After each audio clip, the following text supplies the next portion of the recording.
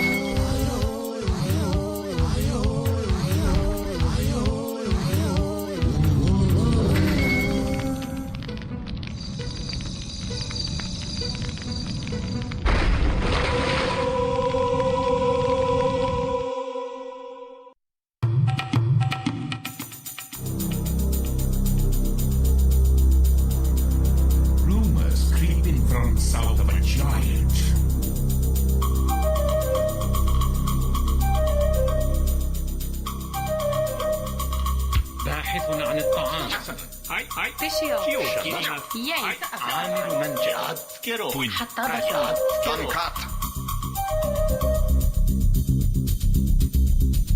Das is zo.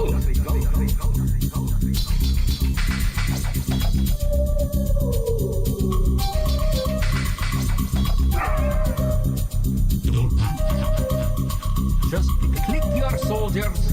Das is zo. Follow the path to the blue flag.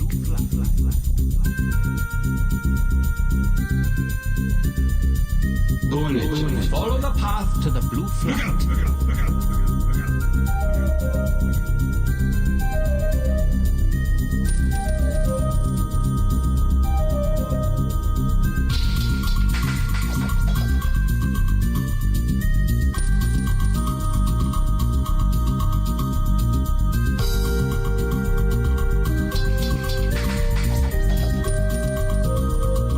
Fishima vergangnis met vergeving vernammen mother. Don't panic.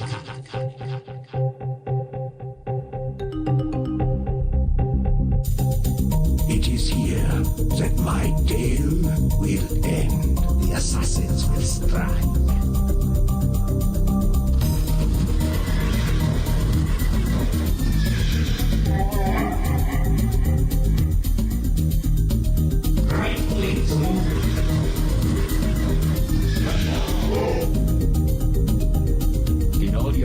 Make it to the flag. Move to the next flag. Yes, yes, yes, yes,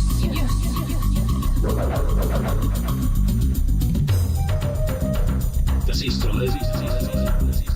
Take the soldier. It's time for us to fight.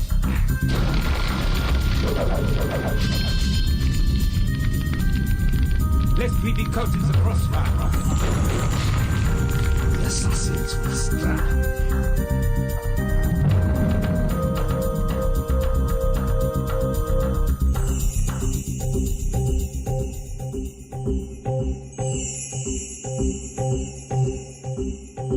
Don't panic. Panic. Panic. Panic. Panic. Panic.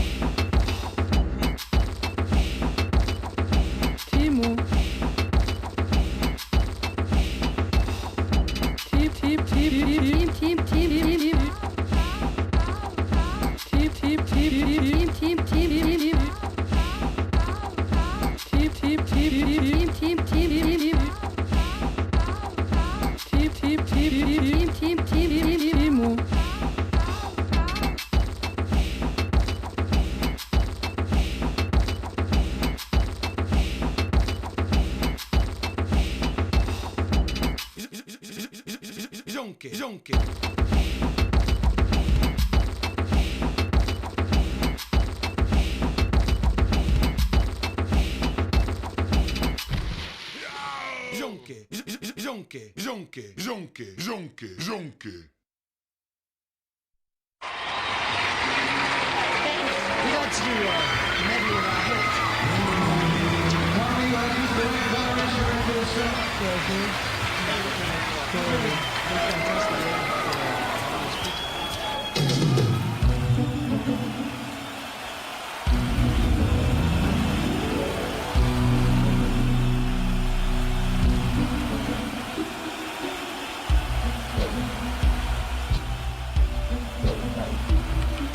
Halsa.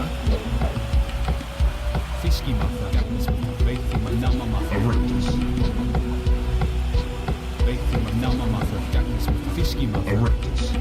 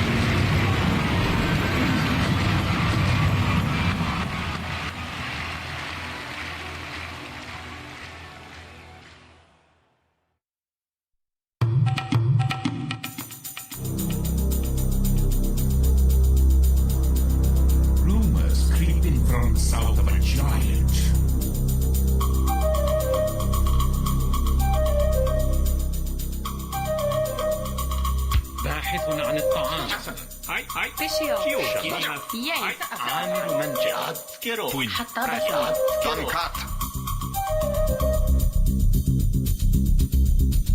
Das is zo.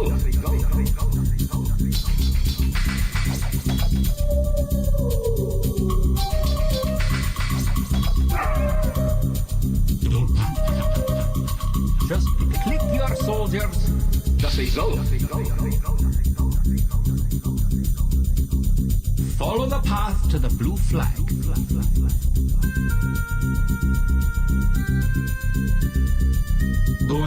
Follow the path to the blue flag.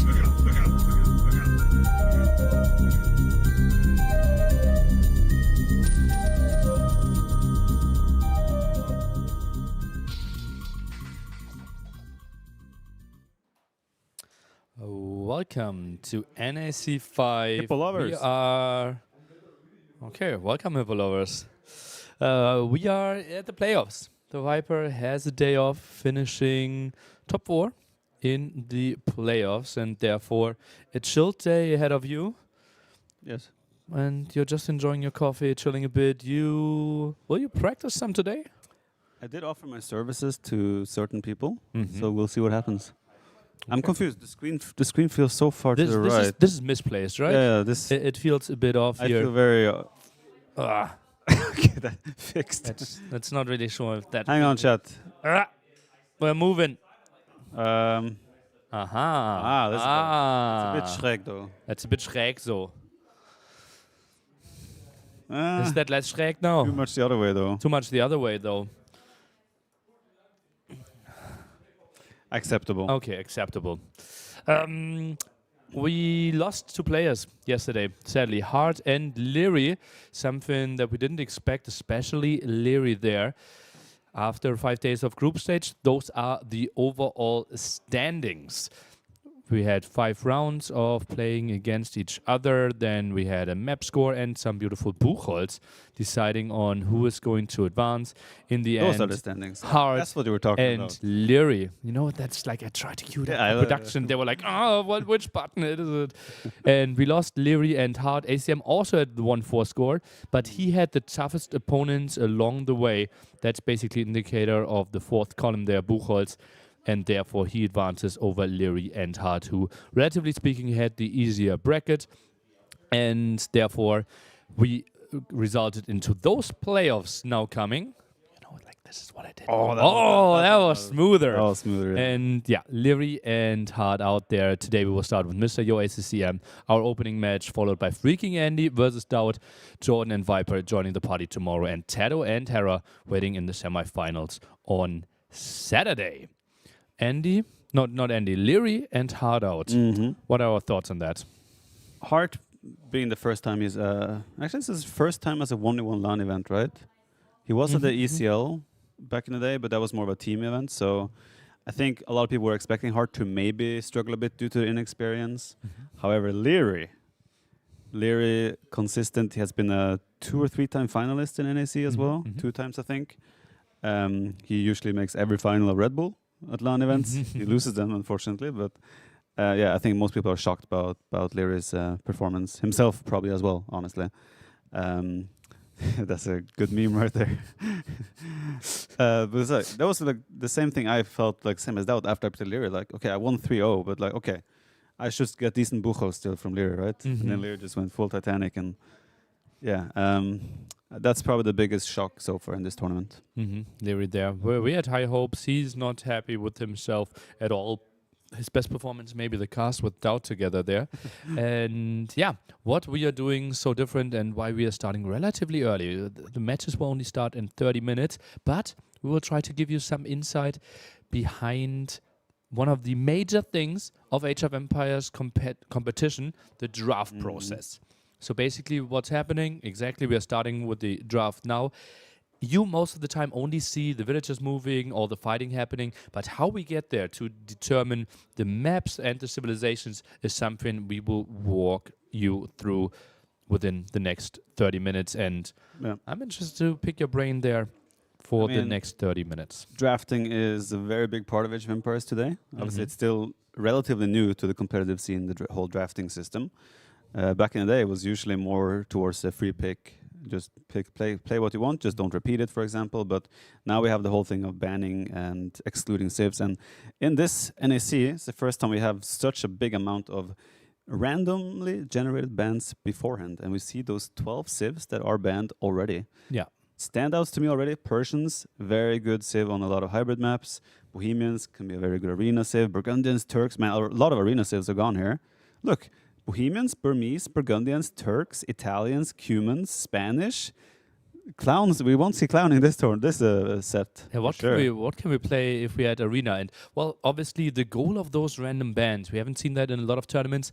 We wanted to have a bit more diversity. We have a massive map pool here with 21 different maps, but we felt, okay, some maps, it feels likely that we have over and over again Burgundians against Turks on arena, and this forces quite some diversity. Let's think about it. Like, obviously, you go into a set with the big plan, trying to play your opponent. How much impact do those random bands have? So the main thing is that you might have an idea of what home map you want to play. Let's say Daut wants to play March Madness, and he really wants to play Persians there. I said Daut, let's say Mr. Yo. However, Persians are banned. Did he prepare for Persians? Maybe prepared, let's see, Persians and Malians, 2 civs great on March Madness. Maybe the 2 top picks. Both of them are banned. What do you do, right? So you have to always prepare every map in terms of like, okay, what are my favorite picks here? But you might have to lean more into like, okay, what play style do I want on this map rather than specific civs? Because as we see right now, there are many options that would play out on the same map that are excluded now. So yeah, you need a lot of adaptation on the point at the same time as you are thinking about like what the opponent is picking as well. So it's the drafting becomes extremely complicated for both players. We have map draft already begun, so they didn't take too much time. Normally people take a solid 5-6 minutes to get going, but we already have the map draft begun, and Yo picks Rock. No. Those are the bands that we just got in. ACCM, before the first 2 picks, we have 1 band each. It will be Arabia band on ACCM side and Mr. Yo band Rocky Forest. Okay. So 2 of the more standard straight up meta bands or maps where you play more into the macro aspect without too much strategic variety. 2 of those maps are banned. We see Outcrop as Mr. Yo's first pick here. Well, ACCM is going for Copenhagen. 2 maps that are kind of more towards the macro-oriented style. Copenhagen, of course, you start with the stone walls and the castle and regicide, so that's a bit kind of a water map at this point. You have to find the balance between water and land. And Outcrop, Yo has picked Outcrop so many times where he loves to play, for example, Bohemians. However, Bohemians randomly banned. Yeah, not going to happen there. Let's see if he comes up with something else. A lot of his favorite unique civilization civs are gone. Maybe something like Anans is something I could still see. Look at these maps, silly nilly. Uh-oh. Daut is going to play at midnight. Yeah, obviously we planned with this one. We are in this one and roughly aiming for a 3-hour playing time set, or 3 hours till we start the next set. I was a bit scared. Last year we were shorter than this, and fortified clearing another long one. We could still end up with the arena as game 1. Oh yeah, true. It could be a really long day, especially both players known for taking their time when it comes to resigning. Do I remember correctly that both these players faced in the group stage? Yes, 3-2 for Mr. Yo. Yeah, and there they also played Brood War, for example. I think Malagan's Byzantines was a really good comeback or hold by Yo with Byzantines there. So that's a game that could easily take an hour. Fortified Clearing can easily take an hour depending on the civs. Copenhagen can easily take an hour. Outcrop can easily take an hour. Shoals can easily take an hour. Yeah. Graveyards might be the most, it is clearly the most aggressive map here from their options. And yeah, we're still waiting for them. They're now going through the remaining map bans to end up on the one map that is not selected in either bans or picks, and that will be game 1 of the set. I think smoke break change here is, what did we agree on? A 10-minute break after game 4? Game 4, 10-minute break after game 4 is what we offered. And they gladly accepted. They gladly accepted. Reed beds will be game 1. African reed beds. Okay, so opening a bit more aggressively. Or so both wall up, fish boom, and it's a 1-hour game.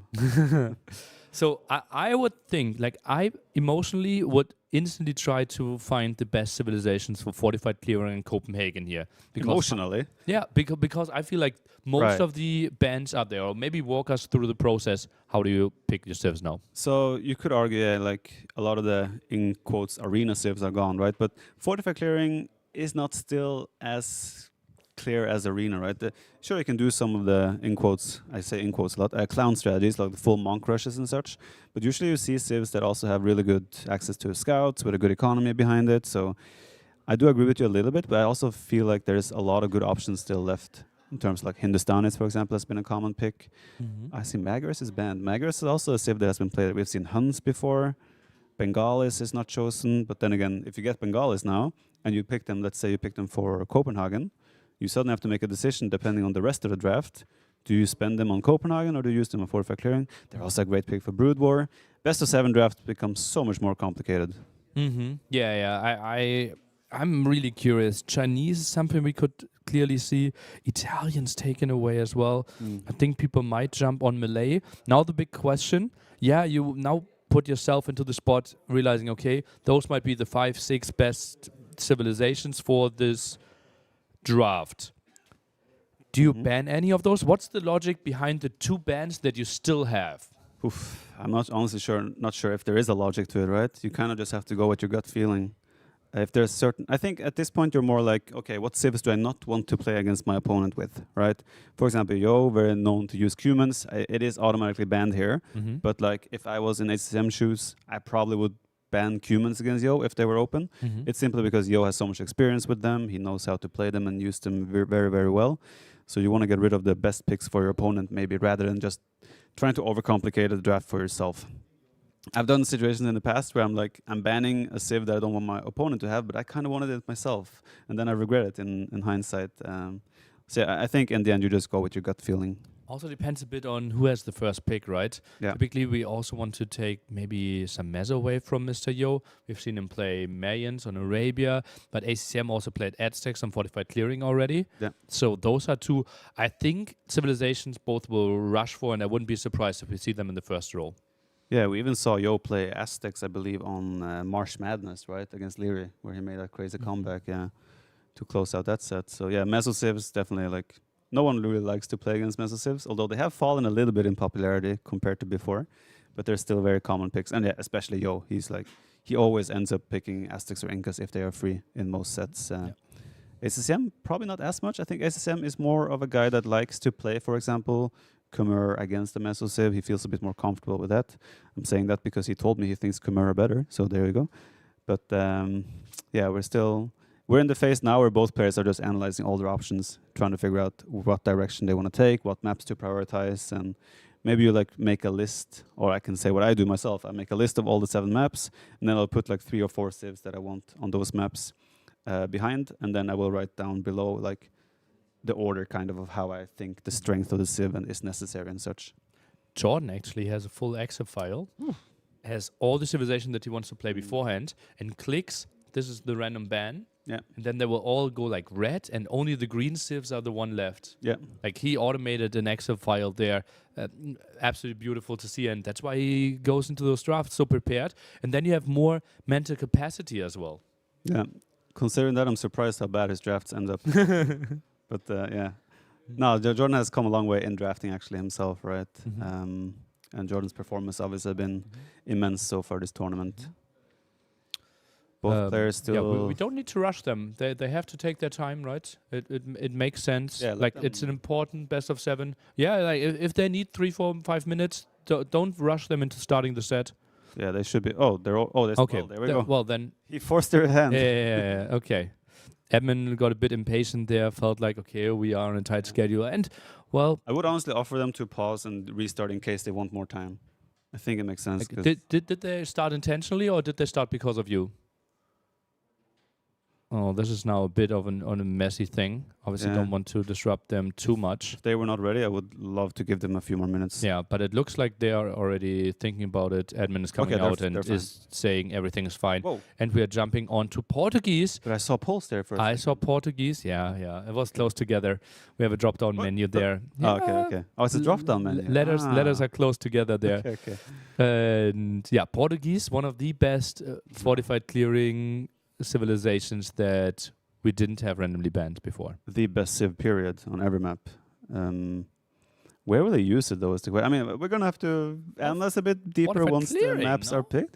Well, they're great on Brood War, they're great on Copenhagen, they're great on, well, every map to be fair, but we have Bengalis, Byzantines from Yo, followed by ACCM picking Georgians as his 3rd pick, and then Hindustanis. Why is this best of 7 and not best of 5 anymore? Well, basically to reduce the variance, right? From here on, it is single elimination. So if you lose one more game, you are completely out.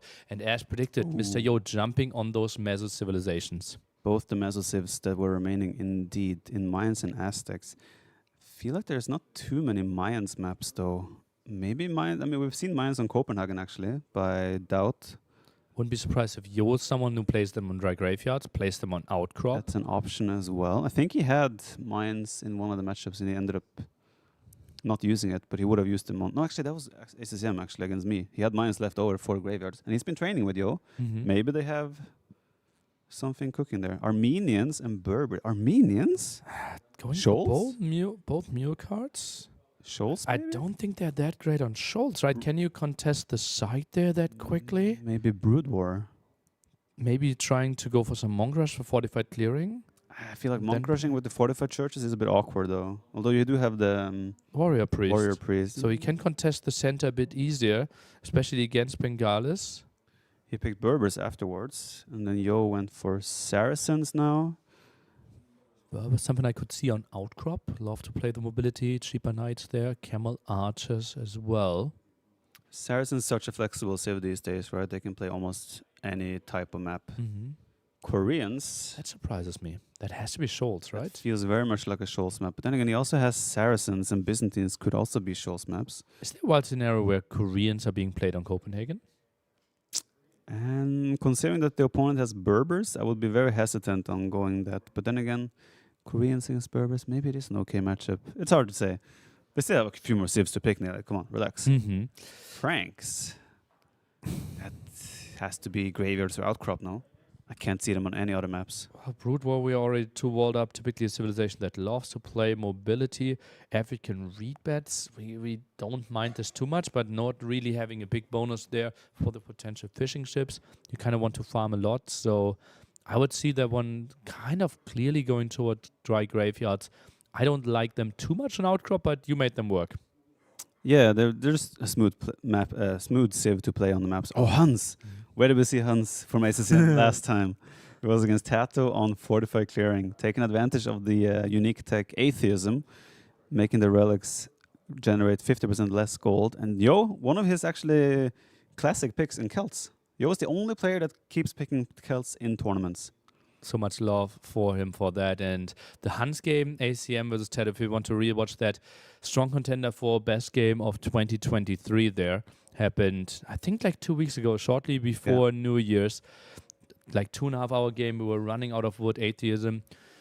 Halving the efficiency of relics, played against Tedo, who had, I think, like 5 relics, but basically only 2.5. Exactly. 20k gold difference there, and they Smoke break. smoke break before the draft. That is quite interesting. That look at those two. Where are you going? Where are you going? You're about to play. 10 minutes more is what Mr. Yo is saying. ACM There we go. happy. Okay, well they felt like they are. Did you give them 10 minutes or? Well, I thought it would take longer. Ah, right. Right? Oh, so you told them you have 30 minutes to draft, and they just speed run the The draft. speed to go run it smoke. to have more time for smoking. Ah, Yeah, indeed. smart. Okay, let's try to do our very best to distribute those civilization here. Well, we didn't mention last. Yo picked Poles Mhm. as his last pick, and ACM went for Gujaras. Usually, like it's 8. You pick 8 civs, right? But you only have 7 maps, so one civ will always be left out. Usually, some people leave the last pick as like a bait. Like people think, oh, he's not going to use that last civ, right? Because you pick your 7 best civs first. I guess there's a chance Yo doesn't use Celts, right? And he just picks Poles. Gujara as well is like a great option on many maps, but does he actually want to use them over Franks, for example, on graveyards maybe? Portuguese, most contested civ, picked banned in 97% of drafts they were available in. We've been coping we have seen them the most. Interesting that they're being jumped on Arabia that much. Well, they're just such a good civ, right, in general, right? And you have more map-specific civs from other civs, so Portuguese are just the flexible one that you pick because it's great and you adapt it around the rest of your draft. But yeah, Portuguese first pick for ACCM. I mean, we have African reed beds first, right? So we can try to speculate what will be their civs for that map. Alongside Italians, Mongols, both bands, they're the most played civ on Shoals. Saracens, okay. We've seen Cumans being played there as well. We've seen that one. Wasn't that Mr. Yo versus Leary? Yeah, and there was Saracens. Yeah. We've seen Saracens a fair few times there as well. So I could see Saracens being played there. Still Koreans a bit for Shoals, but can you contest the sides nice enough? Well, towers with extra range, war wagons. But do you get to the extra range that quickly if you want That's to contest the sides? You get to contest the water a bit, but eco bonus is not really there. I mean, Byzantines is an option. You also get the Dromons down the road. True. But then we've also seen Byzantines also played on Copenhagen. Byzantines fantastic civ on Brood War as well. Like those types of civs are the ones where you're like they can play 3 or 4 different maps, so it's hard to predict. Georgians should be a more specific one though. Maybe that is fortified clearing, for example, or outcrop. Some information here on the Mayans. 14-6 overall. 7-0 in Arabia. That's obviously including the 7-0. qualifiers. Mayans are Mayans indeed. That's sick. Japanese, crazy good for African reed beds, but banned from ACCM, so didn't want to face that one together with the Mongols. I'm not seeing an obvious civ for Yo for reed beds, African reed beds. Maybe this is where we see Celts. Saracens has been played there a few times. Mobility. Yo doesn't need mobility. I think this is more meso, African reed beds. But Yo, I feel like Yo doesn't like meso on those types of maps. He wants them on more punishing maps, if you will. Saracens has been played by Hart and AM guys a few times on reed beds. Let's go one by one. So Bengalis, we think fortified clearing? Or do you put it on Copenhagen? Then I need to see his other options, right? Bengalis and Byzantines feel like Copenhagen and Brood War, I would say. Either way. Brood War? Why can't Bengalis be played on fortified clearing? They can? What are you seeing there? What are you seeing on fortified clearing? Is it Poles? For me, I would rather use Poles or Saracens or even Aztecs on fortified clearing over Byzantines and Bengalis. So. Yeah, Aztecs, I could see that 9 relics, obviously. But Copenhagen also 7 relics, but not the greatest early imp timing. Also, like Bengalis, they are great on fortified clearing, don't get me wrong. But I feel like they have more potential to have a civ edge on Brood War or Copenhagen. This is the complication of a draft, right? But where do we use Georgians, right? It could be, in my opinion, graveyards, outcrop. That's probably it. I mean, fortified clearing is an option, but I feel like it has to be graveyards or outcrop. I'm not really getting on them. I think, aren't we maybe walling off enough to play them on African reed beds with the fish as well? With Georgians? Yeah. I could see Monaspa being really good there. But then again... We're walled up. We have the boost with the fish. Yeah. But then again, he has... Open scouts. But then where does he use Berber? Berber is for Copenhagen? Or fortified clearing? Outcrop. I could see Berbers for outcrop. But Portuguese- Franks then. Portuguese? No, Franks is graveyards. destroy graveyards. Berbers is outcrop. Gujaras is shoals. No. Georgians is outcrop. Franks is graveyards. Huns, fortified clearing. Portuguese, Copenhagen. Hindustanis. Ooh, Hindustanis could be African reed beds, actually. He could also do like Hindustanis on fortified clearing and Huns on African reed beds, for example. Why are we putting Armenians? That's a big question for all I of think us. Armenians have to be fortified clearing, and then Copenhagen will have Portuguese. Armenians have such an awkward transition to imp. And fortified clearing is like borderline guaranteed imp game in most cases. Yeah. Maybe Armenians ends up being the pick he doesn't use. But why did we pick it that early then? I literally don't... You know, okay. I'm going to go out on a limb. Armenians is for Brood War. Great economy in the opening. Moving mule cart.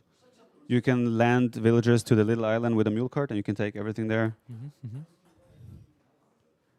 That would be my guess, but I'm still surprised that it's 4th pick for ACCM. Maybe he didn't want to play it, but like he even banned Rocky Forest, which is such a strong map for those. But that's before you pick the civs. The right? civs, So it's like- yeah. But if he like felt like, okay, I really want to play Georgians and Armenians because he likes them so much, then he could have kept Rocky Forest in there, but didn't really want to go for the aggression. I don't think he thought about that. Like, oh, I really like Armenians. I'm gonna keep Rocky Forest open. You know, I think that's not how. Well, it's not like, okay, I want to play Portuguese. What map are Portuguese good on? Every map. Ah, okay, makes it easier. Against Mayans has to be outcropper graveyards, right? It could be Copenhagen. Aztecs could also be Copenhagen. No, not Copenhagen. Fortify clearing. Aztecs are honestly good on Brood War, Fortify clearing. They could be good on African reed beds, outcrop, graveyards. So many options. I feel like Yo's picks are a lot more flexible in terms of. I could see 3 or 4 civs on 3 or 4 different maps from Saracens as well, super flexible. Koreans could on paper play Copenhagen, Shoals. Why did Yo ban Khmer? Was that more like because he didn't want to play ACCM style? Or was he scared of like running into them on one specific map? This is where I'm not sure if I should tell what I know. Okay. Because other players might be listening. Okay, then I will just randomly guess and think that ACCM has some strong aggressive openings there on some of the maps. Could be something like Dry Graveyards aggression and wanted to have a more stable game. Maybe wanted to play Mesos there and didn't want to run into too much aggression. Mr. Yo, he will take his time. We're roughly starting the game in 4 minutes. And ACCM just went to the bathroom. Okay, he's out again. Okay, they should be getting ready very soon. Yeah. I mean, all the civs will be revealed very soon, and you can start like putting the pieces together. But that's the complicated, like the players as well. Like the way we're sitting right now is exactly how the players are sitting on in front of their PCs as well, and be like, well, they obviously know one half of the story where they're using their own civs, but then they have to figure out where the other player is using their civs, and then you have to re-evaluate your own draft based on your expectation of the opponent, and then the opponent, you have to think the opponent is also analyzing my draft, so he re-evaluates his draft based on the expected draft from me. So you have to take that into account when you're evaluating the evaluation of the opponent. Yeah. Yeah.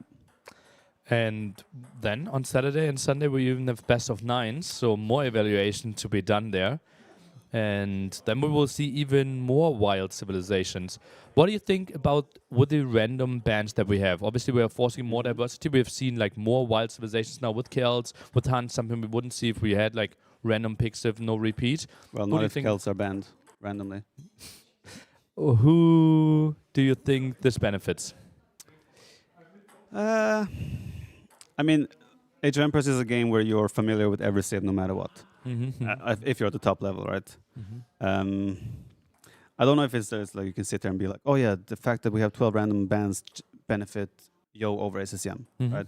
I don't think that's the case. They all know all the civs well enough to take advantage of their strengths. So I think, yeah, actually I don't know. I think it's even for both. It obviously is even for both. They're playing with the same terms. But it's hard to say if it favors anyone over anyone else. Maybe some people are just better at drafting and realizing what potential matchups and best civs are for different maps. So maybe it still benefits people with 5 heads, like Daut. So ACM played Khmer twice on African Rebels and won both times. Maybe that's why Yo banned Khmer. Maybe analyze that, yeah. Could make a lot of sense, right? African Replay, the opener, you don't really want to go down 1-0 and then be like, okay, and now I need to win one of the maps of my opponent as well. That's something that they're prepared. So often the first game, a really strong indicator who's going to win the rest of the set. And is taking? Yes, it is an indicator. That is fair. I'm pretty sure the player that wins game 1 in the best of 7 wins the whole set more than 50%. You want to check my stats on that? Yeah, but it's for you the same. Give us 2 more minutes, and then we can start. Yeah, so you're ready. It's like this is the first time a player comes to me like, Nilly, what's happening? You know why? Why can't we? Because the longer it takes from now until after game 4, the longer it is before they get the next smoke break. True. They're like, rush, we need to get going. Yeah. But yeah, I think historically I lose 90% of my first game, so I'm not sure I agree with your statement. I once looked it up, and it is like your normal map win rate. When I looked it up, that was like 2019 or something, when we had the typical like Viper curse of game one, where like you mainly took that one to warm up a bit more. I think your map win rate was like 68% or something. in map one? No, overall. Ah, okay. And or like 64%, and game one it was like 54%. So like relatively speaking, it's a big gap, but like it wasn't like okay, you were down every set 1-0. But that obviously was including a lot of like best of threes and qualifiers and round of such. 64s and round 128s and such, where I would face you. Did we ever face? Actually, We've never faced qualifier because you always qualified and or invited, I was invited. You had to and qualify. I was out after round of 128. That's true, actually, when you put it that way. We face sometimes in practice. You had one amazing run though in the Red Bull Bootcamp, Let's talk Train. about that a bit more. where Nili actually kind of won. We had to ban Nili from the Playoffs. in-house tournament because he wasn't Yeah. qualified for. Like he won against everyone except I lost to Tado. Tado, Yeah. but you beat everyone else. Slam. No, I beat you, Jordan, Slam. And I think the end I lost to one against Daut, but I still got first. Yeah, Actually, I could even bring that up on my Reddit Q&A I did Mhm. last weekend. Someone said like, would you ever beat Viper in a 1v1? And I instantly linked them to my YouTube video. That was Yeah. beautiful. And what's also beautiful is that we will soon have the start of the playoffs. You can enjoy 2 more minutes of the beauty of the world, the beauty in itself, the Lord in slow motion. And after that, the playoffs, ACCM against Mr. Yo.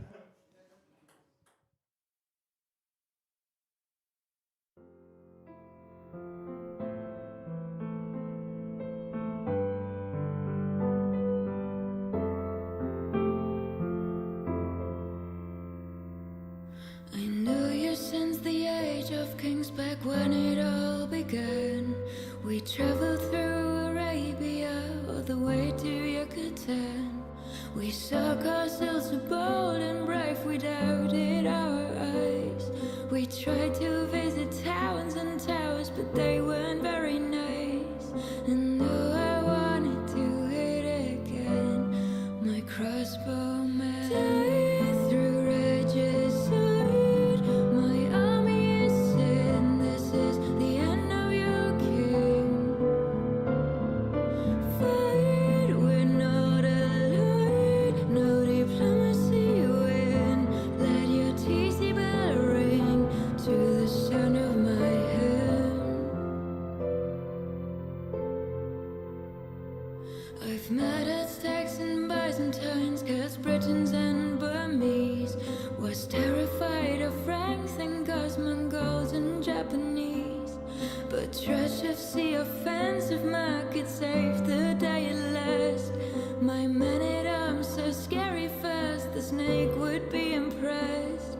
Oh, I wanted to hit again, my crossbow man died through regicide. My army is sin, this is the end of your king. Fight, we're not allied, no diplomacy win. Let your Listen, I don't know how we're supposed to compete with that. I think we should just shut the stream off, end the day. No one's going to be able to compete with that majesty. We give up, as you can see. Even the production put now farther to us Yeah. because we cannot compete anymore. You know? Yeah. And now Not possible. who are going to compete are ACCM and Mr. Yo, 2 players that are really well known in the community. They never give up. And when we check the maps, if you wanna enjoy with T90 and with me, you're gonna have a good time because you're gonna have time to enjoy. Because with those maps and with these players, this can be a long series, Tristan. Yeah, absolutely. I mean, there were 2 players, not even that here at NAC5, but across the scene where you would say can sometimes fight harder than others. It would be Yo and ACCM. So we have a series where they're playing together. And what's fun is NAC4, they played a best of 5. It ended up being 3-2. This event, they ended up playing a best of 5. It ended up being 3-2. So here we have a best of 7. I could definitely see it being 4-3 situation. So, I mean, obviously, we're going to hope for that. I think viewers at home are going to hope for as many games as possible. And the maps here, Mem, could possibly give us that. Yeah, definitely. We were talking also before joining you guys that the draft, maybe it's going to invite that maybe it's not going to be a 4-3. What we mean with this is that I really believe that Mr. Yo, let's say, won the draft. It has a better draft in theory, in my opinion. I mean, two civilizations like Aztecs and Mayans are always very dangerous for any map that you want to pick, but specifically Bengalis, Byzantines as well for some of the maps. We have seen how strong they can be. And then Celts. Celts could be in Copenhagen, maybe. Siege, Halves could be really strong. I don't see clearly where Koreans can be. And then Saracens with the market abuse and Poles. What do you think, Mr. Tristan? Yeah, I mean, it's going to be hard to really place the civs. Actually, before we get too serious here, can we please look at the Woad Raiders' hair? Can we appreciate that in these little hippo icons? We don't need a zoom in production. I mean, unless you're working on it. I mean, go ahead, do your thing. It's your job. But this is the first time we've seen Celts on the draft, and that hair looks pretty ridiculous there, Mem. So and very long, right? yeah, it's just. Anyways. Okay, so serious mode, right? Honestly, it's really hard to say that Yo has won the draft because we haven't seen half of these civilizations played on a lot of these maps, and that's what is kind of the tricky thing. So I think when we get, like, maybe after 3 games, then we can say we can have more of a conversation, with certainty on what's remaining. But I really like the civilizations for ACCM. The one I am surprised with, though, is like ACCM and Yo both love Mezzo. So the fact that we have Mayans and Aztecs on the side of Yo, and there was no bans of that from ACCM or picks, it comes off as a little bit surprising. And he got 3 civilizations like Huns, Franks, Berbers. Okay, you can go Cav Arches and Camel Arches with Huns and Berbers, but potentially 3 civilizations pure knights. Yeah. Probably very similar in the approach that they are going to play, because we have seen how the Cav Arches, well, it can work, but maybe with some of those he can counter the Aztecs or the Mayans. I don't know. And then we were discussing also Georgians and Armenians. Okay, Georgians, but Armenians, where do you see Armenians being played here? Well, Armenians are interesting. They're really good on water maps. They're solid enough on land. I think Armenians could be played as a counter to maybe normally like a solid knight civilization, but Yo doesn't really have that. Like Poles, maybe the best knight civilization there. Armenians I could see on shoals, possibly, because of their water dominance. I could see their late game being pretty good. I think their late game is a little unexplored as well. And here we go. Thank you, production, for really showing this. I mean, the turtle ship as well. Well, that's better. But that's a robot. What is that? The hippo turtle ship. Yeah. Completely. Okay. Well, Mem, here's another thing to shout out here. Now, all the viewers who are here before the game starts, you guys get to feel special when this happens or if this happens later on, because we're talking about it now. Remember the game we cast, Mem, where it was Viper Hindustanis against Aztecs?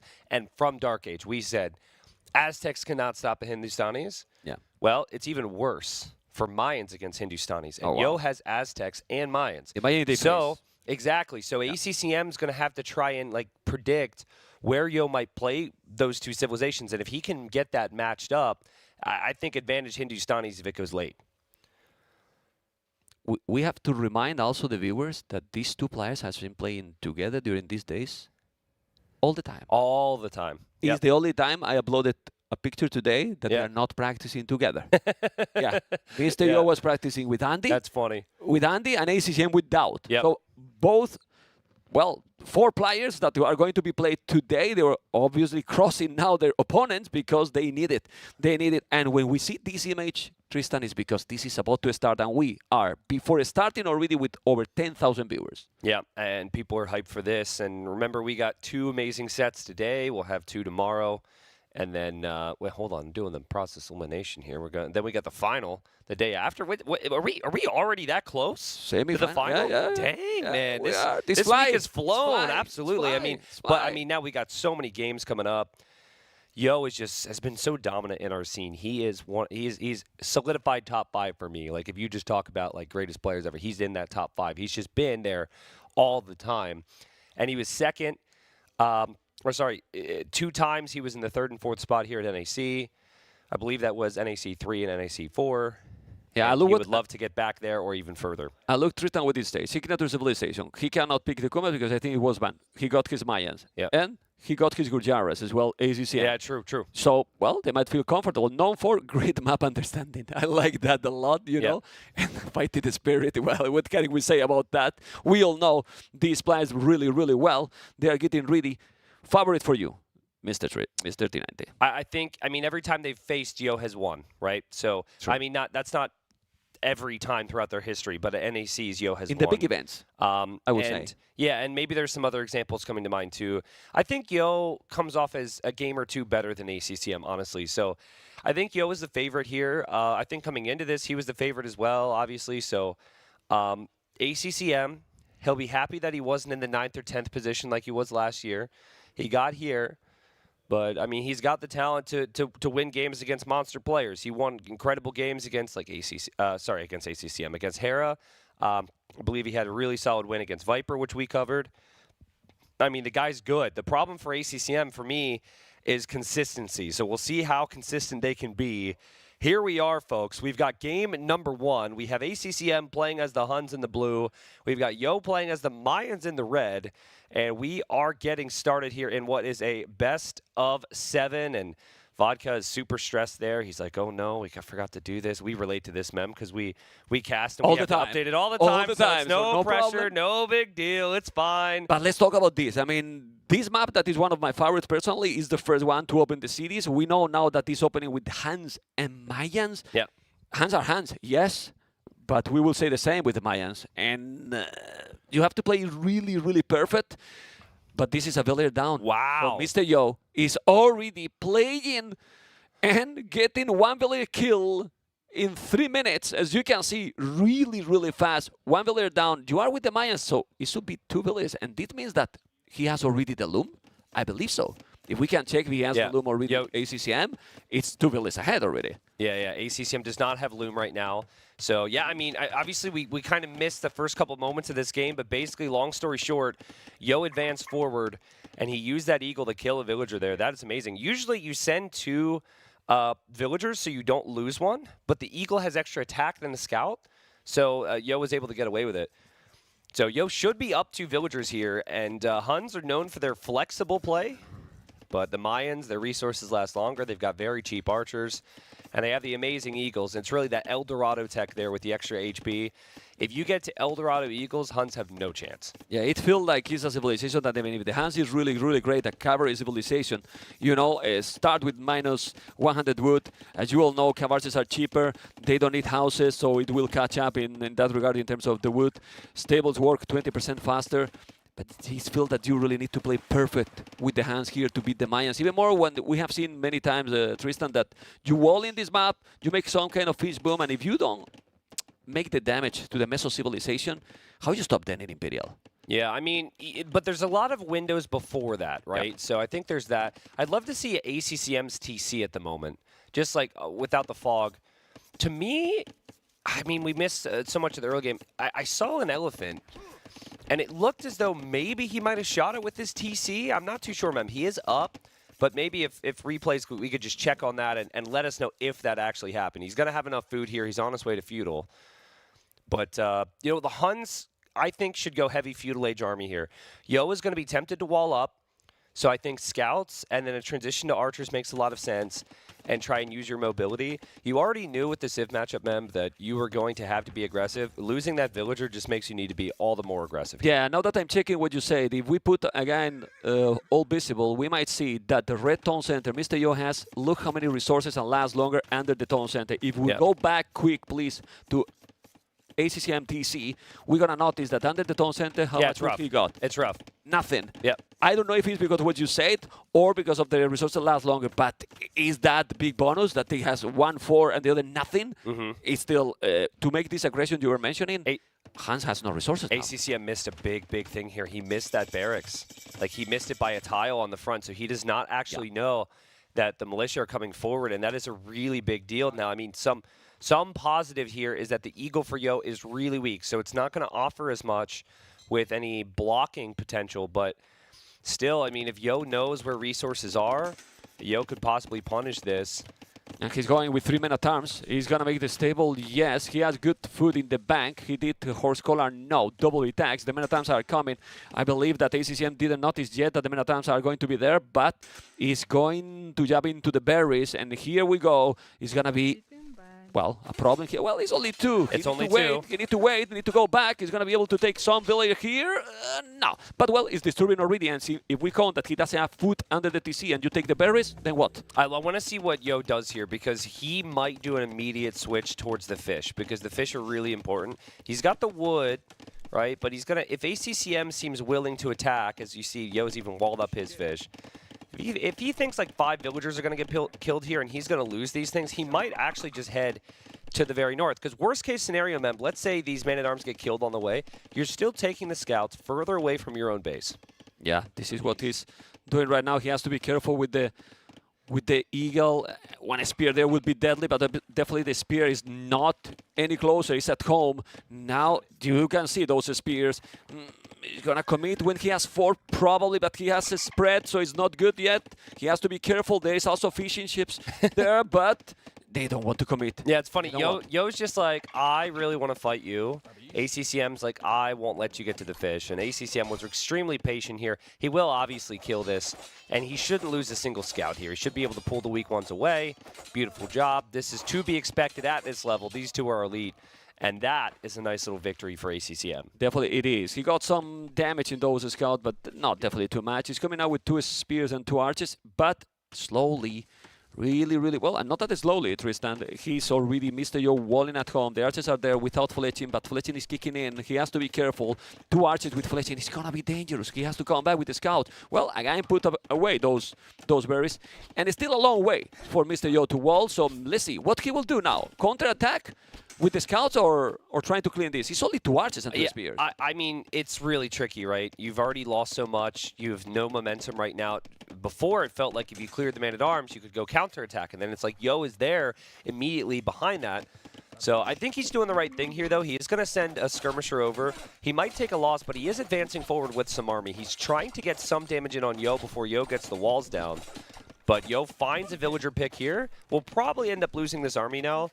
But I think both players are going to take this. ACCM at least cleared that, and Yo, of course, got the villager kill. Yeah, he has to be careful here, Mr. Yo, but there's a spear, took the scout. He also took the damage from the town center. He's going for the gold miners. I think we still go back to definitely Mr. Yo base because there's a lot of more scout and army on ACCM. There you go. The scouts are running away. He's trying to pick some fishing bit. Not going to happen. Here's wall between the gold and the berries. Probably it is.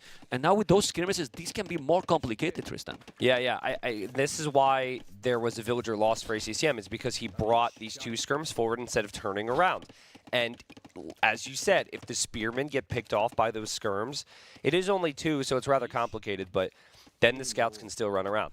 I think, like, I'm looking at the resources now. I'm looking at the res collected. I know Yo's collected more, but I think with 1 or 2 solid engagements with skirms before Castle Age here, ACCM will be in a really fine position heading towards Castle Age. But he does need to get higher skirm numbers here to be able to do that. Yeah, also he's committing maybe too much. I don't know. He's doing even the armor. He deflecting, which is definitely needed. And but armor, I'm not sure about this. He has 4 villages behind. I don't know. It's looks complicated because those resources are getting there for the Mayans to go up. And if he's going to be wall, he can also go for some kind of fish boom as well. Well, ACCM is going to be wall too. I think it's not wall completely. There's a hole at the edge of the map. There you go. True. But he might go. He's probably checking these things. Normally, as a player, you're going to click behind, and if there's a hole, the villager will go through. So that's not a big deal. I do like how ACCM has the scouts inside. Right now, though, it doesn't look like the skirms that he has in the field are going to do anything offensive. Yeah, but he's up. And Mayas, man, Tristan. Mayas is. Well, he is a painful distance away from Castle for those resources because that 60 gold is going to feel like an eternity. He has 1,000 food right now. Yeah, exactly. It's like if you had a market, obviously you could adapt that. But he's like, come on, give me the freaking gold. Give me the gold mining upgrade, which won't kick in time to help here, but it's just generally a good thing. And there he clicks up. And then ACCM is going to be like right behind him here. Yeah, it's about to go up. Those scouts are still being annoying. I mean, and you can be chasing forever. But there's Arch. Ooh, he was trying to dive in, but the TC, he's now doing the damage in those skirmishes. The scouts going around. And it's still, for how long they're going to be those scouts alive, Tristan? Yeah, they're probably not all that long. I mean, think about it, man. You've got 6 archers for Yo. He sees skirms on the field. He's not making any more. archers, at least for the time being. We see infantry armor now, so he's thinking about a full shift in towards eagles most likely. And I think Cav Archer in Castle Age is good against eagles. Elite eagles is a different story, right? Yeah. But in Castle Age, it's fine. And then also knights can do well against eagles, especially on a really open map. I think ACCM, if he can just get like 2 to 3 town centers down quickly and start spamming villagers, Castle Age is where Huns start to feel really smooth. Yeah, even more when you are walled, because if it was an open man, you would say go 1 TC full army, but being walled, you can also make your TCs, going with the Cavarces, they are very cheap. Yep. Let's see what they are going to do. For now, the game is extremely close. KD, the same, 11-11, and, well, 11-11 even, you know, 54 for Yo, 54 for ACCM, what a coincidence, right? What a coincidence, 54 population for both, and it's, what, 25 seconds to be in Castle Age difference between both players. Let's go. Yeah, these scouts being in here is pretty big. If we could just go back to ACCM's Fog of War here and see if he saw that barracks. Yeah, so he's looking around. He doesn't actually see the second barracks, but he sees the eagles there. This won't come as a surprise to him. I love how he was just camping there with the skirms. Yeah, he can imagine anyway, right, Tristan? Like he's gonna go eagles. It has to be. It has to be Yeah. eagles. Double barrack. He can go also even double archer range. We will see. For now, still population similar. Eagle warrior. He has resources to make +2. I think he could go for the +2, Tristan. Yeah, we'll see. Honestly, I think with the map being so big and expansive, we might not see the upgrades rushed. Right now, you are just still up against skirms. Yo is definitely going to want to opt for the town center. His resources are looking really good for that, and also for the upgrades, like you said. Surprised to see ACCM is just on 1 stable, honestly. It feels like 2 stable is the minimum here you would need, but he might be trying to save some wood for other things. Still, with only 1 stable, this could be a little bit more problematic than I thought. Will be tricky for sure. I don't know if he has a stable inside and we don't see it. I don't think so, but still, the Eagles are already there. Squires is going to kick in a moment. It's still not +2. The second town center for Mr. Yo is already happening, and in everything, it looks 1 step ahead, Mr. Yo, I would say. Yeah, no, I agree. And then we have Bodkin now and Cav Archers on the way, so ACCM is going to try and go Cav Archers, but even still, Cav Archers, it should be like 2 or 3 ranges, right? Yeah. I think He you has one, really no? have to invest. Yeah, he's really. No, I he guess has he does second. have 2. He has the second, okay. But I think, you know, he's paranoid. He brought his skirms home, waiting for the archers, thinking they'll be upgraded. But Yo's just like, we're booming, baby. Like, Yo is already 3 TCs. Yo is not ever going to go all in here. He's thinking already on the castle. Stone mining upgrade in minute 21. Well, you know what you want. Wheelbarrow is playing safe. It reminds me a little bit how he was playing against Andy yesterday in Arabia. Different map because it's what against another civilization as well, Malians. But he's playing similar. You know, you have 3 TCs and you are spamming army with the Mayans. You are not playing greedy. How you take their down? I mean, for me, the approach now for ACCM should be a siege workshop and more army. Yeah. Obviously, they doesn't know what we do because we see the whole thing, but I don't know. I mean, more army, absolutely. I think the siege can come when the army actually starts to accomplish much, but right now, it's like Yo's got monks out. He's switching into pikes real early. I think Yo's even confused. Like, you don't see players switch pikes that frequently when someone's going Cav Archers. But he's doing that because he sees knights and he doesn't see big ball Cav Archers yet. So, I mean, Yo could take he's not taking no risks here. And if this continues, Yo will have a massive lead. And like we said, man, like, Elite Eagle in general is tough for the Huns, but then Mayan Elite Eagles with El Dorado are just insane. Nah, you don't stop. What? You gonna do 100 paladins? Yeah, you would have to do lots of paladins. Yeah, and then of course you hope your opponent doesn't switch into halberdier, which is of course really tricky. Yeah. So there's not a lot of fees involved, by the way. We can see they are focusing more in a standard approach. Now he's starting to spam more army, but I'm starting to feel the playoffs pressure here. You know, now is win or go home. Well, they will stay here, but you know what? Well, everyone's going home at some point. But not after this, you know? Yeah. The loser is going to be out of the tournament already. This is what it makes the series even more exciting. Let's see if he's going to find out that monk and kill it. He has to kill it. He's going to take it. He got it. This is a good amount of farming here for ACCM, but this is an all Tristan. I don't think so. Yeah, it's not enough. If he had like 20 Cav Archers, that begins to get a bit more exciting. But Yo seems to have the really good timings right now, Mem, where he's adding the barracks super early. We've seen a lot of players be delayed to adding the military buildings and even getting upgrades when they have an eco lead, and then the opponent can come back. Not Yo. He has full Castle Age armor. He's even adding a siege workshop, and he's happy to take this fight. I mean, he has even 4 barracks already. He's fighting with the +2 Eagles. He's definitely taking the battle. Now going back. Doesn't need to take a risk, to be honest. No. Doing the siege workshop, if we know some siege, how you can do something against him? It's unlikely. True, this is the TC number 3. Yeah, but for how long is with 3 town centers already Mr. Yo? For quite a while. Yep, and then you mix in the Scorpions because you know the Cav Archer mask can be a problem. This is honestly just perfect. This is absolute perfection for Yo. Yeah. At the start was great. He killed the villager in Dark Age. Then he controlled things perfectly in Feudal. We didn't see any holes in his walls. We didn't question any upgrades. His eco upgrades are there. Like, he is clicking, man. And you and I talked about this. Yo, he's a slow starter in a tournament, right? So I believe he lost his first round and, you know, it's kind of not looking like himself. And then he's been getting better and getting better and getting better.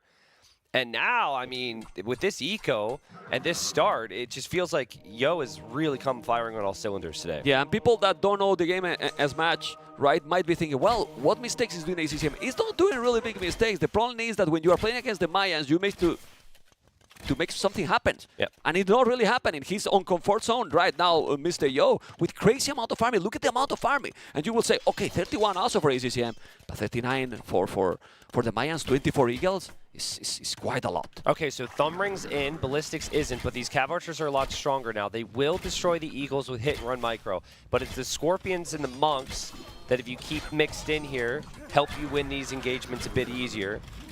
And wow, Yo actually is just going to leave his Scorpions be, which is surprising. ACCM is going to snipe them. That's beautiful from ACCM. That is very well done. And while Yo still can make lots of army here, that was a fight that ACCM will be somewhat happy with at least. Yeah, and now look what upgrade he did. In this kind of approach, Thumbrin is better than Ballistic. He has Thumbrin, so in the face-to-face he's going to be able to kill more Eagles. And now military numbers, he benefit ACCM. Population, though, is the same. So all being said, you can see how population is similar. The problem, what is the problem that happened with the Mayans? You might feel that you are doing a good job, but then the Mayans just reach Imperial. Yep. Yeah, and that's exactly right, which is why, you know, a fight that's, oh, this is solid. That feeling isn't a feeling you want right now if you're ACCM. But there is, like, still lots of utility from these Cav Archers. These Cav Archers can get plenty of kills on the pikes, right? And then this is where, in most games, you're actually going to want to see the Hunts to switch to all-in Castle Age, adding a second and third stable, and you go Knight, Cav Archer combined. Works great on open maps, Memb. Yo has done a great job making sure that his base is closed off, and ACCM knows he's under pressure, and he's going to dive. Finally, he's getting inside. He's going to take some loss, yes, but he's going to kill finally. Here's some units. There's a lot of villains in danger, and he's going to take how many? That's 1, 2, 3, let's see. This is amazing. Yeah, this is a good job. This is what we were demanding. The question is, it is a node. He's doing illness now that I don't even understand, but he's going to take more villains. He has to kill more and more. And the question, oh, I love this. Tristan is now raiding in the other side as well. Yeah, the right side raid is only because this here is possible. Ooh. And Yo doesn't see it because Yo is really distracted. And ACCM's really giving himself a shot here. He's going to gain the villager lead by about 15 villagers. The way Yo chose to go to Imperial is rather early for, you know, the standard Elite Eagle play because Elite Eagle is so expensive. He only has 17 Eagles at the moment. He's going to lose a couple more there. And Elite Eagle is not going to be something he can afford right away. He doesn't have a castle on the side gold positions either. ACCM is cooking right now. He doesn't have absolutely anything at the moment, Mr. Yo. He lost a lot. Population, he's 20 villains behind, 5 army behind. Yes, he's going to be in Imperial, but he doesn't even have the castle yet. Where are you going to make now the castle? Because you probably want to get some map control, but now you don't feel confident. Where you make the castle now? Yeah, I think Yo will hold on to that stone. We might even see him sell a couple hundred of it, just so he can get the gold to get Elite Eagle Warrior. But again, his Eagle number's down low. And still ACCM's running around here. Like, this was beautiful. He opened up that opportunity for himself. And he knew, if I do not dive in his base, I am completely screwed here. So many people, Mem, just screamed at the thought of running underneath a TC like that, but that was the best play for him right there. Yeah, definitely it was. And you can see, guys, Mr. Yo is coming with villains in the middle of the map. He's going to be able to make this castle. He has to do it because his opponent is about to click up to Imperial. if he noticed that, because he has the yeah. resources, go up to Imperial, He must be man. missing a building. Oh, man. He must be missing a building. But he has the university. I don't think he has the monastery. So yes, no siege. No, he has the monastery. He has, and now he's on the way to Imperial. Probably queuing in a TC because I don't see now. Yeah, it was is. probably in queue. On Yep. the way to Imperial, 20 population more, still doing the Elite Eagles. But now it has to kill Mr. Yo because the Hans is 20 levels ahead and his wall. Okay, but those are palisade walls, and you cannot quickly house wall behind. I know the stone's not really there, but I would like to see that all stone walled with whatever stone you have. You stonewall your main base. It was really smart here from ACCM to go for the castle on the left already. Like, that's super early. You would think that that happens when the player is controlling Imp, and he's not even there yet. But I mean, also, Memp, we need to start seeing cav upgrades. You can't be going CA here against Eagles. And with no stone walls and no knights out in the field, these Eagles could just destroy here. Ooh, he's doing the stone wall. He's doing the stone wall, which is what he really needed. He's been a little bit late, but if he's getting inside, those Eagles with the +4 that is going to be there in 15 seconds, he's going to take absolutely everything, like how many villages he can kill. But if he's holding a little bit and make the upgrade, he might have a shot in this game. But look how crazy are the Mayans. You know? Look how many spots there are, man. Yeah. Like, this is not going to be fun. But Yo had the eco lead, like we said. There was that misstep when he allowed ACCM through. But now it is all Yo, and this is what we expected, man. This gives Yo time at home to figure some things out. But remember, he does not have the side golds yet, which is a big thing on this map.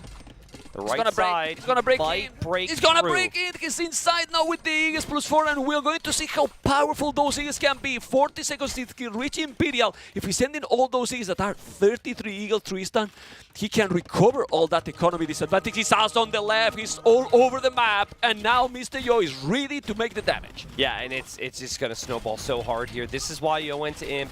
This is what Yo was thinking about the second he saw the Civ matchup. And these Eagles aren't even maxed out in strength yet. There's still an attack upgrade missing, which could be huge. There's still El Dorado, which is the biggest upgrade. And ACCM is he's gonna actually find a lot of villager kills here, which still gives him a shot. He's killing a lot. He's killing definitely a lot on the right, but he's still ready here. Look at now the village number. Tristan is dropping and dropping, but he's still ahead. The problem is that now, who has the timing and momentum? I don't know who is winning. I mean, Yo had the timing, Yo had the momentum, and now Yo is losing 20 villagers. Yeah, that's crazy, man. And the problem is that if the game goes longer, he doesn't have secured the goal. Exactly. Look at his gold count. Yeah. He has 4 on gold. That's a very big deal, man. And actually makes Cav Archers feel more and more like a good choice here because the only thing Yo's going to make without gold is probably going to be Halp. Maybe. I guess you could always make Skirm. But ACCM's still alive. ACCM with a population lead. It's just going to take so freaking long. Like, I would have loved to see like 5 or 6 stables and some knights mixed in here. Yeah, but the problem is that he doesn't have farms now. He's all over the farms right now, so he's basically with gold. Look at the wool, look at the gold. Yeah. He has nothing, it's just gold. He's gonna be trying to sell resources, probably. How he's getting El Dorado? With what resources? The market! Oh man, the market. Daut, we need you, man. We need you. Mem, it's gonna be El Dorado Eagles, but he'll have like 15 of them. Yeah. Like, it's not a lot. Now, he is gonna clear up the right side. He is gonna get back to gold. But he doesn't have a castle there yet. But check ACCM now. What villas he has? Yeah, for going for Cavaliers, that probably is what you need because I really feel that 15 Eagles or 18 that he has right now might dominate those Cavaliers with 100 HP. It just feels very stubborn. You know, sometimes when you feel like you don't have the eco to tech switch, Mem, you figure it's better for me to get 1 or 2 upgrades because that's all I can afford on the units I already have than it is to try and make a full tech switch to another unit, which will take me 5 or 6 upgrades. And maybe that's it right now, but Cav Archers does not feel like the play as ACCM comes over to the gold, recognizing the situation there, but these Eagles have 100 HP now, and I think all of these Cav Archers will die. Yeah, they might die. At least he got the village. He's still without goal access, or not a lot, but look how he's running away. He has to run away. Those Eagles are fully upgraded. Yep. He's 100 HP +4, and population is exactly the same. I hope Twitch chat understand why in the start of the game we're talking that it is going to be a long series. Look at the first game already. I mean, heavy Cav Archer's on the way. I mean, the heavy Cav Archer upgrade is going to give extra attack here and some extra HP. That extra attack's helpful against a unit that's so tanky. And Yo still hasn't put any rating on ACCM's left-hand side. Like, I think Yo should win from here, Mem. Yeah. But with these upgrades coming in and the army count still being 30+ for ACCM, I do feel like there's actually a chance for him right now. Yeah, it's start to see complicated. It's true that he has the castle on the goal, so he has the goal secure, but he really needs to stabilize. He's even doing another TC. And now those things are gonna melt. You're gonna see, guys, how those things are gonna melt the Kavarsis. He's trying to out-micro, yes, but he's 100 HP. You know, even the Tiger there is attacking, you know, and the Lion now, everything is going against ACCM. What is this? Well, how you counter this is so complicated. Population, though, is very similar. Yeah. But check now village number for you. With 100 villages, you are fine with the Mayans. Well, not if you have 9 villagers on gold, though. So that is still something he has to figure out. It's going to be a lot more in a second because of that castle, though. I think if you have 50 CA with Hussar in front, it's still actually doable. Yeah, but I truly believe that. Hussars. Yeah. But that's the problem here, right? Because look at the cavalry upgrade for ACCM. Bloodlines. Use Bloodlines, and because he got the Kavarsis, it's true that he's doing a good job. He still have a lot of farming, and we all know ACCM. I mean, if it looks like it's working. Yeah, it's working. It's like kind of working. Okay. Like okay. This felt ill-advised to try this, but the mass CA, which are very cheap, by the way, if people don't know that, it's giving him a shot here. Oh, nice teleport there. Oh, thanks, DE. But he's taking the castle. If we go to the left again, Mr. Vodka, he's going to lose that castle. If you lose this castle and don't have the gold, then there is really few chances. He's now repairing. But for how... Ooh, he's going to clean those with this amount of Kavarsis. He's sold, right? Yeah, I mean, it's tricky because you don't want to lose your Cav Archers. I think with the number of Eagles, you can actually be patient with this. You could take the initial engagement against the Eagles, whittle it down, and then go for the Trebs, but I don't know, man. It's just, Yo knows I'm always going to have more Eagles now that I have the gold. And, we got a Tarkin coming in trying to help out, but I think we're finally seeing why Cav Archer is just not it up against Eldorado Eagles. There's just far too many here. In the long run also. I mean, this is why civilizations at this level, it's really important. It's really important because with how many civilizations we will see the raid ACCM did, and then still the player who got that raid is success. It's so complicated, and as complicated as this is game number 1 for Mr. Yo. Yeah, game number 1 for Mr. Yo. I mean, we talked a little bit about the civs. I called out Mayans and Aztecs and wondered where Yo would play them. And I and ACCM and everyone probably would have never expected to see Mayans on that map. Like, I don't think Aztecs, Mayans, or Incas have ever been played on that map throughout all the qualifier and also the main event. Stats can maybe look it up. And that was just a great matchup. And Yo knew to get the walls down. Yo played it near perfect there. I do think at times it was a little sloppy, but his core strategy was so good. But as you mentioned about he gets the job done. As you mentioned about the civilization, it's best of 7. We have more maps, more civilizations involved, and Mr. Yo is kind of this kind of player. Yeah. He's surprised many times. It's not the first time that we are thinking, okay, let's guess what is going to be the civilization in this map, and then surprise. Yeah. You know, and he's going to make it probably more. Yeah, absolutely. Well, I mean, Celts is on the draft, Koreans is on the draft. Even like Saracens is a little bit hard to predict these days. So I like that draft there. But you got to look at the order of how these players prioritize their civs. Huns was a very late priority pick for ACCM, and Mayans was really early for Yo. So you've got to think that ACCM says, well, okay, well, that means I need to win with my early picks to even this up. And we'll see what he goes for. I could see him going for Copenhagen next. Copenhagen next. Okay, that's your bet. I mean, they can pick whatever, you know, but obviously he should prioritize even more at this stage your whole maps. You don't want to go for the maps that your opponent has picked. And if it's Copenhagen, Bengali for Yo, because this is what most of the people is picking. But maybe now Mr. Yo go and pick the Aztecs. You know, what, 15K? 15K viewers already. I mean, we're used to that taking a little bit more time to build up, but we did start a little bit later today. Yeah, so and playoffs. Exactly, and then the stakes. And let's be humble, you and me. Everyone said, let's be humble, you and me. I like that, man. I like that. Well, I mean, you know, also, like, you know, all these people, what day is it right now? Is it a Friday? Is it a Friday? Do you know that we are in Germany? I know we're in Germany. It's Berlin and Thursday. It's a Thursday? Yeah. I don't know what day it is, dude. I know I show up and I cast every day. That's pretty much my life. But anyway, so it's a Thursday, right? And these people really wanted a good excuse to not work or pay attention to their school today. And they're pretending right now that they're actually working, right? But they're like, ooh, I could have this on all day and like kind of half-ass all my work. Okay, Ooh, wait, great wait. opportunity. You know what I'm doing now? That's why they're here. I'm going to take the chair. And I'm going to sit. Okay. Because it's fortified clearing, it's ACCM, and it's Mr. Yo and Hindustanis. We're ready to rumble here. And man, what is this matchup? And this map, we have got crazy, crazy games. Tristan, Hindustanis, or Poles?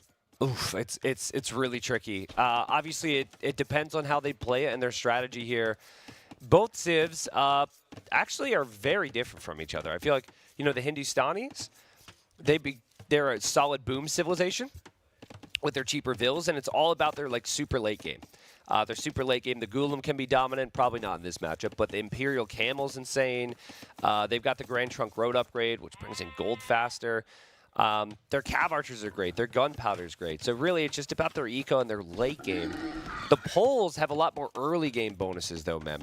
The full work, building farms around that full work is so incredibly strong. And then, you know, you receive gold income from mining the stone.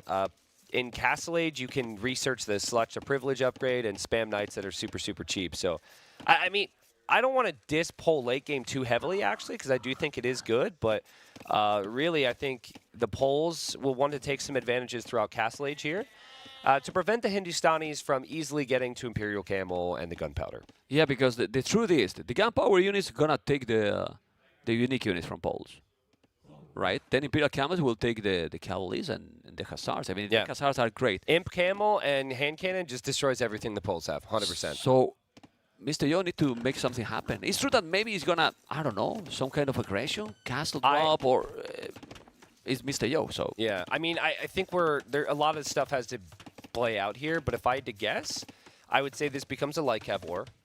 Both players are going to be going for light cap for map control. There's 9 relics on the map, which is hugely important. But then, you know, if Yo gets any momentum from that, I think he might go forward castle.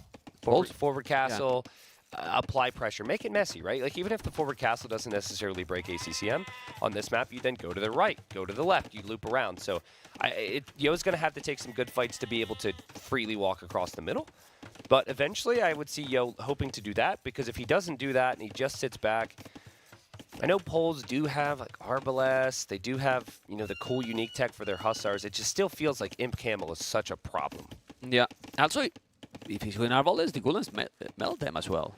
Yeah, that's a fair point. They do. Do they have hand cannoneers? And also, I mean, Hindustanis don't have bad They don't have skirts. hand cannoneers. Poles? No, they do not. They have bomber cannons, but no hand cannoneers. Correct. Yep. So, still, the economy they have is, we have seen how crazy it can be. And those Hussars, if you get the footing going and you are raiding, Hindustan is not going to have gold forever. Yeah, that's a fair point. Hussars, with the triple damage upgrade, they kill everything. Yeah, it's really strong. It's really strong. But I think, like, if you have Grand Trunk Road, so the extra gold income upgrade, with, like, 6 relics, and all those golds on the map, we could see a ton of Imp Camels. Yeah. Right?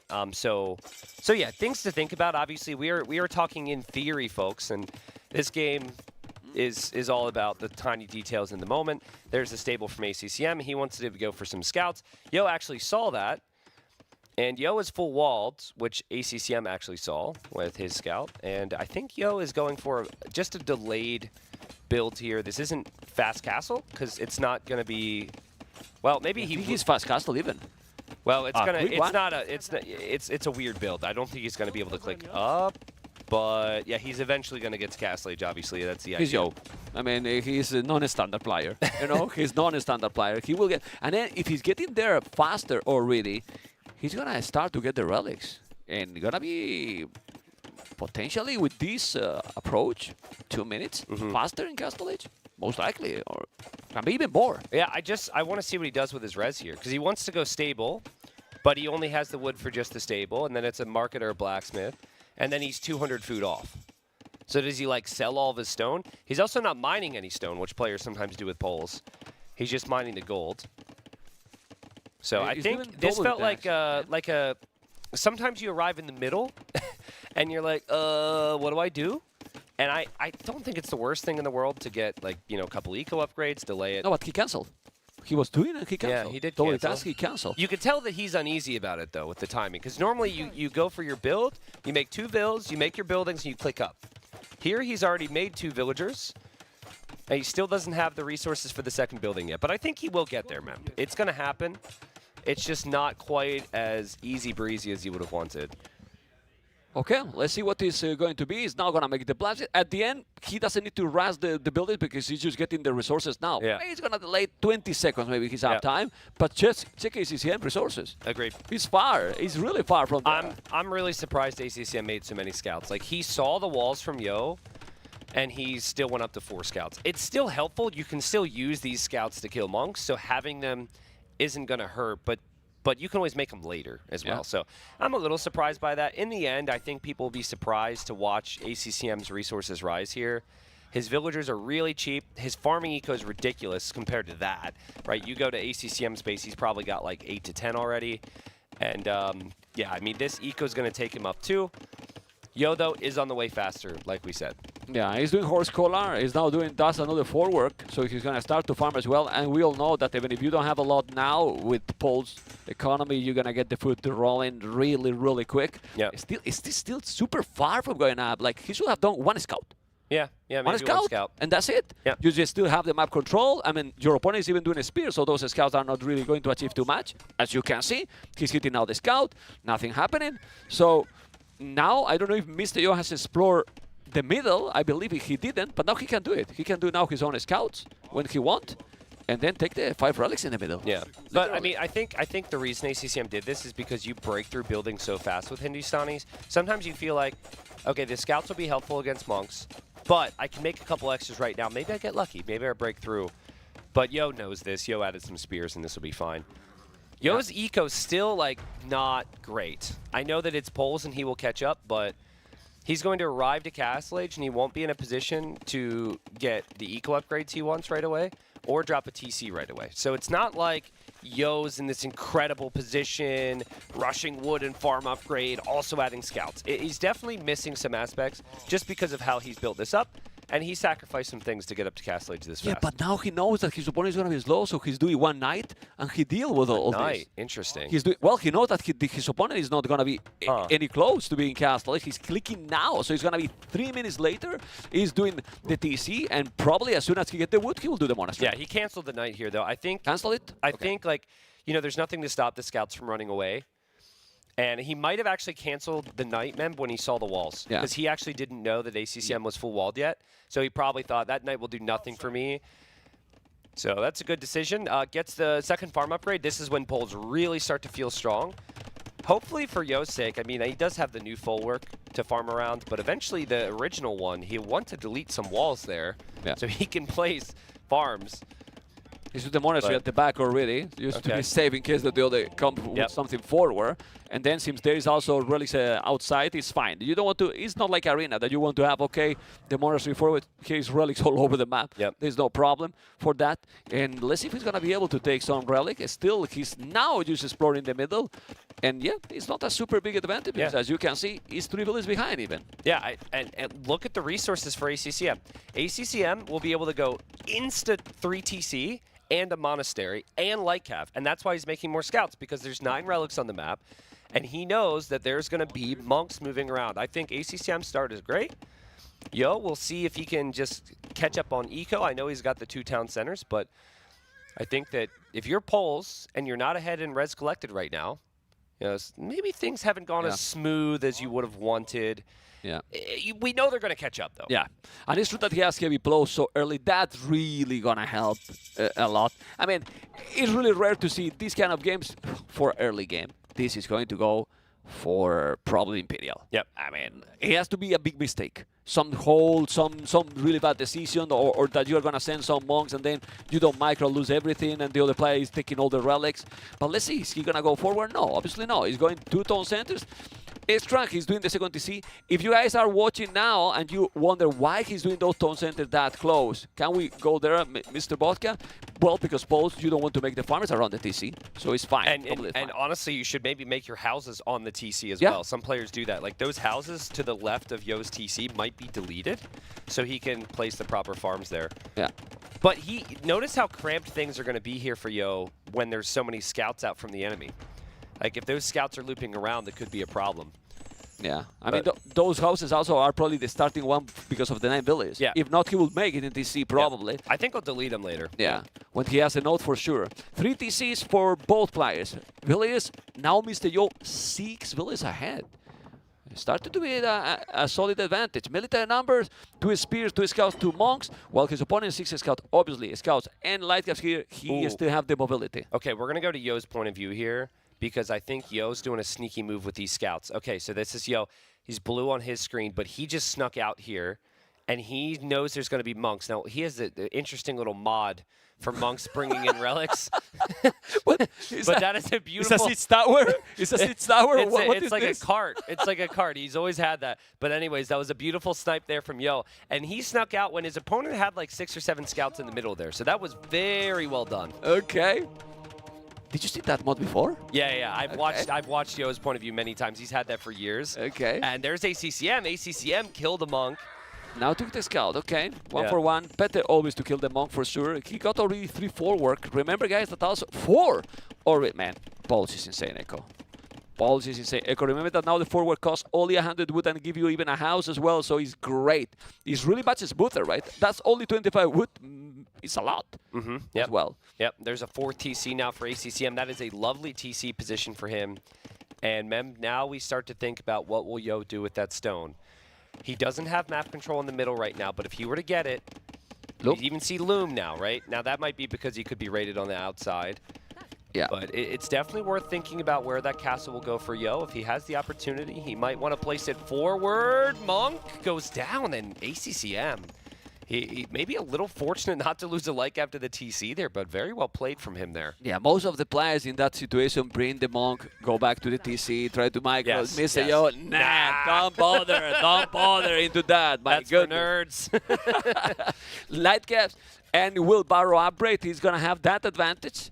Right now, Mr. Yo, advantage is just that he's researching wheelbarrow faster, because other than that, well, Mira, look now, resources collected, how he switch it. Yeah, crazy. It's That's crazy polls, polls, right? huh? It's crazy polls. Yep. Other than that, it's very similar. Doing even wheelbarrow is going to be very, very, very similar for sure. But different here is the castle. Do you do it at home? Maybe you do it at the back to avoid those raiding that he's doing, and then you go from there? Yeah, it's tricky. Like, I think if you place a defensive castle, it's more likely that this goes to Imp, and we see the crazy hand cannons and Imp Camel. But you know, if you try and place it in the middle, you don't exactly have the full army there yet. I think a lot of players would go 2-3 stable right now, get the forging upgrade, and then flood the middle, and then go forward, drop the castle. Maybe even a castle right outside your walls where some of the golds are. Yeah, I will do there, in that area, you know? Or that area there where that gold is. Yeah, that's a good spot too. You have to protect one or the other, you know? Yeah, like protect to, at least him, you cannot wall completely, but he's doing the bloodline, so he's gonna go aggressive, you know? Yeah, and you see what he's thinking? He's like, oh, okay, so I haven't seen a lot of activity in the middle. See, most of the relics in the middle are ACCM. Oh, he's going forward. He's going forward. He's got 5. He's got 5 relics ACCM, so... Oh, wow. ACCM now thinks, naturally, I should go to the left. He's going to try and kill that. Again, we'll go to Yo's point of view and see what he's thinking here. Try and convert the spear. There are the Vils. He's coming with a forward He's castle. moving. Yep, there's a light cav there, though, from the enemy. That could be a problem for him. That's going to be a dead monk. This is a little awkward. You can tell he's like, do I place it forward? Do I place it back? He also lost his monk there. Let's switch to ACCM now. Let's see his point of view. ACCM is the blue one. Let's see now his reaction. He's doing what? A siege workshop. Quick. That's why maybe he's just doing the castle a little bit more at the back. But, well... how far are from going up to Imperial? Yeah, there was a little, you could see there's a little bit of urgency there from ACCM. He's like, what army do I have? Do I add some siege here? But I think Yo should be able to get this castle up. He does have Loom, so it's not like the villagers will die all that quickly. Conversions could happen on the light cap, but... And it does happen. He converted everything. What happened here? Millions of light caps. He's trying to make quick walls, but Mr. Yo and quick walls is not together in the same sentence. What is this? It's going to be a Daut castle. This can be the game, but the castle Tristan is going to be up. My goodness, how many units he converted? Castle is up, but he lost 4 villages in the process. Yeah, he did, but he got his castle up, right? 4 villagers is not a big deal when you've got 80, and now your castle is your greatest strength and your greatest weapon. So you've got access to your opponent's stone, and now you make it messy. This is what we wanted. We talked about it in the Dark Age mem. You make it messy. And now it's like, ACCM's he's gotta think, is my opponent gonna go imp or is he gonna go full army? Because Poles can go full army, but it looks like Yo is thinking about the Imperial Age. Well, actually, but Poles can do both, yeah. right? Like, he can do both with the amount of farms he has. He has 35 farmers. Look at the resources. He's very close to his base. And now, but look at what he's doing. ACCM. He's doing a lot of farming. And now Bristol then he's misreading the game while Mr. Yo is on the way to Imperial Tristan. Yeah, I'm not sure it's a misread though, because I actually think you can push this back. He can kill it. Yeah, because he's got the elephants, he's got upgrades. Yo's got to jump in his castle and out the other side to fight those things off. This is actually very interesting right now. Look at the monks. He's going to try to kill the monks. Got it with the mangle. He converted something, yes, but the mangle is going to go down. And now those elephants are going to take the castle. It's sudden. ACCM's got to stay next to those elephants. Yeah. He's got to stay next to those elephants. Now, villagers do less damage against the siege elephants, than they would a Castle Age ram. So actually, I think this should be pretty good. So I think that castle will go down for Yo. And Yo is going to have to plan for life without this castle. But for now, he's repairing. It's very stubborn from him. Keep in mind, it is full Castle Age for ACCM. He does not want Yo to have this position in the Imperial Age. Let's see if Mr. Yo is going to be able to hold the position. Probably not. As you mentioned, the +2 to those camels was great addition. But the mangle is key. The mangle is key. The Tristan is going to save the castle. I think he will. And now he's losing a lot. The problem is, when is ACCM going to go up to Imperial with all this? Oh my God, he's trying to repair, coming with another armored elephant. This castle is going down. Yeah, it's going to go down. And now I think once you know the castle's down, you cancel your camel queue and you cancel your Vil queue. We might even see it if players are, if you're looking at the top left. 5-4. Yeah, let's see if he's canceling any of those. It looks like he's just stopped producing, but that's actually huge because now Yo doesn't have a position to push from. And look at the village different. And Yo only has one relic. Yeah, yeah, yeah. Exactly. Oh, look at the village different. That was amazing. What? I mean, look at the village in the farmers. Yeah. That camel, how many villages has killed? 2. I mean, okay. Yo must have It's pulled not that villagers. much. Yeah. Okay. I mean, you're probably expecting like 10. Yeah. But my goodness, I'm disappointed. Anyway, Now, Camel's alive guy is going to go back. Very disappointed. Castle at home. Problem is, Paul's economy is great, but 90 villages is not enough. Correct. Well, when you go imp on 3 TCs, one of your TCs isn't producing Vils, right? So it's 2 TCs producing Vils. ACCM, throughout that, had 4 TCs producing Vils. So that accounts for the difference here. And Poles do not get Halberdier. They do get Pikes, but like you really need to have Halb if you really want to shred camels. I think Hindustani camels could potentially do pretty good against pikemen. And Yo would have wanted Olbuk, the unique unit, which shreds armor, and he doesn't have access to that because he lost his castle. It's already awkward when Poles has to go pikes. Yep. So it's something not going right, but he's cleaning now those camels. Still Mr. Yo keep booming. Better say it, rebooming, because he was behind and now he's creating a lot more villages. He's doing traps. Problem here is that Mr. Yo has only 2 relics. I mean, if his opponent is even reaching the 7 relics with Hindustani's bonus, how much gold is gonna get? More than Mr. Yo. What we were talking. They are very expensive, but if you get 7 relics, because you say 6, but he has potentially 7. Yeah. He has 6 already. That is one. He just thinks Yo has that right now. When you have 6, you're thinking that life is great. You're not really thinking there's any urgency to get the others. This has been beautiful. Now, ACCM will still have to be careful about taking engagements against the Pikes. These are Castle Age camels. They're not upgraded. I think he needs to drop ranges, which we just saw him do, and then he needs to plan for chemistry. And in the end, honestly, is that camel gets converted. How different is a knight with a camel? We could see there. You see right? how bad it is against these kind of things? Yeah, it's just low attack, right? It's just like 6 base attack. Camels only really do well against units they have bonus attack with, whereas knights are good with everything else. But Yo knows he's got a timing here before gunpowder. He's going to move out with pikes and trebs here. What in the But he's world? doing cavalry upgrade. If he's doing now cavalry and pike together, I don't dislike that option. If he's able to spam with his, let's say, privilege. Yeah. He can spam a lot, and he's going to come with another castle to get the map control again. Yeah, I mean, he knows tricky. he can't wait, right? It's such a weird army comp. They're both in Castle Age, basically, but then there's trebs. Now Which he's is doing him. Now he's doing the upgrade. It's let's say privileges to make it faster. Cavaliers are already there, but how many cavaliers he has? The Ghoulims are also really helping here. The Ghoulims help so much against the Pikes, and ACCM, is he going to get a Treb here, man? He's so close. He needs to fire on the other Treb. He's gonna kill it. He's repairing. Trebuchet down. down in the other trebuchet. Is gonna be down. No, but that castle is in danger. The golems are helping, as you say. Now he's going back. He just wanted to save that trap, and now he can spam Cavaliers forever. Yeah. Forever.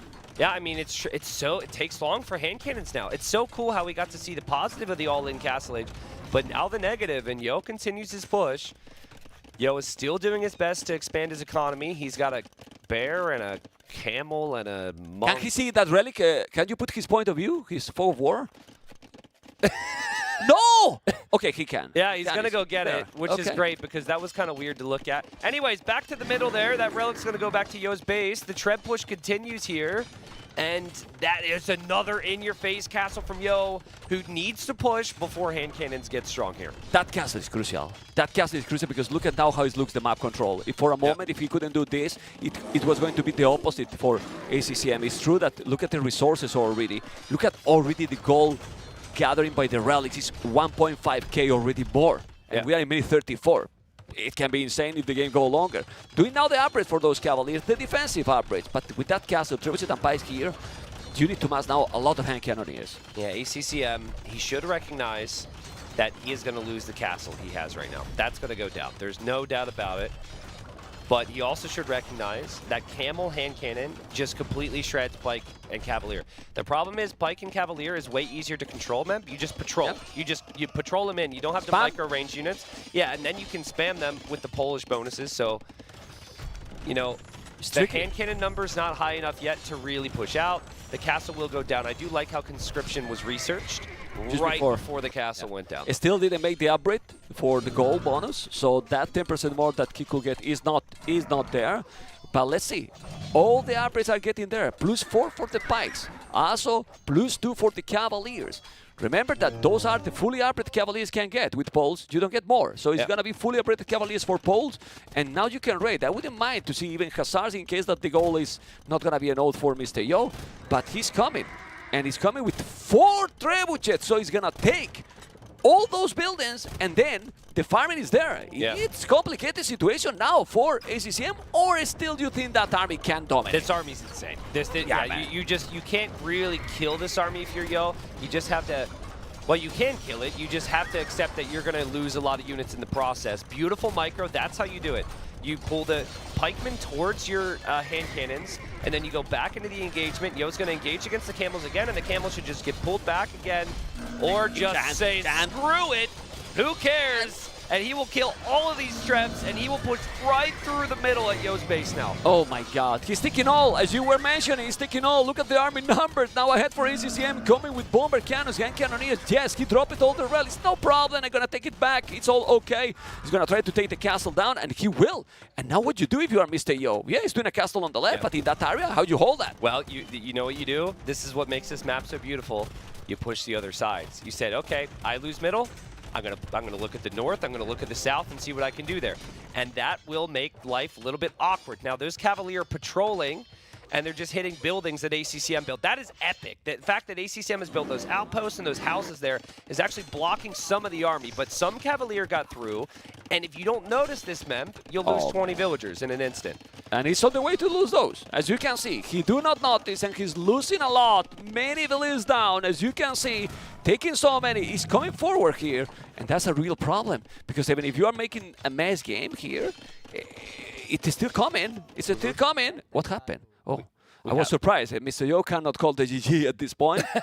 No, it will be what happened. It's a pause. It's a pause. I'm sure they're good. I saw Yo just, okay, there was a quick pause to maybe fix something. Who knows? It's all good. We're back in business here. And yeah, that raid was really successful from Yo.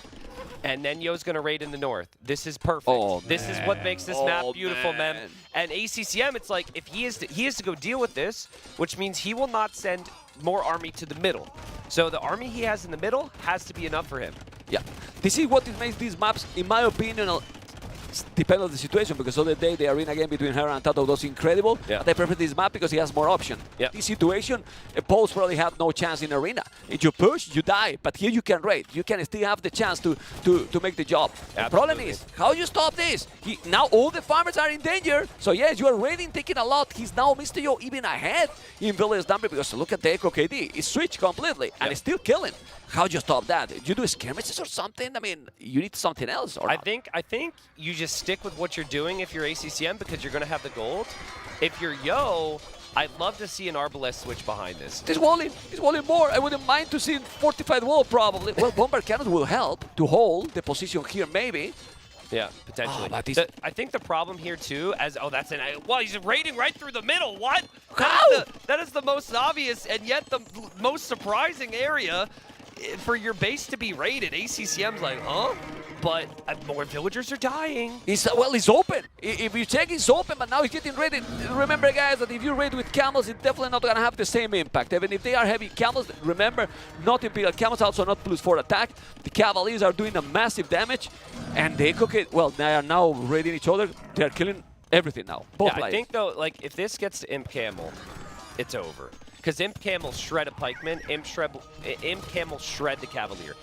That right there, though, is a lot of Cavalier, and there's no way you can justify saving for Imp Camel when you see that many Cavalier. You need to spend resources on Camels towards the middle right away. Oh, My God, Yo, I mean, if Yo could get a castle up there in the north, that would be so good. I didn't think he'd take that TC out, Mem.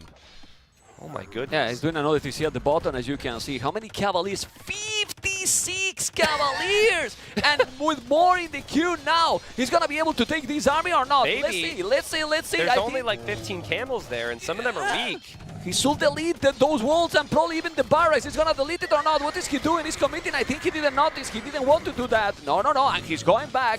Wow. The regrouping is happening again. Siege workshop, bomber cannons on the field. And this is what's fun about the matchup, right? It's like Hindustanis have the counters, but Poles with that ridiculous tech, they don't spend many resources on their units. So yeah, on paper the Camel's way better, but look at how many units Yo has. But I like the patience from ACCM, Mem. When you're being triple rated, it's so easy to accidentally overextend with your bombard cannons. He hasn't done that yet. And his hand cannons have always been in the right spot as well. So his unit control has actually been incredible on the front. Okay, let's see, because this is probably now the most important spot for sure. 3 TCs, they're on the range, basically, of ACCM. The Cavaliers from Mr. Yo is still waiting his timing to go through, but I don't know if this is an oath. I mean, this is so many hand cannoneers. He's now losing those. And ACCM has dropped castles on both of his flanks. He's okay with giving up the north. He just needs to have castles there, and he does. And he's going to have Blast Furnace as well. And he just continues to stream all of his army to the middle because he knows that Yo has been waiting. Maybe Yo needed to try a fight like a couple minutes ago, but it looks like it's only going to get more difficult for him now. Check the population now. He's dropping and dropping. He's not 80 military anymore. Win his Hussar. Okay, he's doing the Hussars now. He's going to make another castle. He's still look at the food in the bank. He's going to spam Hussars now forever. Probably Hussars are now better than Cavaliers against the Camels, probably. Like, I don't know, with the upgrade, with the castle upgrade. It's like, it's not the best unit anyway, but let's see what he can do. Bill is on the TC. The hand cannoneers also help a lot. Yeah. Like, really, really a lot. He's doing the upgrade, and the castle is going to be up. Only Mr. Yo can is still in this game. Yeah, he's like, maybe I can take one big fight, but the attack rounds happen, and these Cavaliers are so squishy, dude. And the Cavaliers are just disappearing. The Cavaliers, what do you have, like Cavaliers? 60 of them? What Cavaliers? And the Cavaliers are pretty much all gone now. Oh, man. And ACCM will drop a castle on GG. Yo's face, and that was a clinic there. Oh, what man. a play from ACCM. That decision in Castle Age to go immediately into more upgrades, camels, and elephants is what won him that game, in my opinion. Yeah, no, for sure. For sure, because if he didn't, then he could push. Yeah, Yo would Then push, he and could Yo would. push. I mean, we saw what Yo was able to do with raids when Yo didn't have the middle anymore. Imagine what Yo would have done with the raids on the sides if ACCM would have given up that middle after the castle went up. That was beautiful, and that is what all the ACCM fans wanted to see. Yeah, 6 relics also. He was having a really nice game with the map control. Was having also a very good setup for the late game. Well, it was fantastic. But again, civilization matters a lot. Yeah. But the season has to be there, because if not, Mr. Yo still got a shot in that game. Yeah, I agree. I think for Yo, he was caught between experimenting with late game comp and trying to push, and he chose the push, and the push didn't work. The other option would have been trying to go Arbalest, trying to go Bombard Cannons, and then combining it with Cavalier. Yeah. I personally feel like Yo did the right thing though, because as we said, I think Hindustanis, if they're It's left superior. untouched, are just superior. It's Yep. just superior civilization. Yep. I mean, Yo's Res Collected was great. He had more on food and everything, but he couldn't break the amazing army control from ACCM in the middle. Like, I got to restate this: the bombard cannons, like those 5 bombard cannons. I think maybe 1 or 2 of them got sniped right before Yo resigned, but they never were out of position. The hand cannons never got pushed forward. Like he would inch forward with such patience there. And when you're at a LAN event and it's high pressure, it's so easy to accidentally lose track of those hand cannons and bomber cannons, and then Yo snipes them with Cavalier, and suddenly you just fall apart. So that was so good. Even more when he was getting ready to both sides. Yeah, at the same time. exactly, That's- exactly, But you yeah. see, if you are in that unique push, you expect him to don't get the mistake. But Yeah. he was getting ready. Don't you feel that has been one of those fortificated more, let's say, I wouldn't use the word aggressive, but dynamic, like it was a quite fast game for this map. It was pretty fast. Yeah, I For agree. this map. It was pretty fast. We're going to have next map be graveyards, apparently. Now, when you're talking graveyards with Yo, you're thinking either unique units on horses, or you're thinking eagles and monks. It's And Aztecs. I think it's got to be Aztecs for Yo if graveyards is coming up. And if graveyards is coming up, I'd say Aztecs Minions? for Yo. And then what about? And you go infantry with the superior upgrades?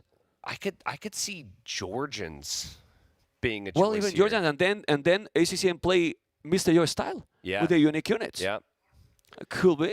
Georgians, Franks, Berbers, even Gurjaras are all really good graveyard civilizations because of the strengths with their stables. But Well, France could be smooth also. even Portuguese, honestly. Yeah. Could pick anything here, but France could be smooth here. I mean, I don't really know where he's gonna pick.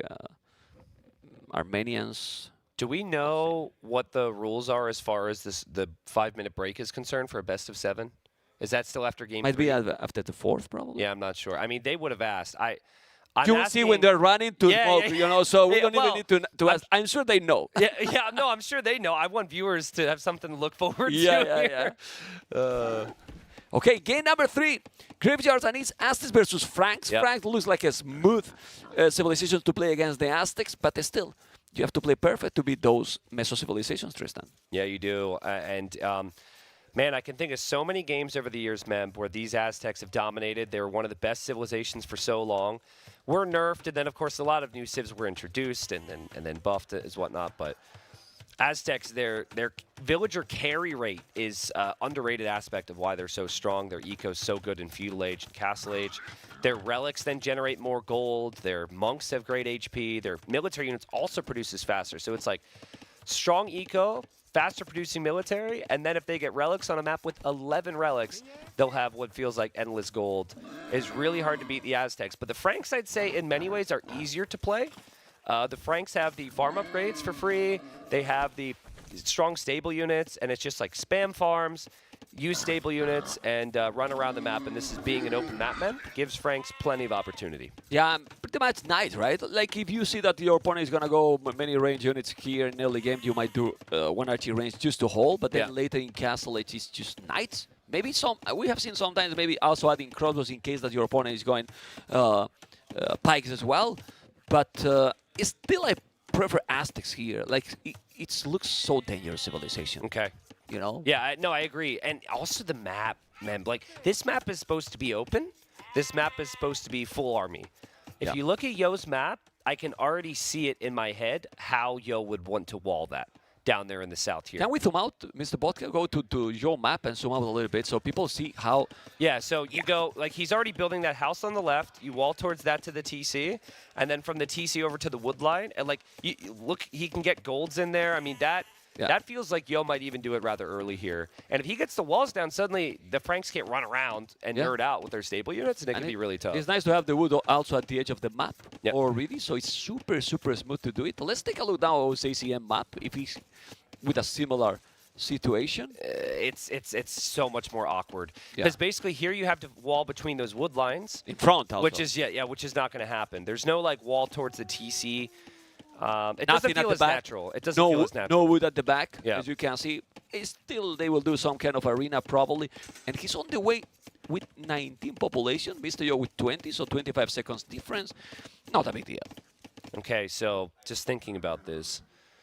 This is going to be scout opening, but I feel like you know, you might actually want to have like crossbow and knight with Franks and Castle Age, because if your opponent goes pikes, right, and then you can, you know, still mix in the light cav to snipe some monks or whatever, but it's like you need a combination of something other than just stable units. ACCM senses something's up here. He's like, I'm not seeing anything, no indicators on where my opponent's TC is, and does get hit there barely, but now he knows exactly where Yo is. And the problem with the Aztecs and the other Eagle civilizations, Mayans, Incas, that 11%, when you have 3 barracks producing Eagles, is a lot. Yeah, it's so fast. It's a lot. It's so fast. You cannot discount the difference is there, because at the same time, with the same time producing, you get, wow, a lot more, and you outnumber. That's why when you see the Aztecs, Mayans in an Eagle war, you always vote for the Aztecs. Yep. Always vote for the Aztecs, at least in the early game. If you don't meet there, then, well, be careful with the Mayans Eagles. But let's see, it's going to be that Eagle down? I believe so. Yeah, I'm a little surprised we're not seeing Yo pull a Vil there to try and even out the fight. Because what you can do is you can heal up that Eagle in your TC, actually. So that seems like Yo was very preoccupied with walling. And he knows that if he weakens that scout from ACCM, even if he loses his own, that scout now can't stop any walling villagers. And so ACCM's already seeing the walls, and he's probably going to be like, well, crap, you know, what do I do? But you still got to make some scouts here. I think they still can bring value, and you might even be able to run past the walls and down through the TC, because TCs don't hit anything. And, you know, like if your opponent's under making army, you can get in there and potentially punish. Okay, be careful now that the scout is bye-bye. Oh, he saved it. Nice. He's bye-bye. He's just bye-bye away from the spear. Bye-bye. See you later. Yeah. Okay. We saw the statistics. Franks, during the qualifiers, first time on the main event, always won in this map. So it's also speak how smooth Franks can be if you play properly with them. I mean, if you go aggressive. But Aztecs, fully wall, you don't kill them. Yeah, you don't. And that's what you want. That's what you want. It's like, this is where Yo shines. It's very similar to the first game, where he was just like, well, he was more aggressive there, but he just said, yep, I like my chances if I go up. I love this from ACCM, because you go scouts, you go archers, you put more pressure, and like we said, your opponent can't just go full spearman, like pike in the next stage if there's the threat of archers as well. Now, where this hurts Memb is you're spending 100 wood on the mining camp, which is like a farm and a half. Yeah. You're then spending 175 wood on the archer range, which is like 3 farms. So you're going to have less food income, which is kind of what you want with the Franks. Well, you don't want less, but you want more. So there's pros and cons to every decision. That's what makes this game great. But I think ACCM's doing the right thing, because how many times we've seen Aztecs just have their way behind walls? And what is Mr. Yo doing here if we go back? His full economy. He didn't even make archery range. Yep. You know, he's going just with the walls, full farms. He even have with the horse collar, double and now 2 scouts. Okay, the spears force him to go away. I believe Mr. Yo didn't see yet the archery range. If we can see the fog of war, he's coming forward. He's reading the game. He knows that he's going only barrack, and he wants to make a tower. But where is he gonna make the tower here? Well, just to make the game out. Oh, but there. Yeah, Vodka's telling us. I mean, let's look at Yo's Fog of War, though. Or, sorry, ACCM's Fog of War. Vodka, I'm the worst. Yeah, he knows. He doesn't see another gold in there. Remember, he was in there scouting around. So he is placing this tower because he knows that Yo does not have another gold to fall back to. Yo has to immediately counter tower when he sees this. He might even tower when he sees the first archer, in all honesty, because he's played so greedy. Look at the archery range he's doing. You know, that he's even blocking a little bit the goal for the later game to take that goal with a more efficiency. But he see the archer, and that's why he's doing the archery range. We'll do a skirmish. Mr. Yo is just want to go up to castle it as soon as possible. That tower, I don't like it. More forward. More forward has to be the tower. More forward has to be the tower, I believe. He's doing the tower in that he's not reaching the goal there. It does deny some farms and some military space. If you go to stone now and Yo doesn't have any, you can then tower the gold. Actually, think about it this way. Your archers now can sit on Yo's gold, and Yo can't tower from the archers. So that's the other part of it. So I agree. I was really hoping he would go to gold, but at home, ACCM is on stone, so I think he will do it soon. Okay. He's with 4 bullets on a stone. He's now doing a house. Need a second one. It's kind of panicking a little bit here, Mr. Yo. He's not finishing the house. Yeah. Finish another house, please. You have to do it, otherwise he's going to break it. What's happening? What's happening? He's waiting for the last second here. For the viewers. Okay. Blacksmith. He's waiting for the wood for the blacksmith. For the blacksmith, okay. He's doing the blacksmith now. He still have some good resources here, Mr. Yo. Oh, and man. still what? open. Oh, he garrisoned? Okay, ACCM garrisoned to kill the eagle. That's what it was. And now he's back. But, I mean, he is forever feudal here.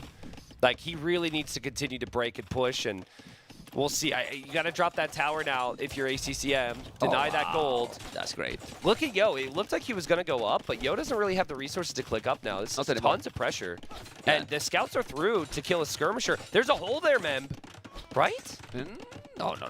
Oh. I don't think it is. Okay. I don't think it is. I'm blind. What? Well, the units that Yo's producing are just popping out on the wrong side. Because he's just going forward instead of going at the back. I don't know why. Now he's out of gold. He's gonna be inside. The ACCM is He's gonna be through. aggressive. He's gonna be through. Yeah. He's doing another tower here, but he need to do it quick, and I think he still need to wall because the tower has fletching, and he's reaching now. That one is not doing the tower no, Yo has yet. to cancel that tower. Oh man, he will have to cancel probably. I don't know. He's reaching the village. He's not doing. He's gonna take it. He's gonna take the house, and it's gonna be inside. He got double the army. Tristan, double the army. He's doing the market, but the skirmishes are blocking. Not anymore. And now need a house there. Ooh. I mean, at this point, if ACCM continues this, Yo is going to spend 10,000 wood on buildings to block these armies out. Like, this is insane. Yeah, and probably ACCM will finally go even up to castle faster than his opponent. In theory, Well, it's 400 gold in the bank. Yep. You know, you make the market now, you will balance the economy, and he's doing another tower there just to keep that gold. Denied. That's perfect. And now, yet again, like we said, Yo's going to need to play damage control. That is a really awkward area for Yo to wall up.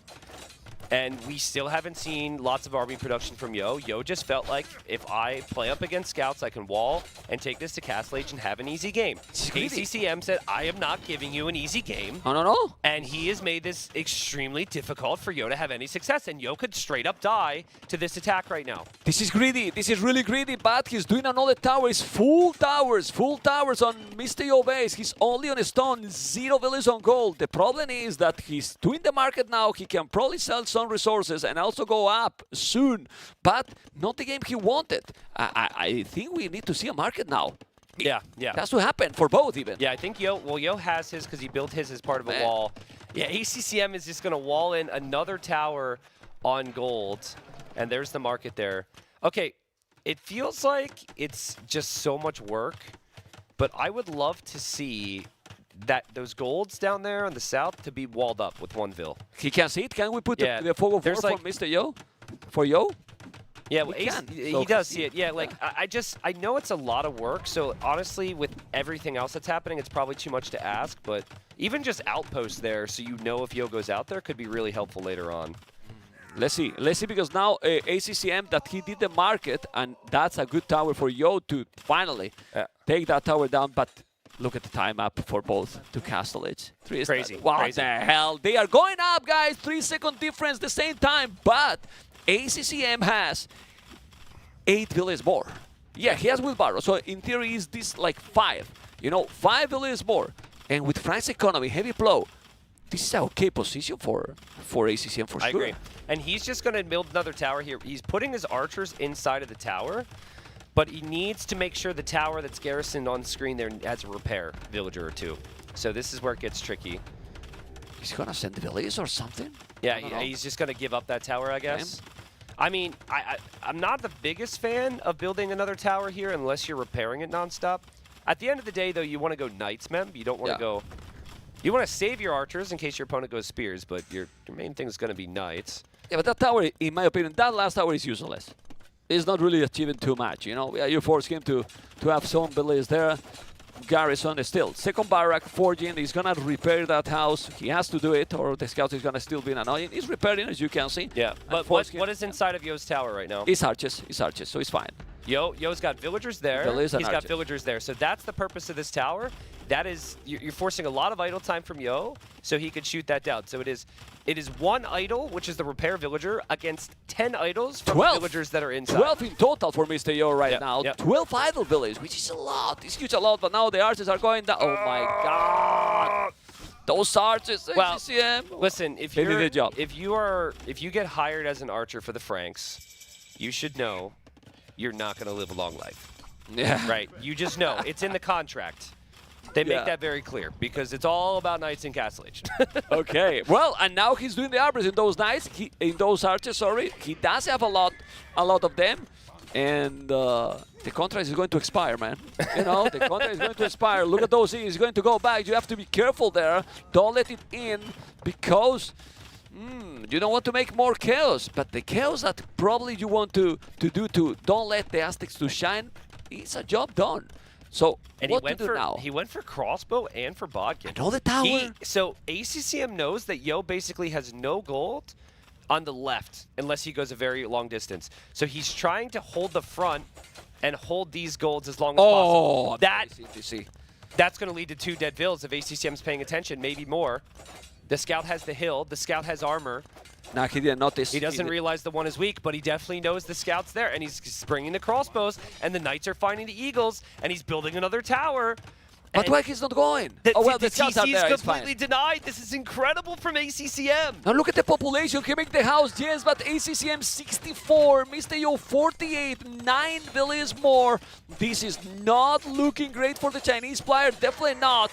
He's now going to wall, but he's 10 villages behind. Yep. 10 villages behind, which is not little. And he's got 3 eagles, 4 skirms, Nothing. 1 monk. Nothing? It's next to nothing. It's really, really rough. But as we always say, Aztecs are Aztecs, right? They can come back from a lot. They do still have the production speed.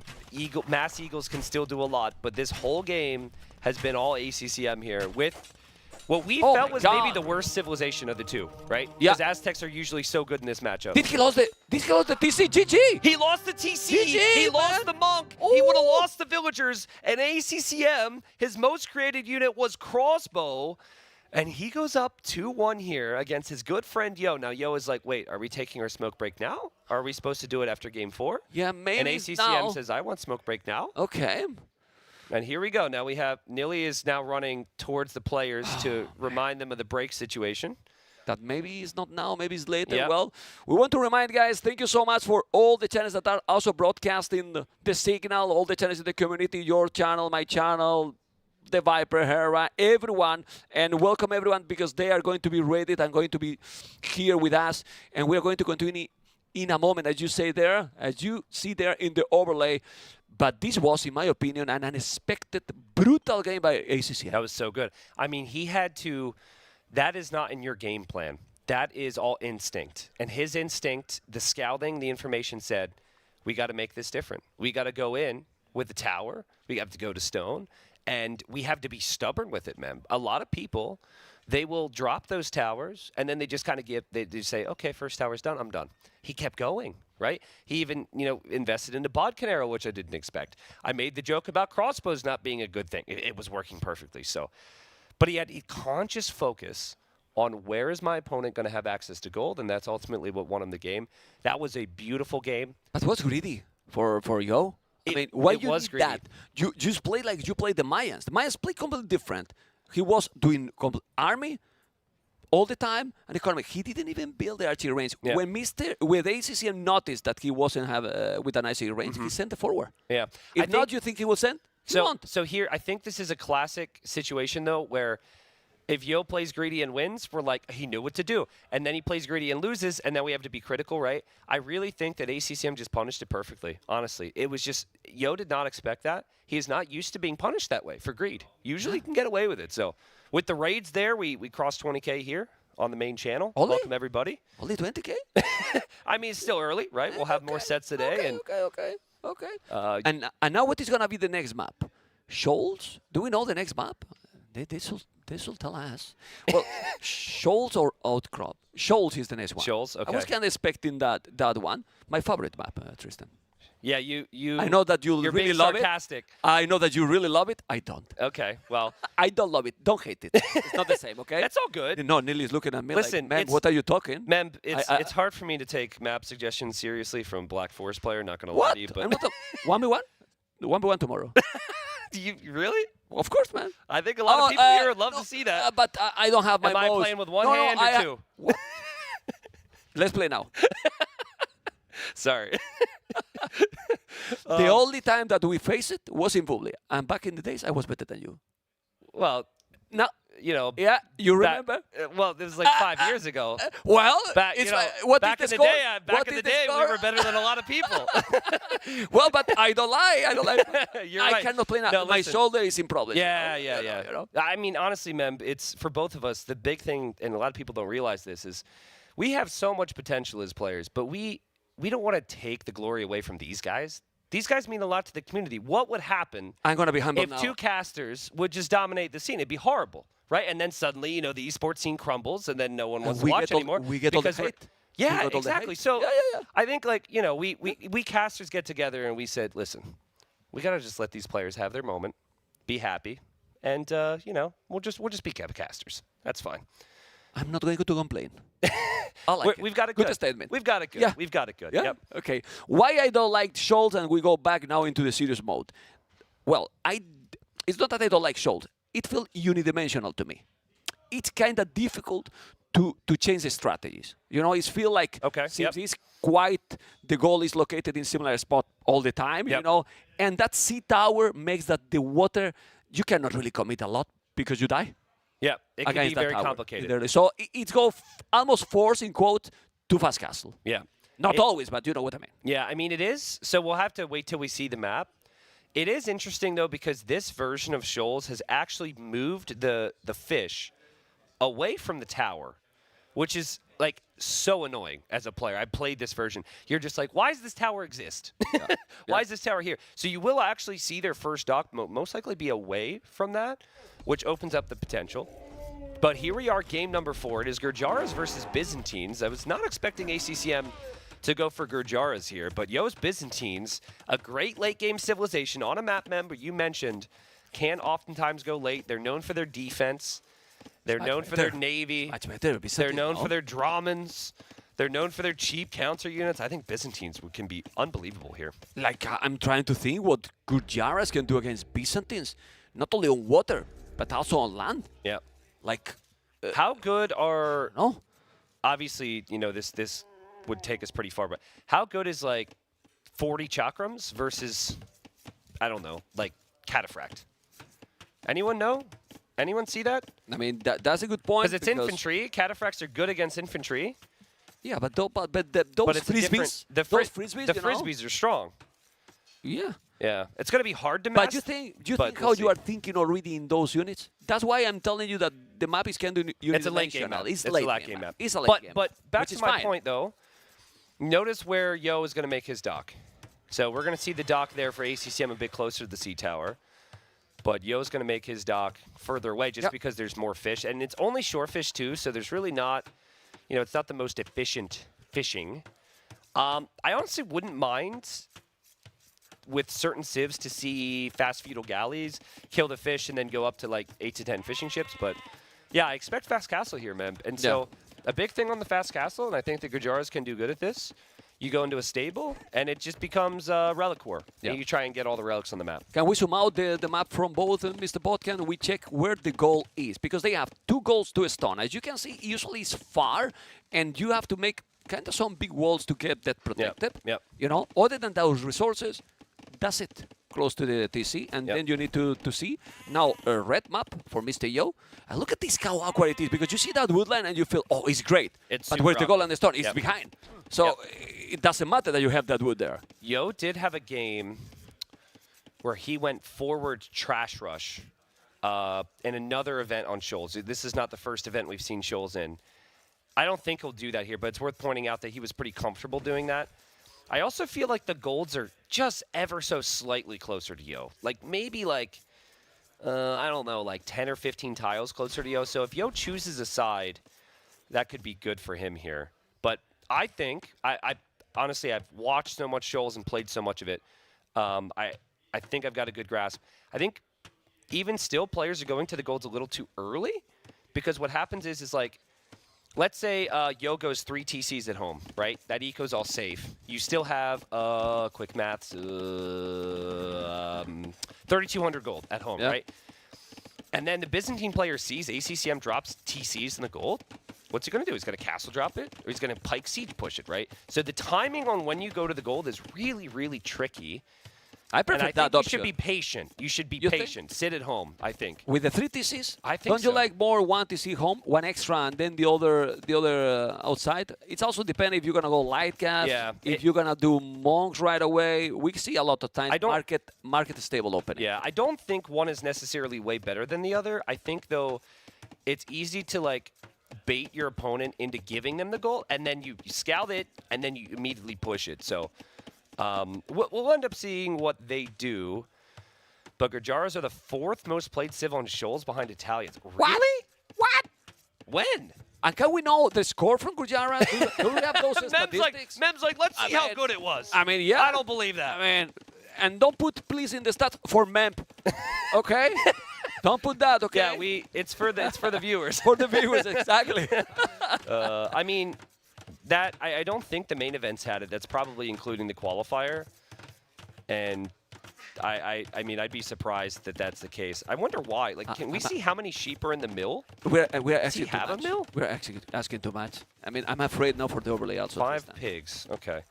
My goodness. Fascinating. Well, I mean, Gurjaras have great camels. They can go hand cannons. They can go skirms. You do get a good food eco on this map, so I could see. You know, maybe like get the unique tech Shatras, and then spamming a lot with like that. But so many times, man, we see Byzantines, and we're just like, well, better get ahead early, because if it goes late game, Byzantines are going to dominate. Yeah, but I'm thinking about them, and then if you go halves, the unique units dominate the halves. If you go hand cannoneers, well, I don't think hand cannoneers is the way to go here against Gurjaras, honestly. Yeah, I mean, probably not. Probably not. But if you go Arbalest, also either. Yeah. So maybe it's not that terrible, Gurjaras, if you play with them properly, with some good combination. It's not easy, you know. It just becomes how do you keep a hold of the gold? Yeah. And the Byzantines don't need the gold as much. All right, it's kind of a funny moment here. I don't think Yo. Oh no, he did drop a mill. That's smart. I like that. So there's extra hunt all around the map.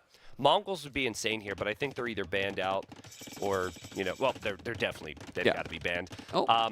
So Yo had the mill. He drops another mill. We'll see the market there from ACCM and probably the blacksmith.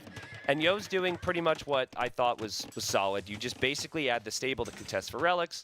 Very similar to a lot of games where maps where you can play defensively. And now Yo is very happy. He just explored the market and the blacksmith. He knows he's going to have the map control. Knowing that you have the map control is where you probably want to go for the forward TC directly to the goal. Oh, scout, sea tower, camel, blocking with the fishing ship. That scout's dead. The fish are here. Man. Oh, man. The scout bye-bye. Quick gate and use the fish. Quick gate. Need the fish. Not the nose. Okay, well, Not the nose. What the? Huh? What the beep? We don't have our soundboard, man. We can't bleep ourselves. It's fine. Beep. No problem. Okay, let's go in now. He's going to go around, and you have to be careful. The scout is 0.05 faster. Oh, no, I'm sorry. It's 0.1 faster. Thank you, Vodka, for pointing that out. Anyways, the scout should make it home. I'm sure we'll see a spear here from Yo. But now we get to find out what players are going to do with their TCs. Because you could walk out to the gold, but that could be seen as risky. And there's the fishing ship again. Man, he wants to block, huh? He's looking for the block so hard, so badly, you know? Okay, well, he saved the scout. It's going to be good because probably he's going to now bring home and make a monastery and then heal it. I think he should do it. I mean, he has one spear. Yep. Well, he's probably going to be fine. Don't need to heal since he has a stable as well. I believe it's a stable on market. Yes, it is. I still like it, Byzantines, a lot. Yeah. Like a lot. Because also the water can be important, cannon galleons, and also with the fire ship, well, faster fire is great, you know. It's really great. And also something that we didn't mention, the transition to Imperial with the 600 foot, which is huge in many situations. And in maps like this, probably even more. I love that TC spot for ACCM, or what will be a TC spot. That's really juicy. Yo has a lot of free space for farms in his back corner behind his walls. He's kind of walled in a whole corner back there, so that could be good. But so there's so for the ACCM, Tristan. Looking really smooth. Looks beautiful. Yep, and he actually moves out here as well. That's an interesting TC. I mean, scouting this is key, because you could see Byzantines sometimes move out with a siege workshop to pressure that. Can ACCM see the stable, right? he knows the stable, right? Yeah, he did see Yes, that. so that's why he's also staying home. You don't want to go. Imagine that you go there and then Yeah. there is 3 scouts. You can't really go there. Let's see now what Mr. Yo is going to do. He's behind not only in the score in the whole series, he's behind also in the timing to go up here. He's going to make a town center. That's a house. So I think he's going to make there the TC or he's going to delete and go forward. I'm looking forward to what he's going to do. Oh, work rally upgrade. Yeah, he's going to go 2 fires. But and then more galley upgrade to go kill the fish here. I'm I like surprised, but yes, but I'm surprised you got only 2 galleys and the tower is still there. It's worth it in basement right now when you have a unit that is already better. You know, yeah, the fire I is think better already. I don't know the stats on it because the sea tower is so unique. I just know that, and from my experience, that sea tower just wrecks Feudal. It's crazy. But once you get the upgrade, you feel like you're in a better spot. Yo is going to take the approach to take water, and then also move out to take the gold. And not only take the gold, but he is going to take the gold on the side where ACCM has TC'd outside his walls. Yeah. So that could easily lead to some type of a push. Oh, well, we forgot that Gurjara can carry some. Oh, yeah, we did forget that. I forgot. So that Oh. even make that the work rally upgrade maybe is even more useless. Yeah, fair. You know? Because you can't just sit there and attack the dock. I think Yo's like, crap, I forgot about Forgot that. too, right? Yeah. Forgot too. It's such a unique bonus. TC in the goal already. So we have, as we were talking before, 1 player with the safer approach, 3 TC at home. The other 2 TC at home, 1 in the goal, and trying to get map control. I believe that what he's going to gain here, Mr. Yo, is that he's going to grab the relics. Yep. Yep. It definitely has that potential. And that is the one big surprise for me. ACCM didn't try and do himself, but I think he might be placing military buildings on his shoreline now at home. So we'll see. Yep. He basically went for the eco first, Mem. We'll probably see a stable here too. Scouting of where his opponent has TC'd is crucial because you sometimes are going to get to this point where you want to build a 4th TC and you haven't seen the enemy for some time, so you might then say, okay, let's TC the gold. And then you show up, and then there's army or there's siege. So it's easier said than done, as with everything in this game, but the scouting's got to be spot on here for ACCM so he doesn't run into trouble. He's mining already quite a lot for the minute we are on stone, so he's thinking for a castle probably. Yeah. For a castle, and I don't think it's going to be a defensive one. I mean, makes sense to make a defensive one here. I don't think so. The problem is that he knows that his opponent has army, so I don't know if he's going to make also some stable. I mean, at the end, he will get the fishing. He's doing a demo, trying to... Ooh. Okay, let's follow this. Let's follow this. He's got one on the right side, too. Oh, it's a camel. It's a camel? I mean, man, it was in the land area. Camels are the boats of the land. The lift. Not there. No, please. I mean, this is... disappointed, well, man. He Disappointed. loses the camel. The demo kills 1 fish. Yeah. Bring the Badabounty Sir for this. Disaster, man. Okay, he's going to bring now the relic on the right side. He will. He got already 1 relic. I mean, if we think about this, how much gold he's going to get? He's getting the relic so quick. He's going to now take a villager. And little by little, Mr. Yo, it's getting a small advantage, I would say. Yep. Yeah, I mean, and his approach has been really solid so far. He's even transferred to stone himself here, Mem. Oh, the castle. Now, does ACCM have any clue there's even a TC there right now? Can we put ACCM Fog of War? He now knows. Oh, yeah. Now, good luck building a castle that will range your opponent's TC. Close to the mill, in this area, I think. He's going to go that forward? It's so risky. He's doing a monastery, but he's going to think about adding a monk or 2 before he does it. Yeah, but the good thing is that with the camel, if there's potential scouts, no problem. Yeah. So he can go and do it. Oh, my God. And does Yo have any clue? I think Yo missed that. So Yo doesn't know those vills Well, there. Tom Patrol, he has to see it. It's very easy. It's Byzantine. Remember, Tom Patrol for free, so you see absolutely everything. The castle is going to happen. He doesn't go too forward. He's going to buy... What? This is disappointed the guy. No Badaboom, no TC. Well, no the TC's, I feel like the TC's fine for now, right? Yeah, but I wanted a Daut castle or something. You know what I mean? It's slow, so we need aggression. Look at this. Yo's adding the blacksmith because Yo wants a siege workshop. Yes. And if ACCM notices that, you don't necessarily know that blacksmith is so it can unlock the ability to make the siege workshop, but that is why that is going up. The siege workshop will come up soon for Yo, and I think the castle will happen now. Yeah, will happen now. I mean, it can be great also because you got, oh my God, the castle he's doing. We waited for action, but the action is going to happen. ACCM is going wild. He's going to be able to do it. No! But he can't place it there, and Yo's like, I live here. There you go, but he's going to make it still the castle. He's doing, no. He's doing it. Quick wall.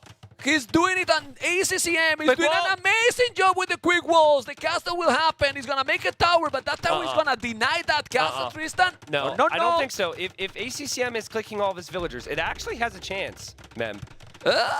He needs a second one. Probably. He needs, I mean, good thing he has a TC here to make more vills. He's got to bring more vills. Phil is inside. He's doing the second tower. He's doing the God. second tower. He needs to deny it. He needs to deny it because if not, he's taking so much ground. This is 65%. He's going to make it or not. Is Daut going to be in our lives before his own cities? I mean, it looks like the cat. There's a lot of villagers still building here. The percentage has got to be high. And one castle will beat 2 towers and the TC, no problem. And ACCM, he planned for this, Mem. He was on stone with a purpose, and the castle goes up. Yo is going to be completely pushed off of, well, not completely pushed off of gold, but he is going to have an awkward time in this gold area now. Yes, but Byzantines on the way to Imperial, why he's not up yet when he has already 1,000 foot and you can go with 600, missing the buildings. For sure, he's going to mine the stone. He's on the way to Imperial, and then he will drop probably a castle there to take that castle down. Yeah, so it's like, do you want to forward castle the Byzantines? It's like always so tricky. And Yo, gonna drop ranges here, and this is where the main fight's gonna happen. The other side has not been taken yet. Yo has 3 relics behind this. And it feels like Yo can hold from any army that ACCM has. He doesn't have a lot. ACCM's not even close to clicking up here. You see why, Tristan, I told you that I love this map, man? You understand? Yeah. It's great, you see? Yeah, it's great, man. I really think it's very strategic. Yeah. What you don't have at times is like the crazy, like the fortified clearing game where you had 4 different spots or 4 different things happening. It's very much just right side, left side. Yeah, gonna have the castle. At the end, who's gonna lose more here is ACCM.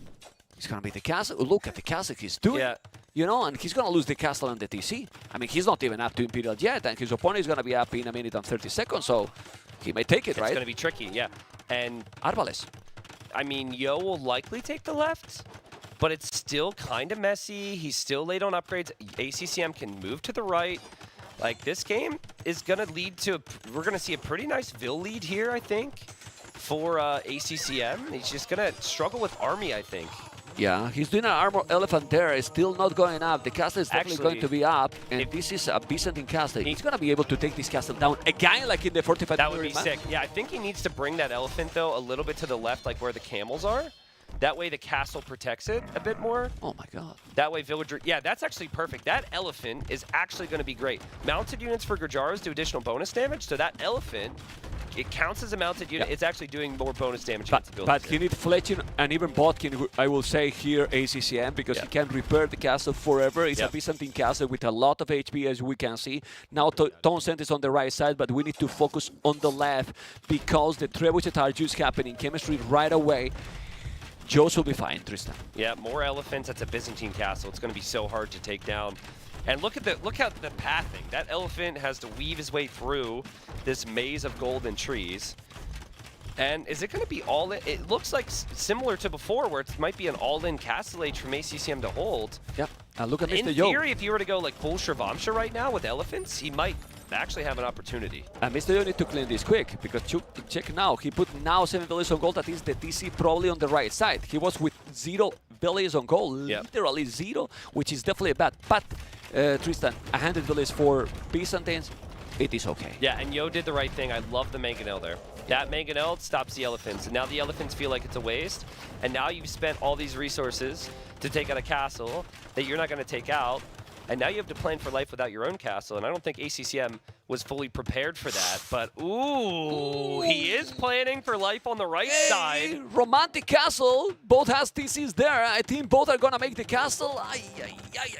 You need more villages, Mr. Yo. He has the TC, but his opponent as well. He need to send the camel there, and now that is some quick walls here with... No, the gate is already done. Sick. But he deleted. He has to delete.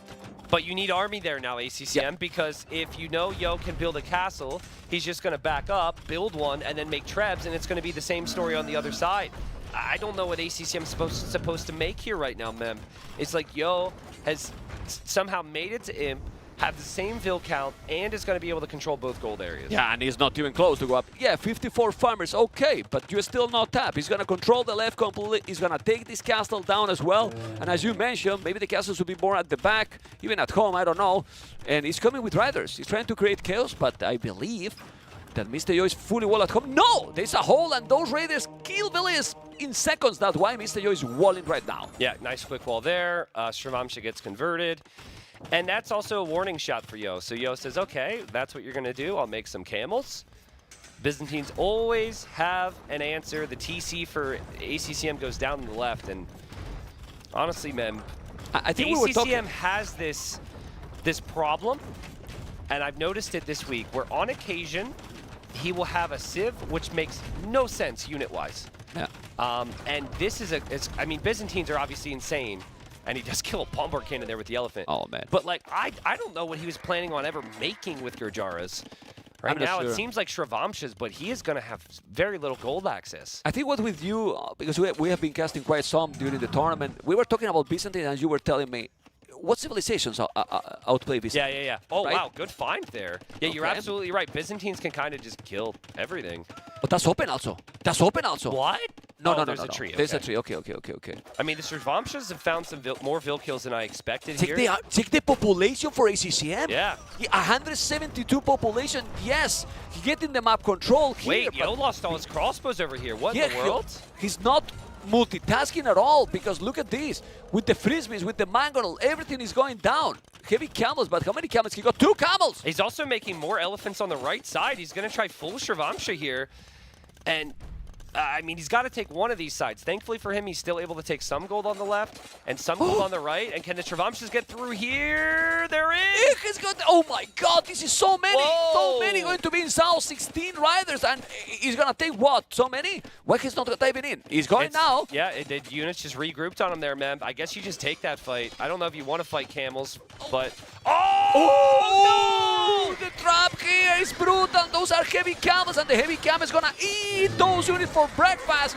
All the Sivansa riders are going down, and now he needs to revolt. Yeah. You have to revolt because your opponent has 140 villages. We should have action on the right and the left, too, at the same time here, though. This is the time for ACCM, and he breaks through there. Oh, my God! And then also the castles, too, on the right side. This is where everything takes place. We've got that action. We've got this action. There might be elephants coming out of the Siege Workshop from ACCM on the right. We'll wait to see that.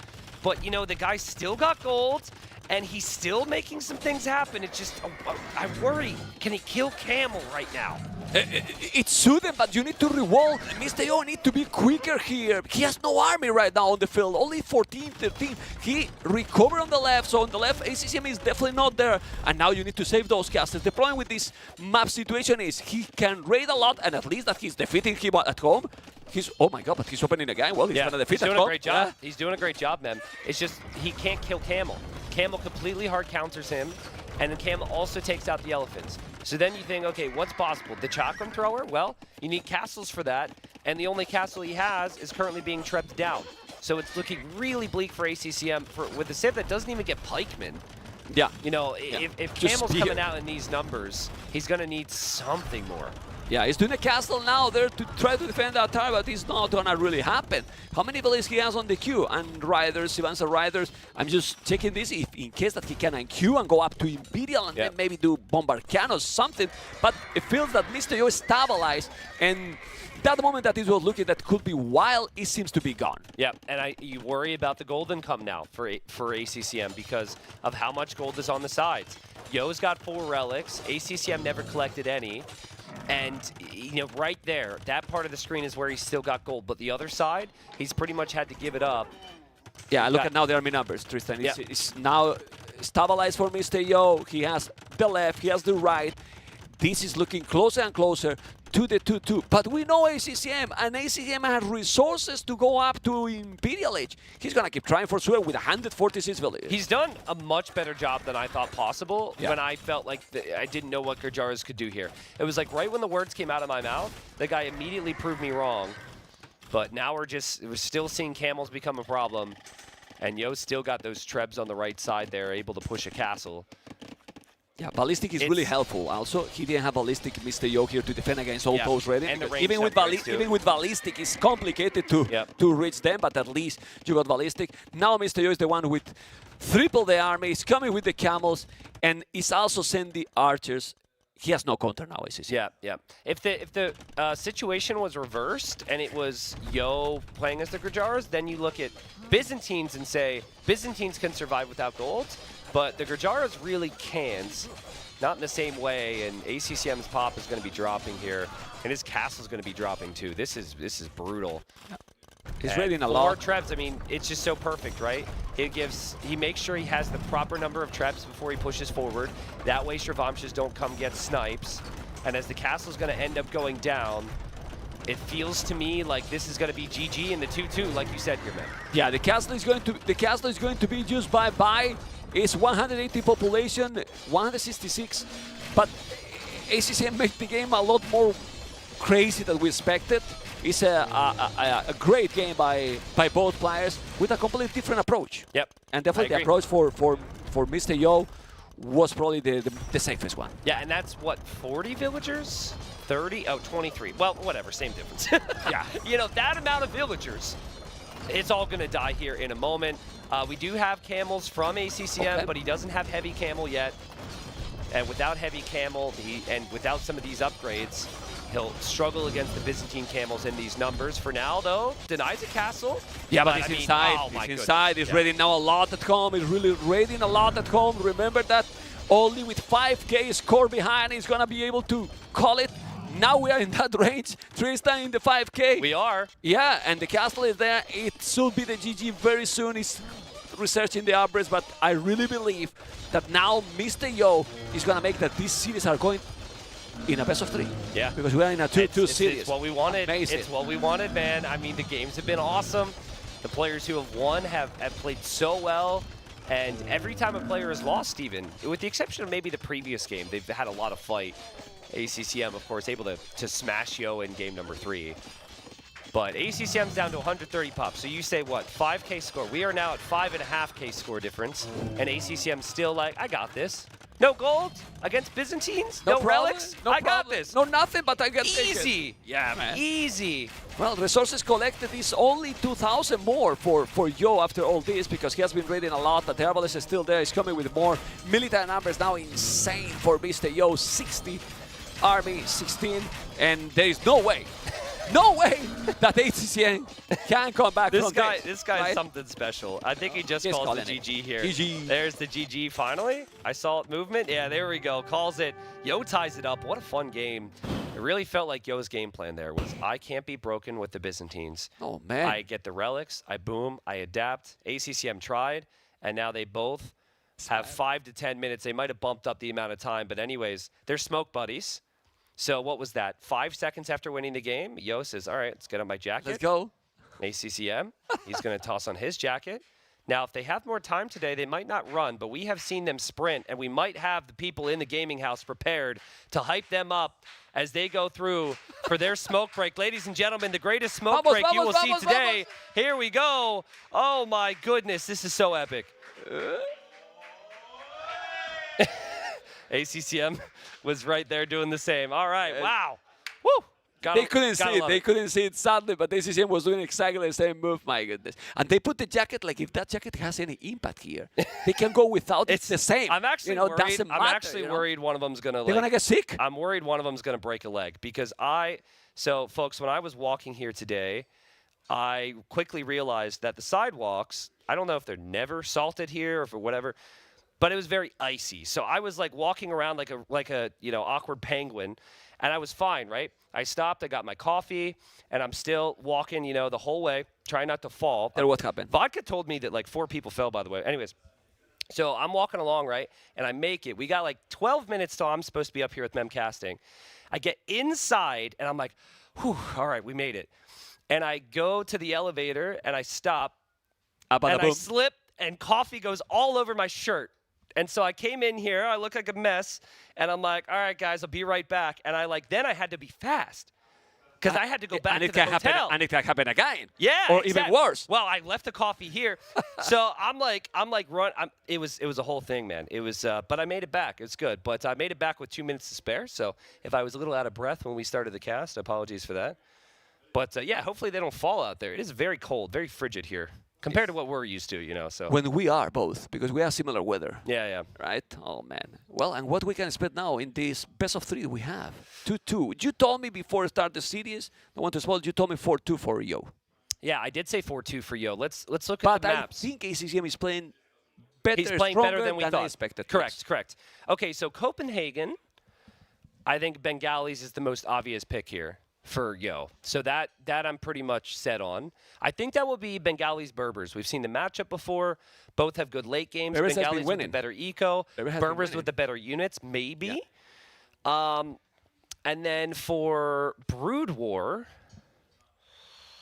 I think Portuguese would make a lot of sense for ACCM. Can be Korean in Brood War? Could be Koreans on Brood With War. the towers, and also maybe we Yeah. can see some turtles in small lakes as I well. think Koreans on Brood War is a decent shout. Or Celts for like a TC push. Saracens can be good in any because of the market. Yeah. They have the versatility that they have, that they're amazing. Yeah. And well, what can be for? I think if I had to Portuguese? guess right now, I'd say we see Armenians not played here at all for ACCM. I think he goes Portuguese on Brood War. He'll go Berbers on Copenhagen, and he will go Georgians on Outcrop. And Yo will go Bengalis on Copenhagen, Saracens on Outcrop, and then Koreans or Celts on Brood War. You know what? I just won 7 games. Yeah, Other than I agree.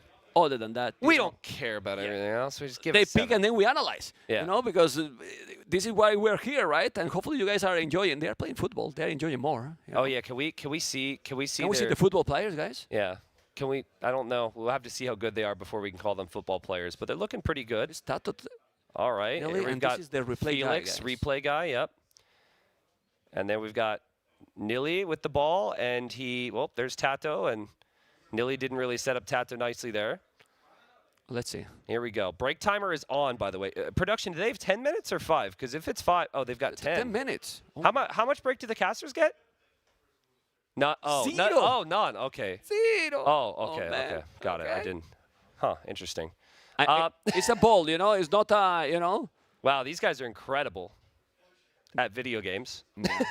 I was going to tell you that Tato's going to keep playing the tournament. You know, AOE. Yeah. Still focusing on AOE because, as we can see, the skills. Let's see.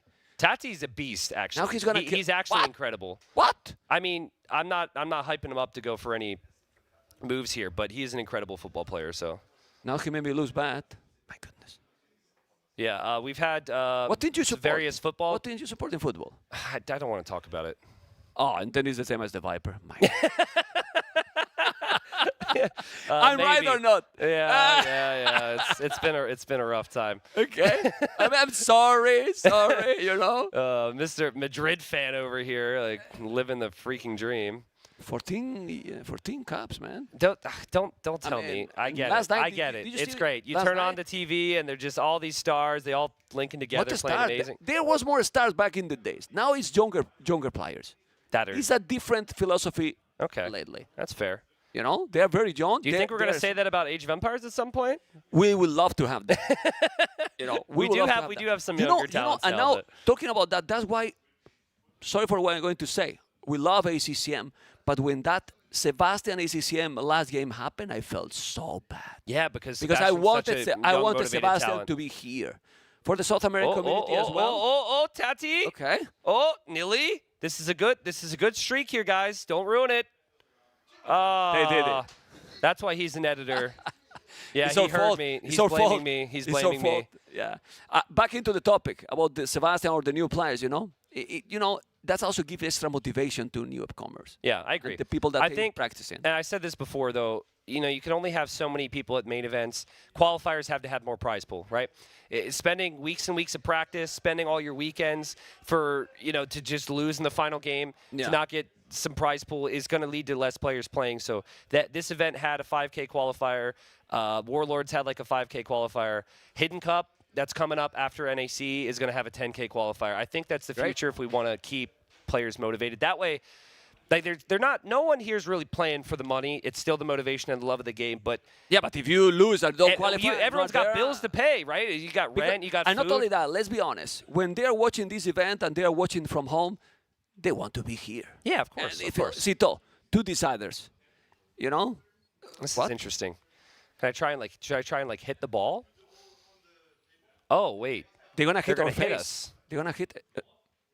This is how Production loves us. Oh, now they loved us better. Not anymore. You wanna kill us? And he said yes. That's right. They're not accurate. Okay. Is this like when you're learning to play, so you have to find a way to make it easier? I haven't heard the rules here, folks, but you are so competitive. I saw you. How is called that game with the ball? Oh, dude, I love bounce. I know we could see. love bounce. We could see. Yeah, bounce is my thing. And don't tell me that you didn't play before. You have I played played a lot. last year. Okay. That was it. That's it? Yeah. I mean, I play Pong, right? You know Pong? Disgusting. Yeah, a drinking game, you know. I play some Pong. But, you know, bounce is just an NAC thing, man. So I think they're playing bounce. Okay, so it's like you can let it bounce on the ground one time. What the hell are they doing? Oh, this is nice. I like this. ACCM hasn't come back yet. Yo's already back. You want to go? Oh, Tata went for the kill. But be careful because if you go and you are so competitive, we need to keep casting, you know? And then No. I've already I was made playing jokes. football before, and I was like, it's 30 minutes yet to the series, and I was, let me breathe. I was wondering why I came in and you were gasping. Oh, yeah. It is funny. I was playing ping pong with Harry yesterday, and we were diving all around a little bit, and he was pretty gassed, man. he was pretty out of breath. We gamers. We gamers, no, let's be honest. Cardio a bit. How old are you? I know that I'm not I'm 25. So are you. The same. Yeah. Forever. Yep, 25. Yeah. For those people that is new. ACCM's back. We're Okay, all nice. 20. From where? I didn't see that. We got distracted. What? Yeah. From where? Well, There's a second door? ACCM. From where? ACCM is Spider-Man, and he scaled the side of the building. Okay. Do we know that? Well, the guy that the guy that is tell the map is playing. Yeah. Is true. the one of the replay? So I would say, well, ACCM just lost, right? So what is he gonna have the most faith in here? He beat Yo in the group stage on Brood War. He's gonna pick that then. I think Brood War Portuguese or like Georgians is really strong, and I think Yo's picks like. I think I know Yo's picks for Copenhagen and Outcrop. So I would go Brood War to get up 3-2 and then give yourself 2 match points. Okay. This game is probably obviously not the most important. The most important is when you win, but one of the huge one. The game number 5 when there is a 2-2 is brutal. Yeah, it's so hard. Really it's so hard, yeah. Yeah, and it seems so obvious, right? But it is, you know, every time, you know. I mean, you can always come back, but now you start to feel the pressure. Exactly, yeah. And like if your opponent, depending on how your opponent plays with civilizations and whatnot, if they're up 3-2, they may just save their best civilization for Game 7, and then in Game 6 they play with no pressure because they like, I can take some risks. I still have my best civ in my back pocket. So yeah, I agree. I mean, you could probably look at like a lot of tournaments and say, in a best of 5. What percentage of the time does the person that goes up 2-1 win the series? And then in a best of 7, what percentage of the time does someone that goes up 3-2 win the series? And I'm obviously the player who wins more probably has a really big shot. I would say like something like 65 or 70%, if not more. Probably. I mean, we remember some epic comebacks, but the comebacks rarely happen. Yeah. I mean, it happens, but in those kind of moments, it's very, very tricky, you know. The players are playing in a very solid... really, really solid, so it's complicated. So let's see if we know the maps already, if they even started. I don't think they started. I'm just checking, you know, I'm cheating. I see them clicking. I'm going to guess it's Copenhagen based on how they're clicking. I'm checking. That is the dumbest statement I've ever said. And you know what? I removed the glasses and I don't see anything without them. Trying to cheat, but they're really chill. It's Brood War. It's Brood War. That would have been, I mean, it's Brood War. I had a 33% chance. Brood War, I'm cheating, and as you can see, Brood War Armenian versus Bengalis. Ooh. Bengalis here. And wow. then Armenians here as well. I'm just thinking about this matchup. I prefer Bengalis. I don't know what I prefer because this is It's not what I the first expected at time, all. right? Yeah. This is very unique. So the Bengalis, if they go down here, there might be some regret later on for Yo on Regicide, on Copenhagen. But we can talk about that later. But the late game here, what Armenians have to really stop Bengalis? I think you could go like Monks. Monks could be really strong against Elephants. But he can do Monks as well. Warrior Bengalis. Priest, Skirmisher Champion with 100 HP. But if you do yourself Elephants and Monks, because this map, it can go for Imp. Yeah. What you do against that? I agree. don't see. You know, Well, why but there's a lot of steps, right? There's a lot of steps to get there. And so for now, we'll ease our way into it. The Bengalis there on the right side, a lot of their bonuses are all late game bonuses. They have the unique tech for their Rathas and their Elephants. They have Mahayana, where their eco takes up less population space. And further down the line, Strong Monks, ships regenerate. Just so many bonuses that flow so well here. And then the Armenians are new. They have that mule cart that we saw on the wood line. Here's the point of view from ACCM. I misclicked. Just seeing what Not he's gonna doing. lie. No, remember, You know? don't tell them. It's Don't fine. tell them. This was all planned. Don't tell them. But you know, as we look to the water here, the Armenians have great navy, which could play a role, but obviously there's not a ton of water on this map. And then they have really good infantry and solid ranged units. So I would say monks, infantry, that's kind of what you want to go with this Civ. But as you said, you have to pressure the Bengalis because the Bengalis get the additional villagers from arriving to the each age. Their eco should be superior. So, I mean, with how they've spawned here, Mem, they're very far apart from each other. And that's why I'm talking this could about be the a late problem. game. Yeah. Because in this map, the generations can be how it happens, that is the farther one, Yep. or if they are going to be both straight, you know, that is usually closer. Well, maybe if red will be in the south, will be similar. But this one, you can kind of easily wall. But There was a sneaky dog by Mr. Young. Yeah, there was a big just passing moment there. ACCM must have been looking somewhere else. I don't think he noticed that villager from Yo was walking by. Yo didn't have loom in that moment, so it was actually very possible for that villager to get picked off. And this is what we've seen a lot of players do. They go for the they try and dock their opponent's side, and it's just ship spam, and then they wall themselves into the corner. It's not the most exciting meta, but it's a way you can get guaranteed lead because everyone's going to be adding fish. It's powerful for sure. And yeah, ACCM just has no clue that Yo has docked his side. Like, I don't even think he's thinking about it. This is Yo's point of view. I love Yo's mods are so funny to me. Most pros don't play with graphic mods. Look at the dock. Look at the fish. Mods for all. look, what is this? But I mean, even for the cursor. Yeah, dude. And for everything? Yeah, he loves his mods. Okay. But I think Yo's game plans worked out pretty nicely, and he doesn't see any docks on his water right now. Definitely. Oh, but that ACCM just scouted that dock with the fishing ship. That's a big deal for ACCM to know that. Yeah, but still, you most likely usually doing always a fire galley, right? Like, it should be okay for him. The good thing is that Mr. Yo, now he can disturb his opponent, while Mr. Yo at home is going to be fine. Yeah. There is not a single dog. So, let's see. Are we going to check if also ACCM is doing... No, he's coming now for the dog. Yep.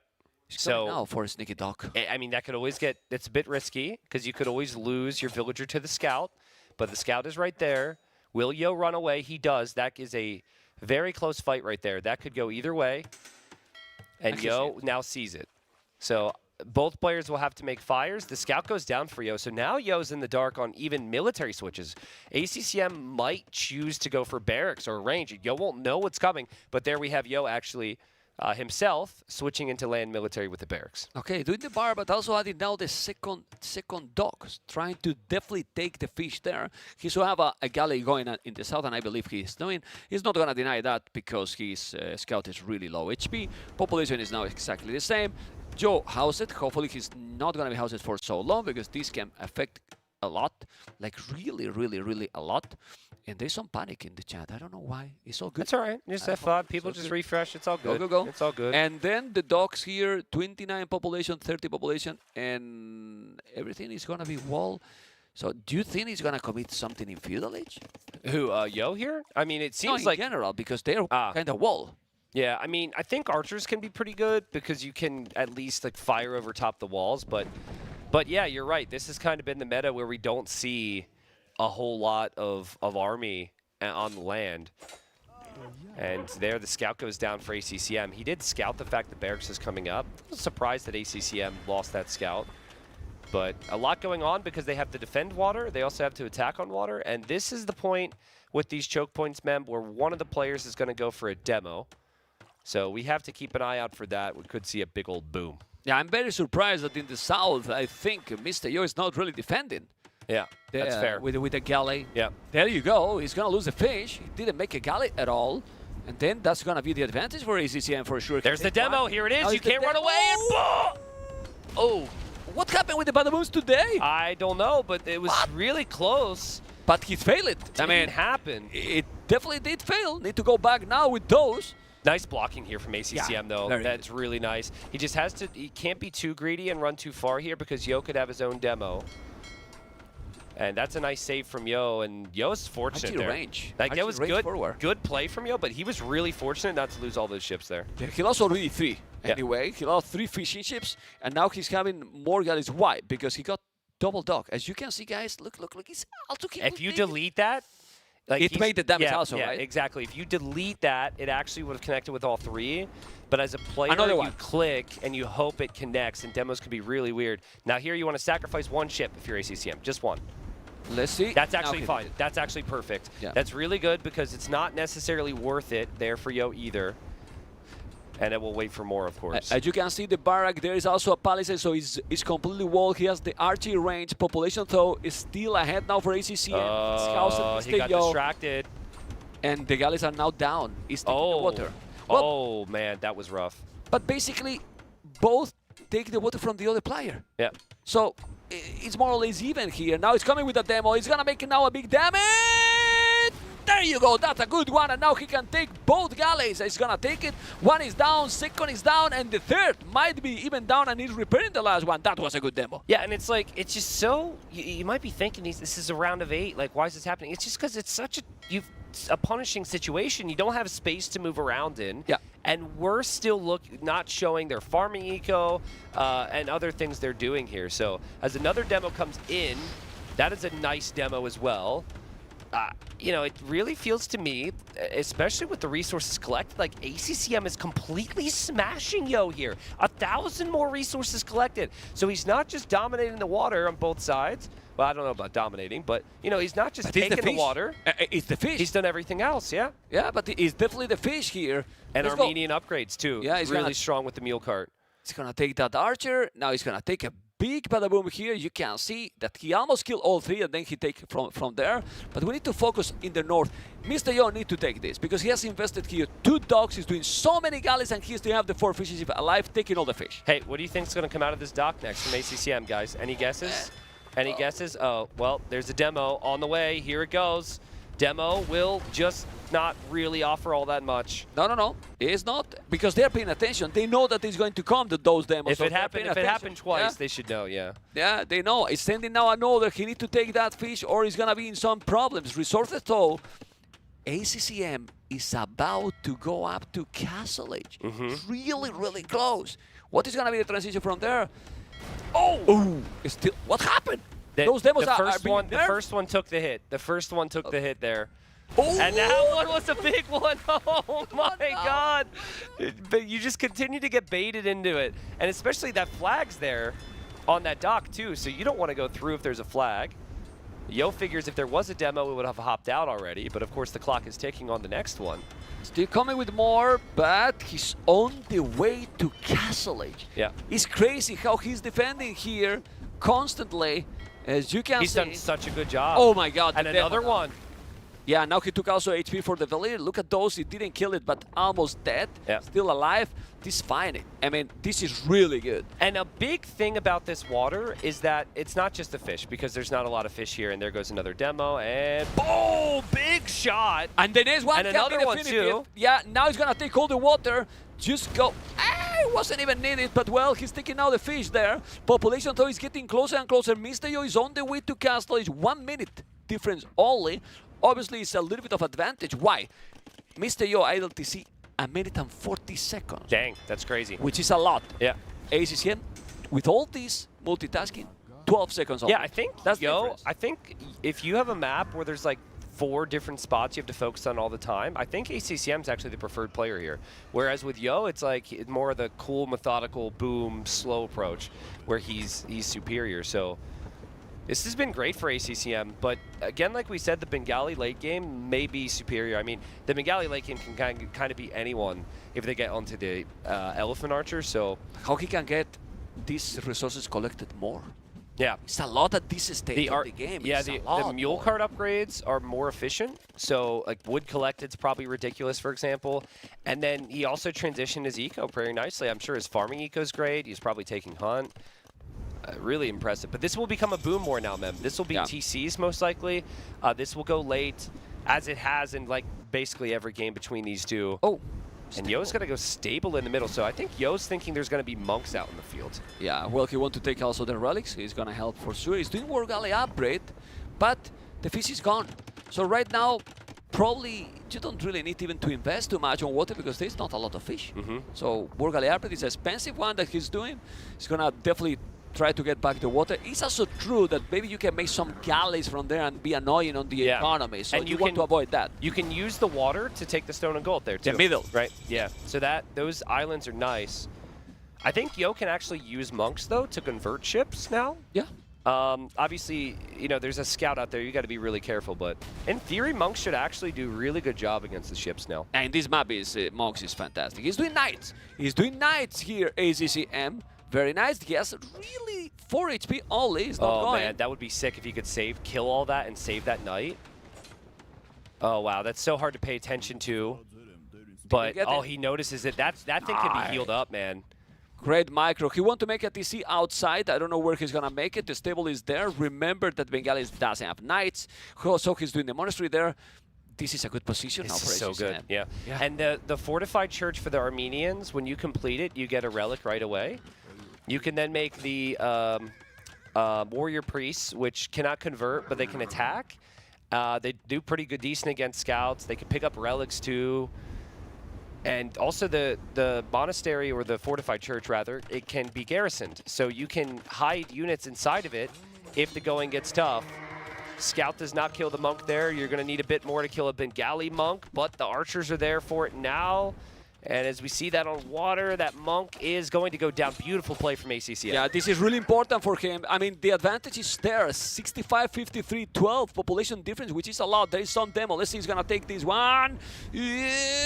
Don't go to the other. Oh my God, what are you doing? Okay, he took everything at the end. That was good patience. You take everything at the end. What?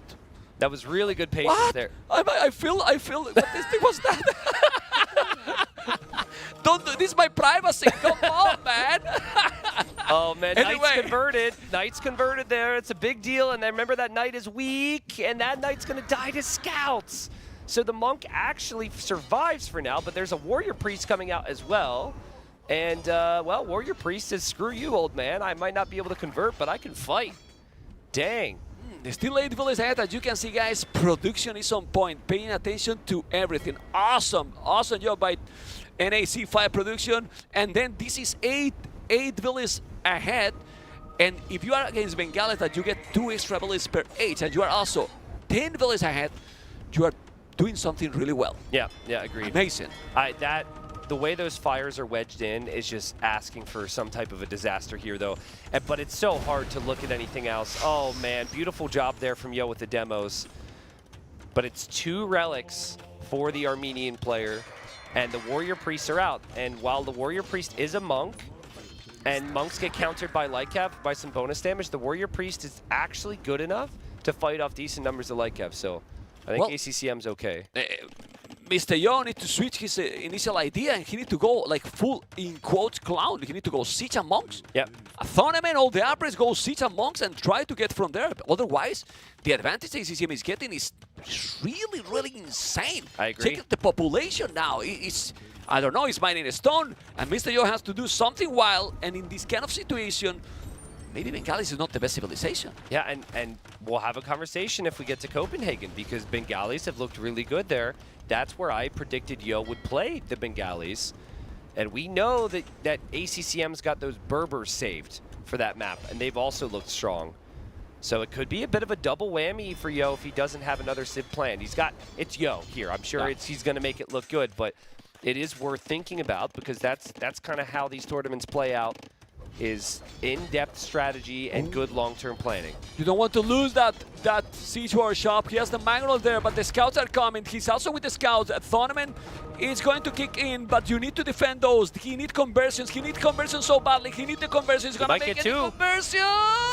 He got it, but he's going to lose the Monk, and he's now killing two Monks. Oh! He took everything. Finally, we wanted a demo, and he got a demo. He killed absolutely everything. Look at the population. ACCM should win the fifth game. Tristan. This is crazy, and we know he's had the eco lead, so he just needed to resist. He needed to hold from these monks and from the light cap, and from that dock that started it all in Feudal Age, he just had the perfect series of events. And as we are looking at Mem's chest, which is not at all what I was expecting to look at today. I love you too. The light cap can still kill monks, and ACCM should be able to drop a castle shortly. Oof! 88 population, 65. What a play there. He has also the stone to drop the castle, and if he gets the castle, he's gonna take everything, all the area. What Mr. Yo can do in this situation with 20 villages behind. You hope for a conversion or two. You maybe mix in some spears here, right? Because there's so much light cav. But like you said, 20 vills behind, and it feels like any of those ideas, as we see as replay, dude, this is sick, man. He killed first the monks with the mango, and it looks good. And then look at now the what the hell, man? Take everything, man. Take everything. Wow. Awesome play by ACCM. What a move there. He's gonna take the monk for sure, but population is still increasing more and more, and the castle is just happening and gonna take all the ground. Yeah. Wow. Yeah, it's a little risky because the light cap number's not as high here, and you don't want to throw away 20 villagers when you have a lead. But he knows if he gets that up, it takes away the monastery, it holds a position, and yeah, he did just kill the light cav. And I don't see a reason why you need to stop making light cav, because it's mainly monks from Yo. Yo is like basically doubled down on the same thing because it would take too much time for anything else. And Yo calls GG. ACCM's up 3-2. Man, 3-2. This was so smooth. That was so good. So good. The guy's play by insane. ACCM. Yeah, the guy's insane. Play here. I mean, he was so far ahead on water. He did a better job at balancing his eco and multitasking. Usually what happens in those scenarios is the player who has the better water engagements, they don't have the more resources collected because they've struggled in that regard. But ACCM was able to win on water, have the eco, and then made all the right decisions there in Castle Age. And now I look to the draft. Yo has Celts, Koreans, and Saracens. Yeah.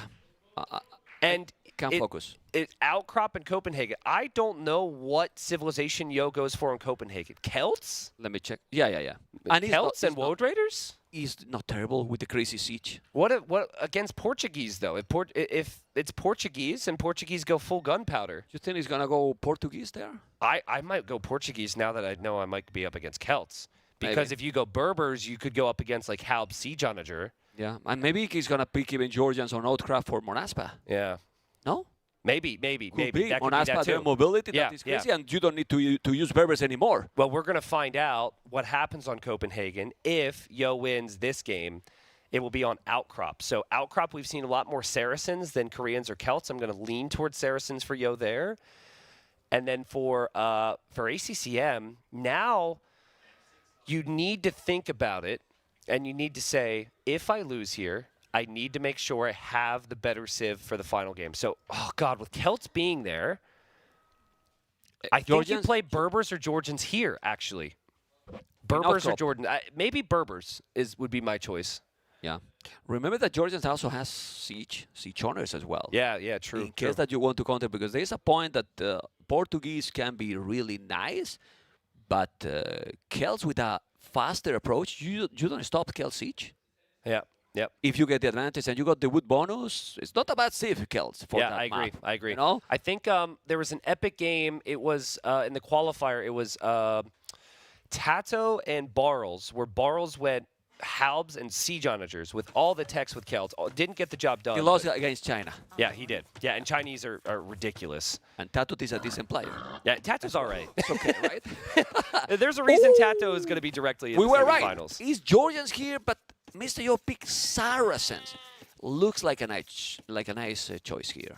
The Saracens, you know, a map that is wallable, you know, 3-2 here with the market, but you don't want to play greedy again because you can see how ACCM is, in my opinion, till now surprising me positively, playing insane with the aggression, more aggressive. Yes. That probably till now in the tournament, because we were expecting so super crazy long games, long cities. We're in game 6. Yeah, it's not being that long. Yeah, that's true. It's not being that long. Yeah, ACCM's been insane. And the other thing that's been impressive about ACCM, now granted there's only a 1-game difference here, but when Yo has been aggressive, there's been multiple instances of ACCM being able to just swat it away. Yeah. Right? Like the fortified clearing game, how many times have we seen Yo go forward with that castle and then just win from that position? And he couldn't. He's been incredible. Yeah, he playing really great. has. Playing great. Well, we can see here the Georgians, a special civilization like Armenians could be, right? And he's picking both civilizations now in a row. And this one is completely different. He has better economy. I will say that, well, in a different way, right? It starts with a middle card, but minus 50 foot. And, well, we all have seen the fortified charge also with the bonus. Then in the later game, the Monaspas, that can be crazy. But then a good civilization to probably counter those Monaspa can be the Saracens. Absolutely. Yeah, and I think the Saracens, they don't have your traditional eco because there's no eco bonuses, but the market is really strong. It's a cheap market. You get better trades when you're buying and selling resources, and players use that. In combination with the ridiculous camels, like I think everyone in this gaming house is in agreement that the recent change with the camels was ridiculous. You've got 145 HP available in Castle Age on Council Unit like a camel, which is wild. So you have that in combination with archers, and those archers shred walls. So, crossbow camel is a combination that I don't think the Georgians have an easy counter to, which is why ACCM should likely be more aggressive here. Okay, but the Saracens here, with that economy bonus, we want to see Mr. Yo to be more aggressive, and you can do it because the market Saracens is insane. I think he's going up now, and he's going to go up with 1 player more. That means that he's probably he's going up with the loom for sure, and we're going to see Mr. Yo POV. Yeah. Let's see the crazy Chinese player. Well, for now, he's just... Look at that mouse pad. That's an Age of Empires 4 mouse pad, right? Wow, it's they call the table. Yeah, I think that is an Age of Empires 4 mouse pad. Yeah, I think so. Nice. Cool. So. I don't think Yo... How much Age of Empires 4 did Yo play? It's probably just a free mouse pad, you know? Oh, my God. Okay. But, yeah, there's his POV, and here we've got ACCM. Little confusing for you guys. They both play as blue on their screens, but always it's understandable. Have you noticed? That always go LG, team colors, and they do it all the time. But, well, you can see the speed they have. That is absolutely amazing. Yeah. Back into the both POV. Remember that this map is not super difficult to wall, and this is why I also make the Saracens a little bit more dangerous. 75 wood to make the market only, and then with the economy that you can get from there, will you go aggressive or try to prioritize again the castle edge? It's tricky. I would say don't undermake army. Be aggressive, right? Yo, though, is so comfortable playing passive that he can do that. I think Yo, he shouldn't expect too much of an archer switch from the Georgians. Now, the Georgians are new, but still that feels a little awkward. So maybe Yo will just make like 4 spears, right?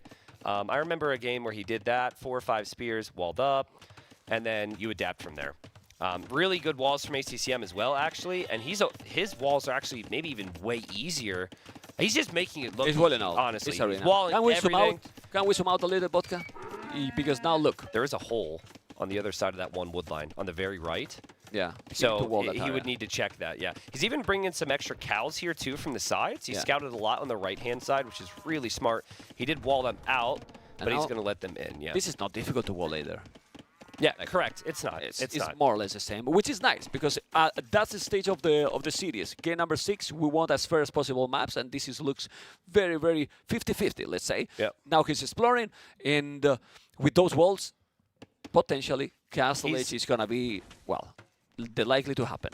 He's walling in Yo's scout into his base. Yeah. That's interesting because Yo would like this because Yo can make all the right decisions now. He might even be able to kill this villager as well. ACCM would never expect the scout to be there. And actually, he needs the house as well. He's going to get housed. Yeah. He's housed also. I think you could have quick... Oh, baby! No point. Who is this ACCM, man? ACCM. He's on fire, really. Wow, that was beautiful. That's not easy to do. And like we said, you could have got pop-capped and lost the villager. So we'll get a replay on that one at some point here soon. Those cows are still waiting to come through. Meanwhile, ACCM just passes right into Yo's base with 3 scouts, and 3 scouts can definitely do some damage here. Yeah, well, he has also a scout, Mr. Yo, but probably out of position. He's not well there. He's doing now the mining camp. The scout is going to die. No, he reacts properly. There's 3 scouts that he's going to try to pick a villager, but he's going to take it. That's a Deadville. Yeah, there's no... Yo is not a quick waller. He won't even try. Yo will just be happy he's at least taken some HP off. He never tried. No, he's never not. tries. You gotta be honest. You gotta be honest with yourself sometimes in life, man. You know, like I still feel like maybe I could just be really good at a sport if I committed a year or two to it. But I'm 30 now. It's like I'm not gonna blow out a knee and then. Well, look at this. He's going back now. He's going. Boom, boom. There you go. That was beautiful. Yeah, that's gonna be a little frustrating for Yo because that was a freebie right there. And, dropping 3 scouts. Hello. Okay. So much for Yo not being able to quick wall. We'll need another replay in queue there. I prefer this than the villager kill. Well, Well, yeah. He took 3 scouts. Yeah, he took 3 scouts. Yo also did, spend some wood on that too, which he can't get back. And look at that. That scout. ACCM knows that scout is there. This scout's like, please don't move. No. Oh, yo. What? Did he lose it? And okay. Sometimes the noise from the spearman, the noise and the animation from the spearman does not match the actual damage. So I think we can see that one. We can definitely see that. There you go. And we have this no Leopard now trying to help Mr. Yo. So, Mr. Yo, that he has a market at home. Can we check vodka? Yeah, well, don't need to check. He sell already all the resources. Yep. So he sell the stone, he sell everything. He's trying to go up. He's doing the blacksmith, but without selling anything. Check ACCM economy. Who is this guy? Yeah, really good resources, really good balance. Man. And I think the extra cows did a lot here, but, man, he's got no scouts. And Yo already switched to archers. Yo's piling on pressure here. He will get hit by the spear there a couple times, but still 3 scouts will remain, and ACCM will need to defend from this. I actually think it's good for ACCM, though, that the archer showed up when it was just like 1. He gets time to think about this now, so he should be okay. Yeah, he should be definitely okay. He doesn't have too much. ACCM is about to click up in a moment. The scout and the archers are trying to break the palisade, but he's just doing the archery range right there. I think this is open. I think there's a hole as well. Maybe it's a hole. Maybe no, it's another tree. Maybe it's another tree, yeah. I imagine he would have checked. He's up faster at the end. Well, by 5 seconds, but without the stone. Doing now double archery range, and the problem here is that ACCM has no army. Yeah. No army at all. And then he's going to keep the pressure on Mr. Yo. Do you think Mr. Yo is going to come forward? Seems he doesn't have a stone. I think he'll just buy it back. Yeah, it's silly as it is. I think he just buys it back. These are Saracen archers, so they can help out against buildings a bit faster. The scouts are strong, but yeah, ACCM's at its skirms. I think Yo might go... Oof. Even Cavarches at He's some point? Boom. Can we actually see Yo's Fog of War for a second? Okay, so he's going to scout the right, and he's going to scout the left. The right is probably to deny TC. The left is to look for his own. So I think Yo will go to the left for a TC. ACCM, I'm not sure on, but I know he scouted some of the right. We could see his Fog of War here too, to know where ACCM... Yeah, so ACCM will absolutely expand for town centers more to the right. He's got a gate there. But unit-wise... you're scared to make knights if you are ACCM right now because you're up against the Saracens. It could be really tricky. Yeah, you don't know because his opponent has a stable for sure. 3 scouts, 6 archers, but right now Mr. Yo went away from this area. This is very smart for ACCM. He brings the attention for the archers with that spear. He's on the right with so many, well, it's not so many. 4 villages only. He's going to make a TC. Yep. And imagine if he could deny that one, but there's no army on that area. Yeah, I think Yo, because of his army positioning, should know, though, that any TCs absolutely go up on the right. He's going to be on the left. Crossbow upgrade. And now Botkin, he's still using the market quite a lot. Yep. You can see he sold 200 wood, so he's not prioritizing definitely the boom now. He's going for the army. Saracens are insane, dude. Yeah. Like, before the camel buff, they still had 10 more HP on their camels, and their crossbows were good. 140 HP now is nuts. And the crossbow timing is deadly here on its own. He's gonna break in here. Like, maybe not on that spot, that if he moves, the palisade is gonna melt. He's really gonna melt against crossbows with Botkin. You guys gonna see Saracen's bonus against buildings. It's just crazy. It's just crazy. People gonna say, nerf. Let's see. It's broken. It's broken. We will see if he's gonna be able to break in, but he knows. He knows, that's and so he's good. doing as much as he can. Siege workshop, the house, because he knows that you can kill that in That what? is so good. Few seconds. That is so smart. Like, he had to do that all ahead of time, knowing that ACCM would move. Man. Now, he might be a little bit worried about this because of that house foundation. Yo is definitely making him sweat. You can't pop the Scorpion out. Is he going to put it between the houses? No. Okay. You can't pop the Scorpion out on the other side because the scouts are there. And, yeah, Scorpion in the end. Velair down. Back. You need to be careful now. He's going to break in. He can't because he's coming. There is a knight. The knight is going to have going to be a lot stronger against that. He's trying to break in. The thing is, if he break in, ACCM has nothing. Are there knights from ACCM on the left side right now? Is he looking for the TC? Oh, those were cows. I mean, that would be so clutch, right? Yeah. To defend with the siege.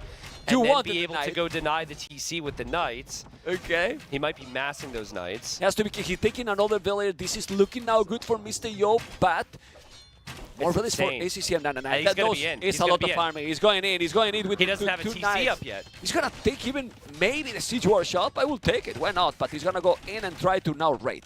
You got the knights. Try to deal with the siege with the knights. He's killing a villager here. No, he didn't. He's on point. ACCM is just hoping for Manaspa. That's the unit that everyone's getting excited about. It is busted, but it's like, do the Georgians have other options in the early game? It doesn't feel like ACCM's had any faith that he can do anything else. He stopped the skirm production. He never went for elite. Never tried cav archers or anything along those lines. And that Scorpion is going to go down to the knights there. Beautiful play from Yo as we get excited, Mem, for a potential 7th game. Let's see, because now he's finally adding the second TC on the left. Surprisingly, ACCM is still ahead in the list. Why? Because he has 3 TCs quite faster. Those tanky camels finally appear, and the camels will eat those knights. He's coming with another Scorpion, but that Scorpion, no, he canceled. Yeah. He didn't cancel the Scorpion. He see that the Scorpion is useless here. I cannot do anything with it, but he's still denying so much economy. It's not only sometimes what we see in captures, right? The numbers, is the efficiency as well, and a lot. Economy is now idle. Look, 9 idle. So this castle's going to come, right? This isn't going to break ACCM. He's going to be fine. The fortified church fires arrows, so it does protect you. You do have to garrison though soon, if you're ACCM. But when you get the stone for this castle, Mem, where do you place it? Do you place it at? Oh! Not anymore in any place because the Chronos are in the hell, literally in the hell. He take everything, and the knight's gonna kill now the Mangrel. But man, what happened with the Badaboom? It didn't happen in the start, but now Badaboom was all the games. Okay. He took everything. I mean, and ACCM's been finding the Badabooms, right? I think he's been the one. Where do you place the castle, though? Still a question, right? I think you could place it a little bit more aggressively now. Sick. Well, it was very damaged already, those archers. For some arrows, you know, but still. Oh, if he find this. He didn't see it yet. I think he did. He knows it's there because he had the scout, so he knows it's there. Those villagers were on hunt. Okay, didn't kill anything. So you don't drop the castle there. That makes the decision for you. You drop it there if you have a suicide wish or a death wish. You don't want to drop it there. Think dropping it at home would make sense because you need more units right now if you're ACCM. And you need the unit. I think the strongest unique unit in the game right now in the Manaspa. Amazing series. Amazing series so far. Game number 6. This is round of 8. Best of 7. NAC 5. Taking 1, 2 villages. It's already total 6-1. And It's impossible to cast when you see Daut like this, you know? Anyway, look at the castle around the TC. That's not the greatest castle. Is he going to try and get a good view over the edge of the Earth here? What is that? Well, he's worried he's going to lose the TC position. But I think it's fair to say that things have not gone fully according to plan if you have to build a castle on the edge of the map. Yeah, that's not good. I mean, Monaspa can be great as well, but yo, 2 villages ahead. With Will Baron Bozo, so 2 economy average ahead as well. Be careful, be careful, be careful. Oh my god, that hit. Well, it's downhill. That's the only problem now. It's gonna split. Oh, that's beautiful. It's a bad day to be a monk. It's a bad day to be a monk. It's a bad day to be that knight. It's a bad day to be a unit in Age of Empires, you know, basically. But and it's a great day to be a caster. That's for sure. Let's see the knight. Let's see the crossbows. He's gonna be able to do the job here. Well, he's still disturbing quite a lot of idols all the time. Look, 9, 10, now 2, okay, but still raiding. Mr. Yo has the pace of this game. He has the initiative completely. He does. But I am impressed. I mean, that's impressive from Yo to see that. But I'm impressed that ACCM has been able to find himself out of this. And Yo's a little uneasy about engaging against that siege and the monks. If he goes in with the camels, they'll get converted. And he doesn't have the hill right now.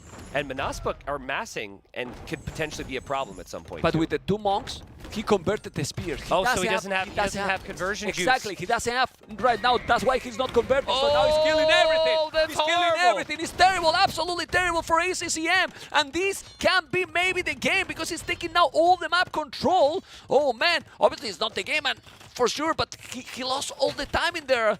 Oh, that's beautiful micro as well. Look at that from Yo. He took all 3. And what is this castle going to protect, man? What is this castle going to protect? This castle's not going to protect anything. And, you know, it's also not really the best spot to be producing military units from either. You have to run right up the hill. Yo can, with those crossbows and with his siege, push that TC if he wants. Easily. But he seems more interested in just preventing ACCM from expanding. That is why he's switching sides. And there's a counterattack from a couple Monaspa and Skirms.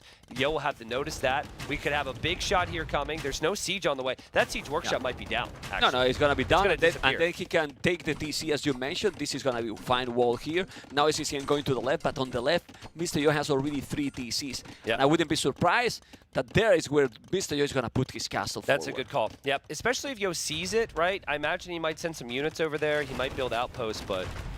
yeah, Saracens are just ridiculous. Just look what he has here. Just ridiculous. I mean, 4 mangonels, archers how many? 20 archers. Now he knows that he's coming also and he's discovered on the left, but he's even using the market. The game number 7 is closer. We feel it. We feel it and we hype for it. Yeah, I don't see how you save that TC. Those villagers need to build a mule cart and move somewhere else soon. ACCM just hoping to complete the wheelbarrow upgrade there. Yeah, he's just doing a mule cart there, just to use the village doing something. Yo's gonna build up some camels to deal with some Monaspa. There really haven't been a lot of them. Down goes the TC. Yeah, with this castle there, is that his corner? Yep. Doesn't have any map. Yeah, it's just tough, man. It's just like trying to get to a castle for your unit production is so tricky.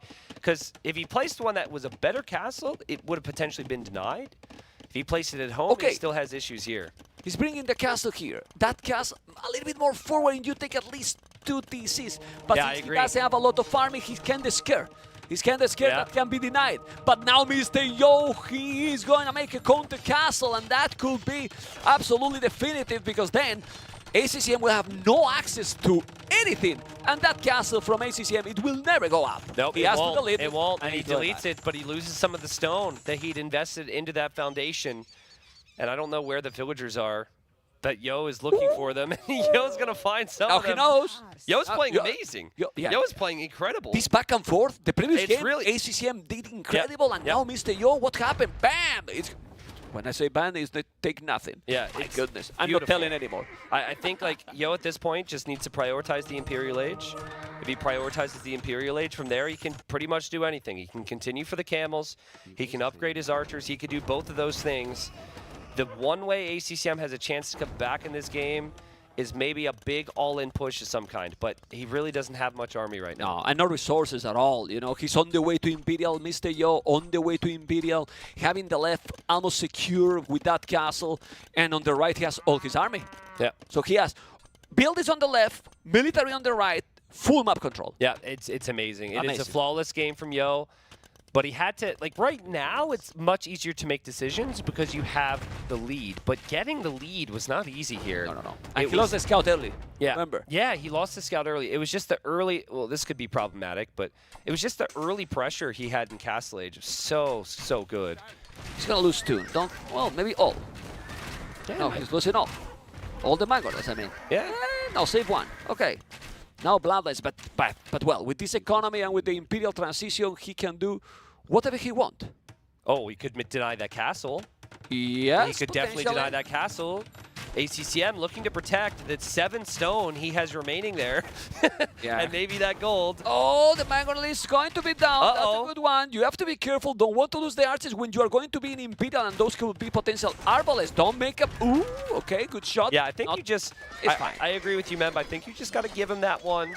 Go back. Don't take any risks. Yeah, but I mean they're insane. So since they're so good, they're gonna have confidence they can maybe stick around there.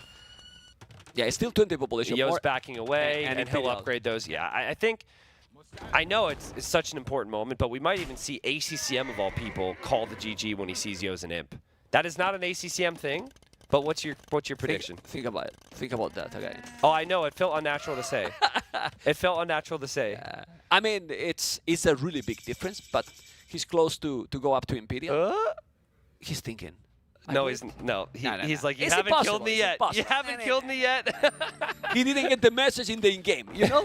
Okay, let's see now. Mangonel down. He's going to take the order. It is down. He has no army, and he has now a castle on his face. There's no way that he can come back. Well, it's ACCM, and he's on the way to Imperial, and he's only 7 villages behind. But Saracens is amazing against this as well. I would love, yeah, I think Mameluke should kill everything Georgians can make. Yo could still go Arbalest, could still go Heavy Camel. He made a few Mamelukes, though, which makes me excited. And Mamelukes are really good. Elite Mameluke. I think it makes sense. Elite Mameluke upgrade. I want to see it. Yeah, let's do it, Yo. What else are we spending our resources on? He's not getting blacksmith upgrades for his archers or upgrading his archers out of the range. Stone Mine upgrade, Stone Mine upgrade, doing all the upgrades. You know you're in a good spot when you can have 1,000 on your res and not spend them, and you're still completely fine. Normally you're under pressure to spend them. He's going to go Arbalest, I think, then do Chemistry as well. Make all the upgrades. He's going to take the Mangonel there. And, well, we need to save some energy, Tristan. Some energy, because I feel that the game number 7... that it's going to be sick. Yeah. It's going to be sick. What map was? Imagine, it's the what only... map was? I forgot. Copenhagen. Ooh. It's the only map with kings. And these players are going to be desperate. These players are going to be so freaking desperate. In that map, this is where they never will resign till they don't find the king. Like, you know what I'm dreaming of. I'm dreaming of, like, the sneaky snipe. Yeah, dude. Like, okay. Elite Mameluke. There you go. Wow. Elite Mameluke happening.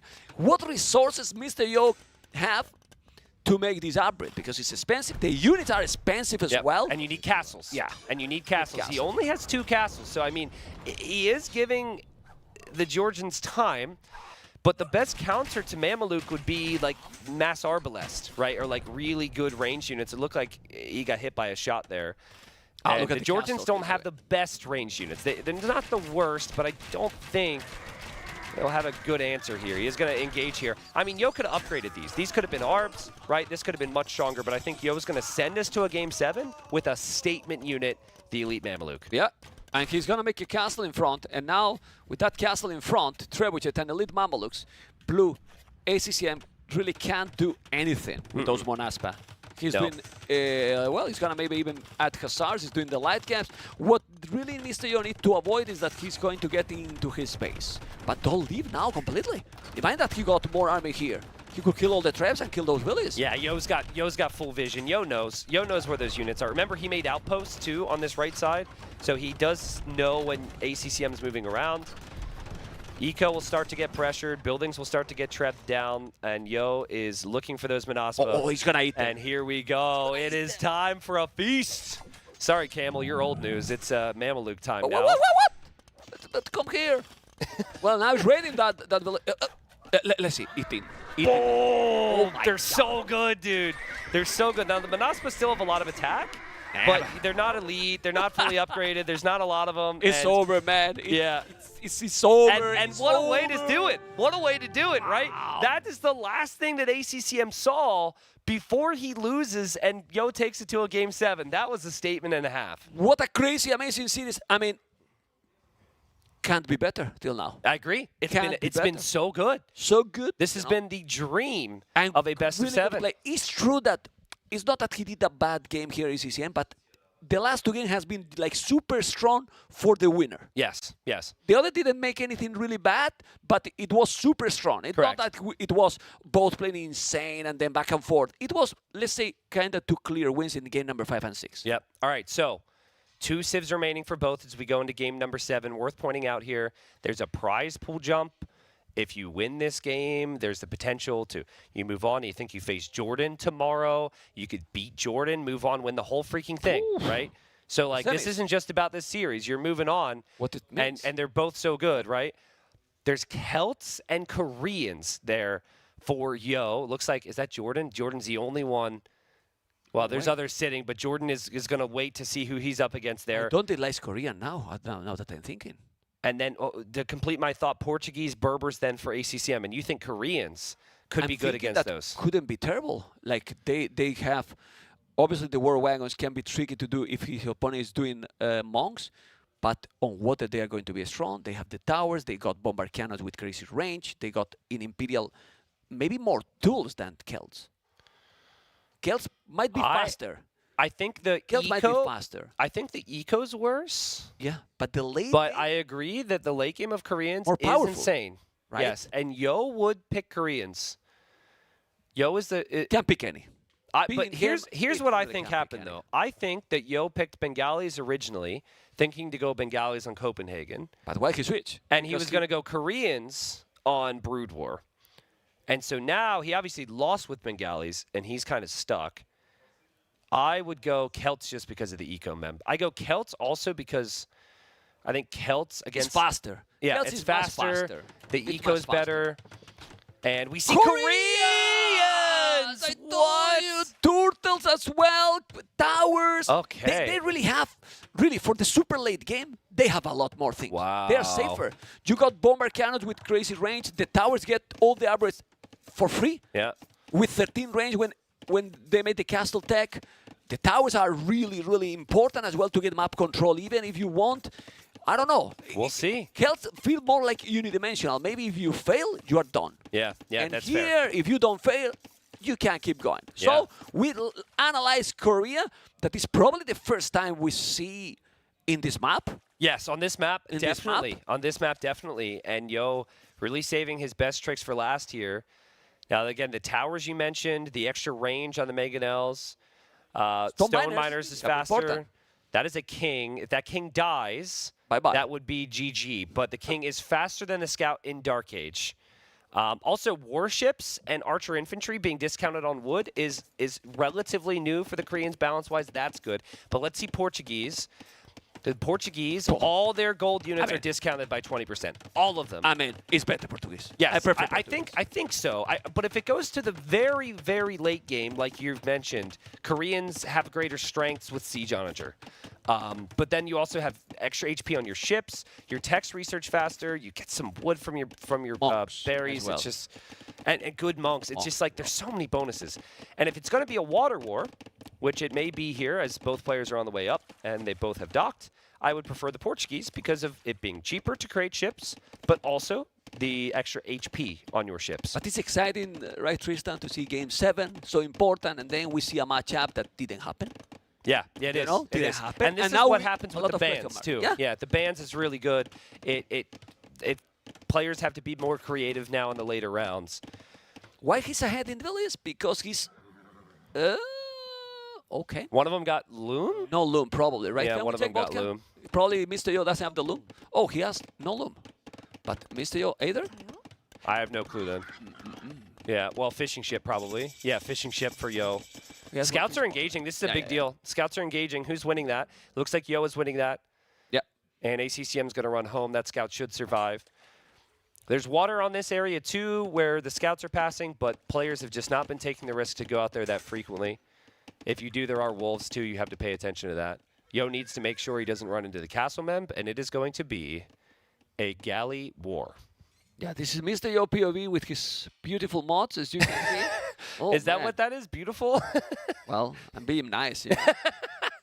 Do you notice his boar as well? Is that the Minecraft boar mod? When you look next to his TC, he'll go to his TC again in a second. I'm sure he has some mods from League of Legends.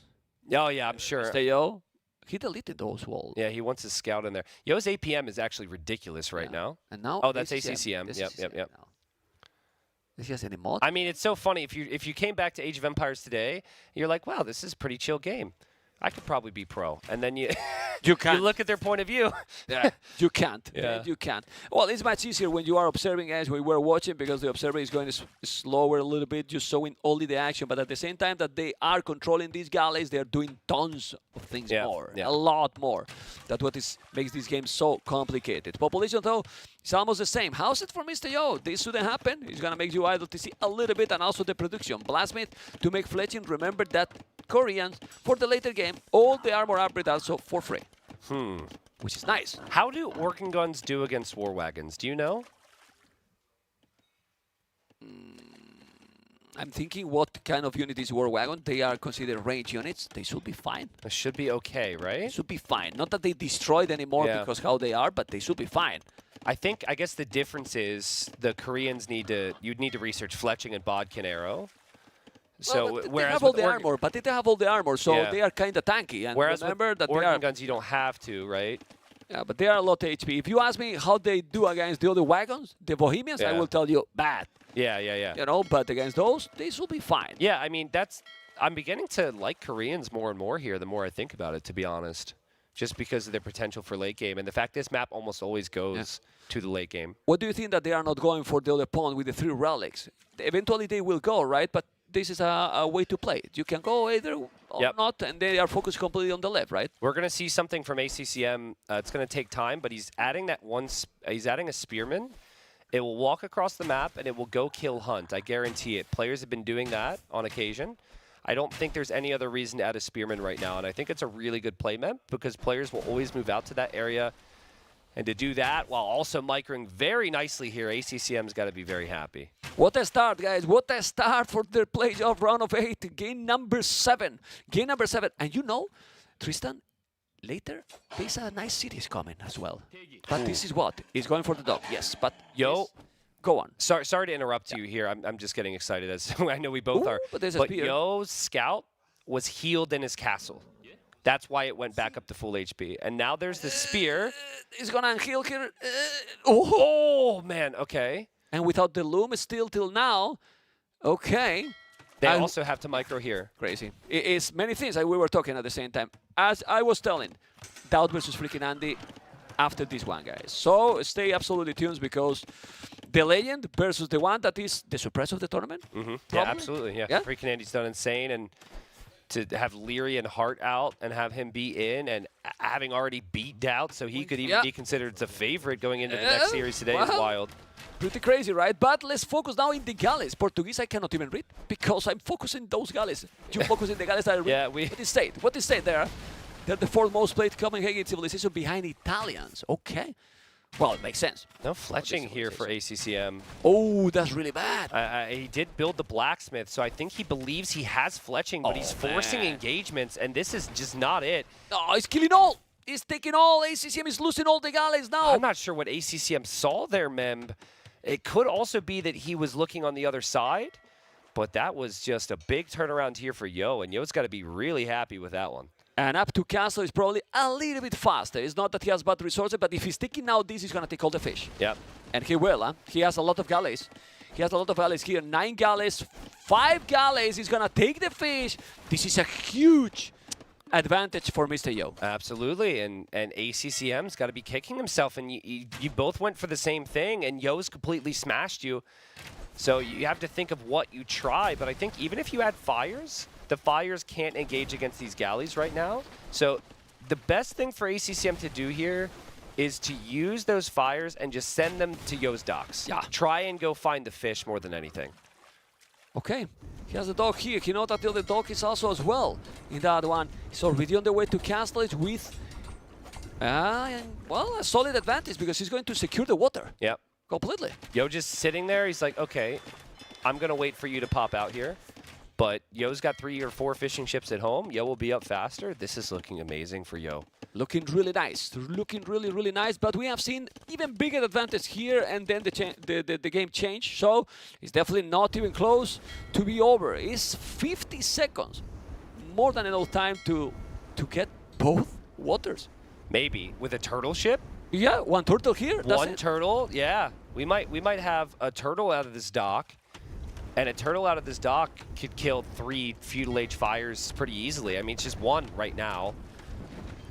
Yeah, and he still has I'm getting excited about this Koreans pick. Like, Yo had to really think about this against any established meta. He got it, and now he needs to go away. He's going to lose that galley. No, but his micro, well, he's going to take it. Remember, Portuguese more HP in the galleys, and he's still taking the battles. Yeah. With more HP, you know.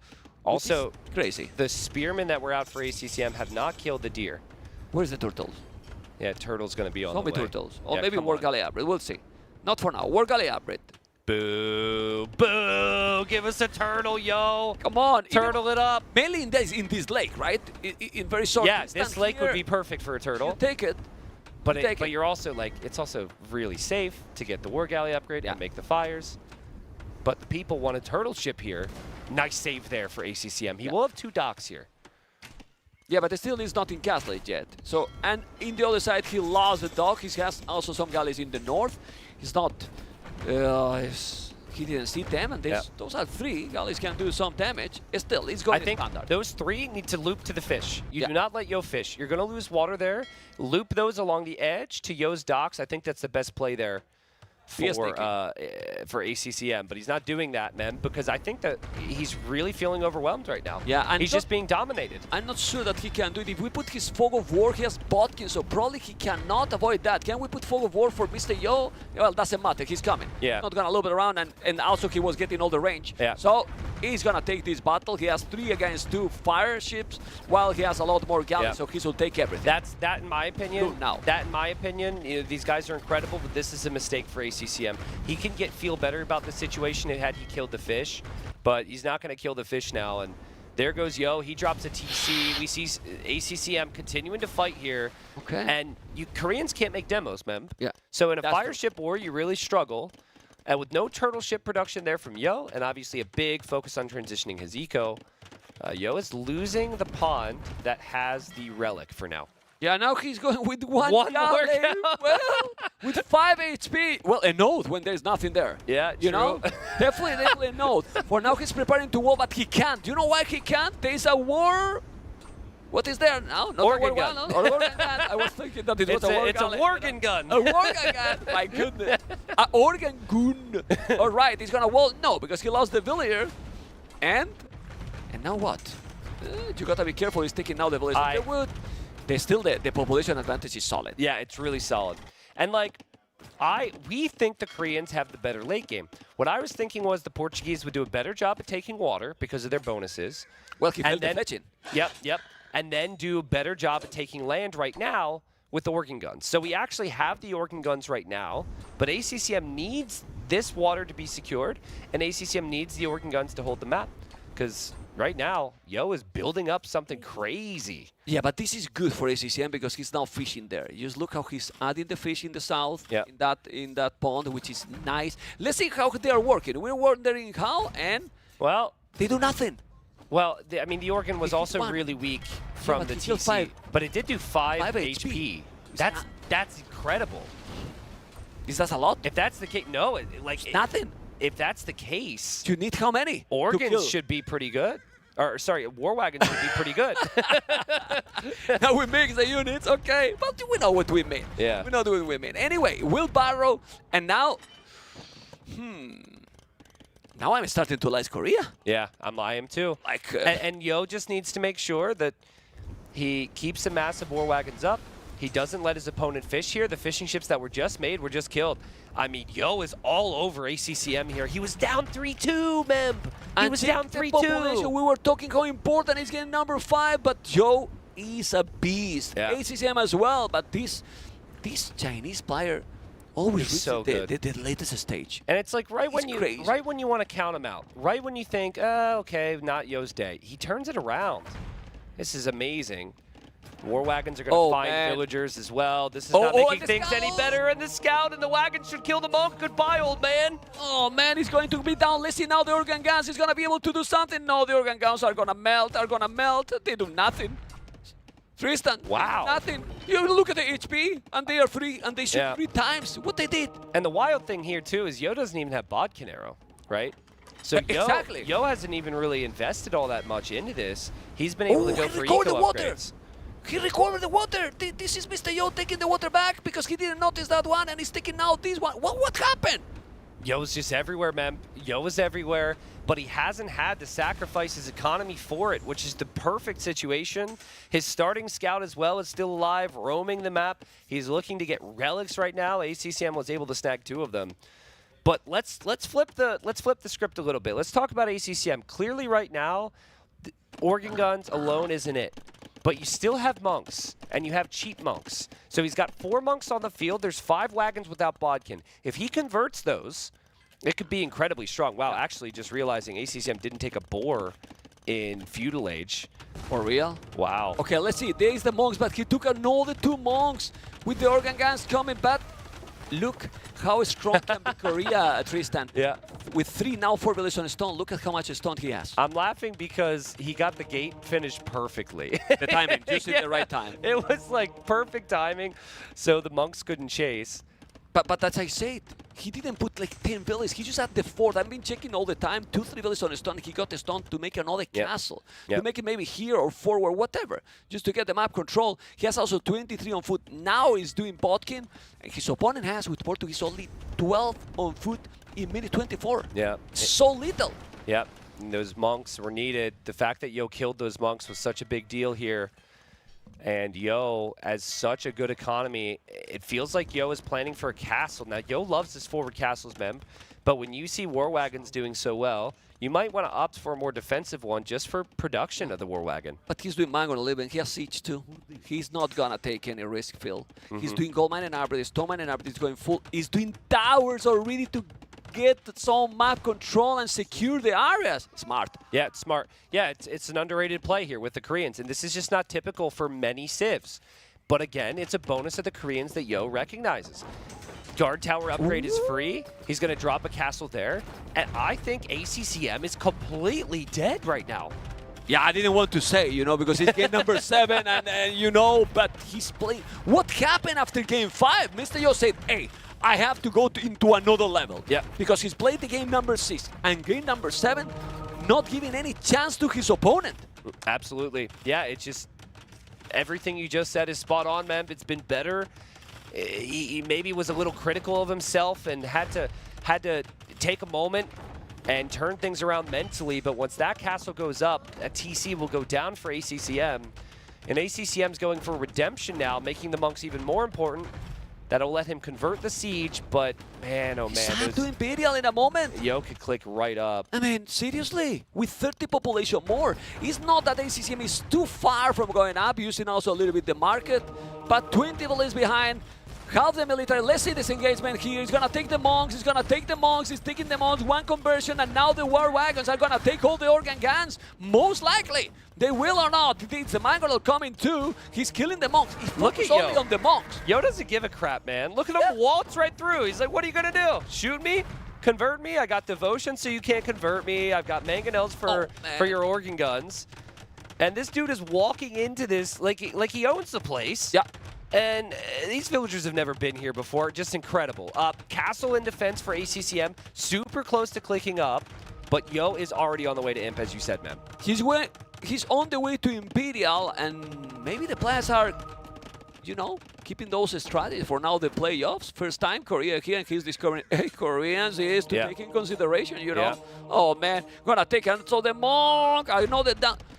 Check the KD, please. Yeah, it's 50 to 25. I mean, it's not good. It's not crazy. good for ACCM. It's crazy. And it's like, listen, your gold units are cheap, but at what point can you look at your losses and say, this hasn't been cost effective for me. Yeah, I man, think it's we've ridiculous. reached that point, Well, right? also the units from Korea, except Siege, if I'm not mistaken, it's cheaper on wood. You can see what Mr. Yo make, and now Ballistic Hand is missing some upgrade. No, He has he's on the everything. way with everything. I mean, everything. Yeah, I mean, Economy, he could, all. And then if he gets this castle down, man, he could win the game with trebuchets. Yeah. 3 trebuchets there in the front to push the main castle from ACCM. ACCM needs to stop this, but I'm still just not seeing it. Like, I do not know if he has enough. He has enough to force a fight, but it's never enough to win the fight. And even if he wins the fight, he's not going to have time to stop that castle. Redemption monks go for the conversion. Will the monks even convert it? They do. Converted one, but that castle is gonna be up. He's taking the monk. Now he's gonna take the mangonel. Those wagons, and it's not that many, are just absolutely tanky, really insane. And ladies and gentlemen, we don't know what ACCM is gonna do when he sees that his opponent is gonna reach up Imperial in 7, 6, 5, 4, 3, 2, 1, 0. Imperial Age. He's gonna call it or not. He's gonna try because he's the decider, but at least he's denying this castle, but for how long? It's crazy advantage for Mr. Yo. Yeah, you can't call it here. This has been 3 to 4 hours, right? And the king. You have to try, and Let's there is see a the king. king. Now, it's going to be basically impossible to get to that king, but the positives here is, while the wagons can get more range and the wagons can get stronger, the monks get up to 12 range now. So monks are actually more viable defensive choice against wagons than they were over the last, like, 10 minutes. So you try that, Mem. And then through chemistry, if you can hold with cannons, maybe eventually you stabilize. But being down 40 villagers, it feels like he's going to have to make sure every monk, every cannon just gets the perfect engagement. Convert all the time. Like, he has to convert all the time. As you say, look at the tower here. He's keep tower, and he's doing towers all over. Yeah, and now, unique tech now. So the towers are going to have extra range. Of course, the keep upgrades comes in for free with Imp as well. Again, Yo using every Korean bonus possible, except for the turtle ship, but this guy knows his tech tree. Yeah. Well, maybe he's just missing now Onegs or Siege Onegs. I put this in quote because you don't want to do it when your opponent has redemption. But doing these towers, having the trebuchet coming, he needs a tower because the monks are going to be annoying, and village inside, you kill everything. Yep, and it's sad. It's like ACCM converted wagons, and now they don't do anything for him. It's like, I've been scammed. Yeah, it's not a lot more army from for Joe, but, well, maybe cool though, even if they are not the greatest, just light caps. Yeah, these Maybe, towers. I mean, Korea, just go light caps to kill those monks. Yeah. And that's it. These towers have completely stopped the monks. The monks were supposed to be a threat here, but the monks can't move in to take out anything and convert anything because they're outranged by the towers. The last upgrade he was missing in the towers, arrow light is there, castle is down. The other castle on the right is probably going to be down. I believe that maybe some bomber cannons to finally take those trebuchet will be also good, because in a trebuchet war you know that the accuracy is not the best, but he's going to commit now with those masonry as well to hold even longer those buildings. And he's taking the monks. And the trebs, man. The trebs are going to go down as well because there's a bombard cannon on that left-hand side, and the monks are completely out of position. ACCM has lost both of his castles. ACCM is below 100 pop, and I'm sure he knows it's probably over now, and he calls the GG here. What a series. Yo will advance to play Jordan tomorrow. Look at these two. They are like, oh man, they have been practicing the whole week together. It was looking that ACCM could go through. Yeah. It would be probably an upset, I will say it. Remember that he is Mr. Yo. It's Mr. Yo invited for a good reason, top 4 the last edition. Yep. But Mr. Yo at the end is increasing the level. We were talking the whole day. Yeah, absolutely. Incredible. Yeah, and Yo really saved some strats near the end there. We had not seen Koreans on Copenhagen. We had seen other civilizations, and I think ACCM will be happy that he played his best Age of Empires today. I think for a player, if you're going to lose, you want to play your best. ACCM, he had a better performance than he did in an AC4, and he's not going to be disappointed to lose to his buddy Yo, who we're going to interview, Memb, here in just a moment. However, Yo has just... Okay, I thought it was a smoke break situation because they're smoke break buddies. But we'll get them here in just a moment. But what a series. Next series could arguably be better. I see the players walking around right now, guys, and it will be FreakinAndy versus Daut. And should be an unbelievable series where Andy beat Daut 3-2 in the group stage. And Daut will have a chance at redemption. We'll take it away. We'll have Mem do the interview. We'll send it over to them now. Mem interviewing our winner, who just dropped his microphone. I hope it still works. Mr. Yo. It's all good. It's all Sorry good. about that. Mr. Yo, congratulations, man. Thank you. Man, this series has been a little bit like the tournament, starting a little bit slower for them. Your best Age of Empires in the last 2 games is, better and better during the series. Yeah, yeah. Do you feel that way? Yeah, yeah.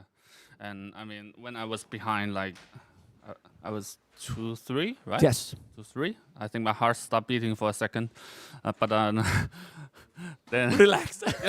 well, I felt the pressure, you know. You felt? You Yeah. felt the pressure there, Yes, right? Yes, yeah. Okay, I think we might. Because it's playoff, you lose, you go home. You go home, and he was playing great. Yeah. Was having play. We're gonna analyze the games. I'm sure that you're gonna see the games now. But we will talk about your goals. But this is game number 1, and we have Hans versus the Mayans. Yes. How do you feel in this matchup here with the Mayans? I actually improvised this. I never planned to use Mayans, but in the last second, I just thought Mayan could be a good choice. And of course, the early laming is perfect. Like, I stole tons of ships and killed a villager, which is huge. Yeah, and the Hans really has to play perfect to beat the Mayans, and mainly in the late game, no?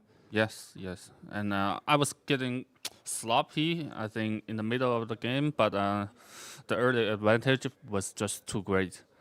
Okay, there was any moment that you were feeling like I can have a problem, because there's a moment that he's massing a lot of camp arches, but camp arches against the Eagle doesn't feel great, right? Nah. You were fine. You were confident the whole game here, no? Yeah, yeah. Okay. Well, we're gonna see that here with the Eagles, and then when you make 100 HP Eagles, you need paladins. Yes. So, yeah. No matter how many cavalry archer you got, there's no way you can stop the eagle with early auto. Okay. Why you improvise the Mayans? You were not sure about the other maps? I was going to pick Celts, I think, according to the original plan, but I don't know. I just gave up at the last second. Okay. Okay. This is how you planned your games in playoffs in the last second? Yeah. Okay. Okay, well, if you surprise yourself, maybe you surprise the opponent, right? Yeah. Okay. This is game number 2. That is fortified clearing here. Okay, in fortified clearing, when you see that you have, well, I don't know why we're back into the Mayans, but it will be back now. Okay. When you have poles and you see that your opponent has, if I'm not mistaken, Hindustanis, how can poles beat it that They don't. Hindustanis? They don't, right? They don't. So do you think you can do something else than what you did? I think there is a small window when I can switch to arbalets, maybe. I could have a little bit chance, but nah, I don't think so. Nah. It's impossible. Even if you try to raid, because you were trying to raid on the left, on the right, Yeah. but you could never stop the initial push, right? Yeah, that's the sad part. Like, when you go into the game, the minute I see the ships, I know it's over already. It's frustrating, right? Yeah. Okay. And you have to keep trying, just waiting for ACCM to make some deadly mistake, which he didn't. Okay. When you saw this matchup, you even thought like, oh, I should have picked this. Did you think something like that? Like, I should have picked another? No, there was a draft mistake, but we will talk about it later. Okay. Not this game. Okay. Well, this game already, like, you tried to make a big push. He did something good that he wasn't greedy and take your castle down. Do you feel that here, I mean, yeah, what you can do against that, right? Nothing. Nothing. Exactly. For that, I wanted to talk about the things, because this game, what we can say, is impossible, right, Mr. Yo? Yeah, it's the 1-1. And he didn't even make the Imperial Camels. Imagine if he's doing Imperial Camels as well. Okay, we have now game number 3. Game number 3, I want to ask you, why you go so greedy? It's not better with Aztecs to go, this is Graveyard, if I'm not mistaken. It's not better to go more army? Let's say I never see ACCM going forward with tower before. Okay. So that was kind of, too greedy and didn't work out. Okay. Yeah, that was the main mistake probably in this game? Being greedy? No, the mistake is this game. You prefer to move to the game 4, Oh, right? no. Actually, it's game 5. Never mind. Okay. Let's keep going. Game 4. We have here Gujaras versus Byzantines. Byzantines is better. Yeah. Are you surprised about Gujara's choice? No. You think that is a good one? I think ACCM could thought I was going for a Saracen. That's why he is picking Gujaras, I think. Okay. You were up to Imperial much faster, but I remember some raiding in your base that you dropped your economy dramatically. Were you at some point worried about those Sivansa riders that Yes. maybe it could be back in there was a moment you were like 110 population in Imperial, but he was 170 in Castle Age with all this raiding. 70? You mean 170, his population. pop? Okay. When he was raiding you, but he committed a lot and then you stabilized. Yeah. Okay. Do you think then that Byzantines is the right choice here? Yeah, it's way better safe. Way better, right? In this map, at least. I mean, it's all about the Imperial Age timing, right? Because you will always have the castle forward against the other castle, so it's all about the trap war. Yeah, and then you need to get the gold areas. Yeah. Is the main thing here, right? Is the main thing here. And Well, Byzantine has decent army against basically everything. yeah, but this is the scary moment, right? Yeah. He's coming here, and then you trap him, okay, but then he was raiding all over. I don't think I have trapped them successfully. Okay. But Mr. there's Yo. nowhere else he can go on. Okay, when they finish the games, I want to ask you something. Hopefully you answer. Not now. We're going to focus in the game. He's going to go with the camels. Game number 5. What you wanted to say about this game? I didn't... I wanted to ban this map. So I misclick. I clicked to something else, I think. I wanted to ban this. I knew it was going to be ACCM's home map. One of his home map, at least. Okay. So that's a big mistake. Okay, you know that he played really well then here. Yeah. In this one. Okay, and what happened then?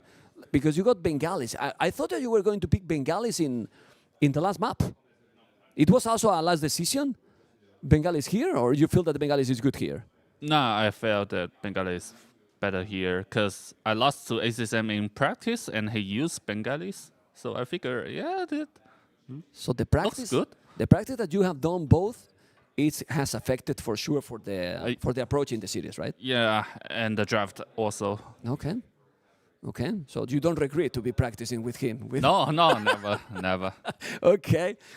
Well, at this point, he was getting clearly the water, and you got the game 3-2. The pressure was there. Yeah, heartbeat. Yeah, but then, in this game, is this your best game in the tournament? I don't remember a mistake. And now you will tell, man, I did nothing special. There was a mistake. I lost a villager to the scouts. Come on, is that huge? I mean, you are talking about mistakes. Come on, what kind of mistake you are looking for? Okay. Deleting my DTC? Well, Hey, look at this. What happened here? Crossbow. Nah, it was fine. You were having all the control in this game, or not? Yeah. You were having all the timing. When he attacked you at home, in the whole game? I don't remember. No. Right? Okay, and then if the Monaspas cannot be there, what can they do against the Saracens here? Nothing. So he should have commit more in Feudal Age, I think. Okay. He was being greedy, just like my Aztec. And then you make even elite Mamelukes. That is not really, it's rare to see, but you were confident. You had a great economy already. Yeah, my economy was great, and it's a great counter to the Manasapa or something. Monaspa, whatever. Yeah, whatever. Whatever. Well, you love that unit. Yeah. You have said many I love times. it. You were scary of potential raiding, maybe if he was doing some kind of a strategy that you have saw, like with unique units going, but he never reached a big amount of Monaspa, right? That was the only chance for him that maybe raid you a lot, but it never happened. He got here, but you was already with elite Well, it's Mamelukes. hard. I mean, the early pressure on him was really big. Okay. I think. And then we go for the decider. After being already 3-3, where you are a little bit more quiet, Portuguese seems like a very strong civilization. And then you pick Korea here. First time, if I'm not mistaken, in this map. Me and ACCM practice about Korean before, so God. I know how it How is. good it is, right? And the reason he's saving this map to the last one, like not as his first or second home map, I think he realized that he doesn't have the safe advantage at all. I like Korean here, and Volkswagen is not scared of the Orient guns, I think. No, I think no, they don't die. Yeah. I mean, yeah. the Organ guys were doing nothing. So, I think it's kind of a counter-safe. They safe. Also, you got, I don't know if you noticed, you got a battle on the galleys in the start. He didn't have fletching. Did you realize that he didn't have the fletching? Yeah, I realized that. It was weird, right? Probably he thought that he got it because he took the whole fight and never went back. And actually, that's what happened when we practiced. Okay. Just I was the guy who didn't do fletching, So no, that's nothing. Not anymore, right? Yeah. Not anymore. Well, and at this point already you were having a big advantage. The last 2 games you played really smooth. Okay, you lost a Villiers, but that's it. That's it. Okay. Thank you. How you feel then about the progress you have got into the tournament? You started kind of, Yeah. Are you feeling now better and better and with chances to beat Jordan, that is your next opponent? No, I'm not feeling better. I mean, like, in the end, it's up for how the day went for you, right? So I guess today for me, it's okay. I'm looking forward to a better day tomorrow, hopefully. You think it's needed? Like, you need to play better than today, tomorrow to beat Jordan? Yeah. Because, I mean, at least the draft. The draft. Don't misclick. Yeah, that's huge. Don't misclick. That's huge. Mr. Yo, when you are moving sometimes Villiers, you never try to quick wall. You hate quick wall? You hate the players that quick wall? What? When you are moving Villiers sometimes, we have seen in some game, you never try to make the quick wall or virally try. I think I did some, but I'm a slow player, Okay. Slow, not like I know how slow I am too, So, but then you don't even try to fight against the scout or something to get HP. You always make the same mechanics. We have noticed. It was just a question because I was curious about that, because you don't try to make those quick walls. Anyway, back into the chances. Your goal initially was going to be top 4, right? Mm-hmm. You think it's possible? At least top 4. Yeah, that's my mini goal always. Yeah, I think there's chance. I mean, I get to play Jordan again. I feel happy about it. I want to get my revenge and hopefully get another revenge against Tato as well. Oh my God. You are thinking already in that so competitor, this Mr. Everyone has to have a dream, right? So competitor. Who is the favorite in the next series? We're going to see Daut versus FreakinAndy. I think Daut is playing much better than before, I think. So I will vote for Daut. Okay. So Daut is the favorite, Mr. Yo. Congratulations. Tomorrow versus Jordan. And I don't know if the classes are ready. I think they are not ready yet. Okay. Yeah, in 30 seconds they are going to be ready. How are you enjoying this experience, Mr. Yo? Even if it's super cold. Super cold? It's cold outside. Or you are not, because you are going to the smoke, you are not suffering the weather? Yeah. Because I'm suffering a lot here. I was confused what you are talking about. So, yeah. The weather here is not great. But the experience here with all the people and so on, you are having a special experience. It's feeling now better than the previous editions that, in the start, feeling the nervous. I don't think you feel nervous anymore. Mm-hmm. I mean... More comfortable? Yeah, a little bit, especially after we don't have to wear the thing, Nearly don't listen. He's not listening now. You can tell. Okay. You can tell. That for sure brings more anxiety. Now he's listening. Be myself. Careful, okay? Anyway, next series, Daut versus FreakinAndy. Dave and Nili are going to take over right now. Hello, everyone. Welcome to our second set of the day. Amazing 7-gamer. To open this one up, it's going to be me and Nili carrying this one home. Thank you for tuning in. Nili, Daut managed to pull it out yesterday. Last set, convincing 3-0 against ACCM. I think ACCM looked better today, but now he's got FreakinAndy once again. So this is a rematch that we saw in the group stage. Yeah, after FreakinAndy already won 3-2 there in the group stage. Absolute crazy set, and I'm excited for the rematch. And Daut under so much pressure yesterday evening as well, right? He didn't really have to play if some matches were in his favor, but suddenly Hera beating the Viper beating Hera as well. The early matches went pretty wild, and suddenly so much pressure, but he looked very calm for the situation. Very different reads, too. When they both came out after the draft, Andy said 4-0, and Daut was like, what? And he's like, did you see the draft? And Daut said, are you looking at a different draft? Daut was very, very confident in his civilizations and maps, and Andy had the same confidence for himself. We can see enclosed, Canberra, not a surprise. That snuck through for Andy. Golden Lakes, Hippopotamus for him, and then for Daut, we have Dry Graveyards, Langanati, and Northern Crossings. Wow, Dry Graveyards, that's a bit of a surprise to me. Very open map, very aggressive map. We typically think of Daut as being the strategy master, trying to outsmart the opponent. Dry Graveyards is more like in your face, whoever builds more army.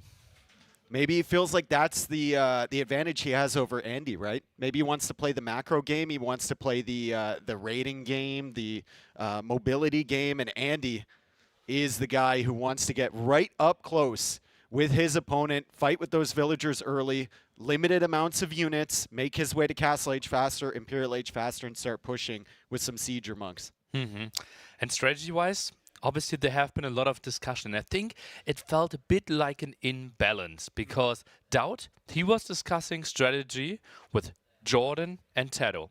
Andy was discussing with T90. Well, Andy says, like, you know, he wanted to draft in the deciding game because he's like, you have 5 people to talk about your draft with. I have no friends. So he doesn't want the think tank to really analyze everything and come up with strategies. Teamless player right now, and yeah, it is simply a difference, and he talked about that before, right? It is tougher for him to find practice partners to discuss all the strategies, and we're getting into the phase where people know now the brackets, right? And even the GL players are trying to hide strategies from each other. Yep. They know exactly who their potential matchups are in the next round, too, so maybe they can hide a strategy that might be beneficial against that style of player. It is difficult, though, hiding strats at this stage, especially for these two. I think they need to pull out all the stops, because if you're eliminated here, I mean, you're just done from the tournament. You don't have another chance. Yeah, that's obviously the beauty of single elimination, right? It is tough for the players in some form, but like, I'm a massive, massive fan of single elimination. There are a few things that get me more excited than like bracket stage phase, everything on the line, and maybe even some deciders. Especially with a player like Daut, who started off maybe a little bit weak, right? He was 1-3 at one stage, and he had to win yesterday to go through, and now it feels like he's kind of gaining momentum. He's picking up that strength. He's getting comfortable here, playing another late set, and he is ready to go. If you spoke to him before, I think we were all playing... You know, we were all playing late last night, the casters and Vodka and some of the other people here. And the 2 players that were practicing at 3 a.m. or 3:30 in the morning were Daut and Hera. Yeah, pretty sick, right? And you were not the most welcoming and supporting group there moving into the playing room. I felt that. We were like shouting at each other, playing a team game, and they're just trying to practice. They were honestly like trying to try hard, prepare some practices for the upcoming days, and then like 6 people ran in there trying to play them some 3v3 Nomad games. Yeah. Must have been annoying for them. Well, I will say, Jordan's keyboard kept switching from English back to German, which is not conducive. What? To good hockey setup for me, so that might have been the cause of some of the loud noises that I was making. Game 1 and closed. Do we see Cumans here, and then on the other side, Khmer potentially for Daut? We've already quickly jumped into Daut's POV there and saw that he was going for Khmer. Cuman feels like a likely option. And here we go. Game number 1, best of 7 between Daut and Andy. The loser of this set is out. The winner of this set goes on to face, I believe, it would be Viper. Viper tomorrow. So we could have the potential of a match between Daut and Viper. We also have the potential of a match between our lowest seed, Andy, versus the Viper. Yeah. Being seed number 2 going into this one, only Hera favored higher than the Viper was. And, well, these are some interesting scenarios that we will see here. Typically, Cumans, one of the crazier civilizations, the only civilization that we have out of the 45 in Age of Empires that can build an additional town center in Feudal Age. And therefore, more protection for your villagers. You can even produce more of those villagers, but obviously no stone walls. Defense is sometimes tricky, but then with the reduction on the wood cost there for the Archer-Engine stables, you can still get to a reasonable amount of army. And I feel like that second town center is so valuable on enclosed because you have this little rocky terrain, this circle that extends around your starting base area, and the gold is always on the outside. The berries are always on the outside there. A town center in Feudal Age is such an effective defense if your opponent is running around with scouts or archers or whatever. So you can secure that gold. You can get access to that long term. Very interesting here that Daut has like 2 berries really close to his base on the outside. A small berry patch only though, and with Khmer you sometimes feel like, well, I'd rather go for the faster farms, so might not even go for those, but Gold certainly is far nice away. if he wants to build a mill there, a town center there maybe. Yep. That gold is quite far away for Daut too. Yep. Like a lot of the times it's right, a direct line from the TC to the outer edge. Similar gold situation for Andy, as it's a lot more open in this area. Also a lot of flat land there, so plenty of spaces for him to build that town center without hills disrupting like they would be for Daut. But at the same time, not a lot of forests, right? You don't really see a natural TC that is close by, where you can build a town center next to, for example, either berries or wood, or gold or wood. And Daut, I think they would ideally like to switch maps. Well, I think a problem potentially for Andy, I mean, you could see the potential for a TC if he was on Daut's map, but the other areas, it's so hilly, right? Where are you going to drop it? Anyway, Feudal Age, do you think Andy just goes second town center and then tries to make his way to Castle Age? Or is he going to add in military first and then go for that TC, or maybe TC and then the stable? It's kind of weird that he already built another house, kind of indicating that he isn't playing the most tight build order ever, and now sending more villagers on the outside. This indicates the extra town center. Let's see how Daut is trying to react to this. He is playing the Khmer. One of the biggest advantages is that they don't need any buildings to require another structure. For example, typically to build an archer range, to build a stable, we have to build a barracks first, and that's why we basically never see a barracks for Khmer. They're trying to skip it. So if you're Khmer here, do you go heavy into feudal investment, or do you do something that I think Daut is doing right now, which is a fast castle approach into maybe a forward siege workshop? It looks like a fast castle approach, right? 3 on gold as well. I wouldn't even be surprised if he tried to skip Loom here, but pop 22, that's not really a thing, I believe. Trying to get fast castle, this is really tight. Daut is, it's going to be so tight because, like you said, you don't need to make those buildings. So as soon as you get to Feudal Age, you can click up immediately, and you're going to have 800 food. He's at 640 right now, 150 gold only in the bank. He's not going to make it happen here, Nilly, at least not instantly. Yeah, is he trying to loom this one maybe? Maybe loom and then tries to click up. Interesting approach. I've never seen this one before. Still an incredible Castle Age timing, comparable to 21+2. Kind of the tightest builds we can have. Yeah, sick build. Absolutely sick build there from Daut, and we'll see when those villagers go forward. I think Andy has to have an inkling, just based on that late Feudal Age time from Daut, that something like this might be possible. And I want to see Andy's town center over there. Did he build that on the gold? Yeah. Okay, so he didn't make it on the stone. It's on the gold and it's on the wood line. And that is a nice spot. It is relatively far away though, right? And let's remember, Daut yesterday, late in the evening, punished the Cuman extra TC quite nicely as well. But that was with Spanish. Daut scouts it at a very reasonable time here. Is adding the stable behind. But he saw the villagers coming from the right side. Okay. The implication. The implication of a TC, and he's going to know exactly where to push there. Daut is only 1 minute and 30 seconds away from the Castle Age. He's gone for 1 stable, and there's the 2 villagers. But Andy knows that some sort of shenanigans are on the way. He's got a scout near Daut's base.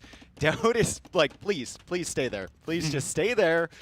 Don't come over here. I'm going to distract you with my own scouts, and my villagers are going to make their way forward. Yeah, and he sends 1 scout to maybe scare the scout of Andy away. Hill advantage might be a thing. Daut, doesn't want any of those shenanigans. Backs off. Yeah, even has a scout in advance of the villagers just in case Andy went for some sort of military production. I think Andy is only building the barracks right now at home, so he is getting prepared to add that stable or the archer range, depending on what he thinks is coming out from Daut. I think if you're Andy, you got to go for the stable here, right? You got to try and snipe the siege or whatever Daut is going to place at the front. There might even be an approach where you just heavily commit scout, spearmen, still not on stone, so that's the big question mark. Daut with the siege workshop, oh, that's going to be a lot of pressure. This will be very low economy against massive economy, but a full H behind. Is this Knight Scorpion or Knight Mangonel? I think we have to open with Mangonel first to pressure a bit more, and once you see, okay, my opponent is going for 4 and more spearmen, then you add a Scorpion. It's such a tight build though. Look at the wood that Daut has. Look at the gold that Daut has. Look at only 7 on food right now. Like, he can't afford to make another follow-up night and keep the Mangonel and Scorpions out. He barely has enough wood and gold there for that first Mangonel, as Andy is being very annoying with that hill. Daut has cleverly made a house as part of this forward, so he can just hop inside there with the villagers, He's going to attack the scout. He's going to attack the spearman. Andy comes back, trying to be as annoying as possible. The knight is on the way, and Daut has not yet lost a villager, but the HP is getting very low indeed on these things as Daut manages to clear up the spearman, and he's got his knight helping, so the villagers will live. The Mangonel is out, now targeting the berry villagers, and Andy, in response, goes for a stable, but he's still in the feudal age. Is the stable even going up? Nice dodge there against one Magno shot. Anticipation here by Andy. Nice move. But knights and scouts now around. More knights on the way. This will be ugly for Andy. That's quite some nice aggression. Yeah, a lot of idle time building that stable. Andy doing a great job to only lose 2 villagers thus far. Some nice dancing around those Mangonel shots, but the Mangonel still applying pressure, and Daut has that second Mangonel on the way instead of the Scorpions.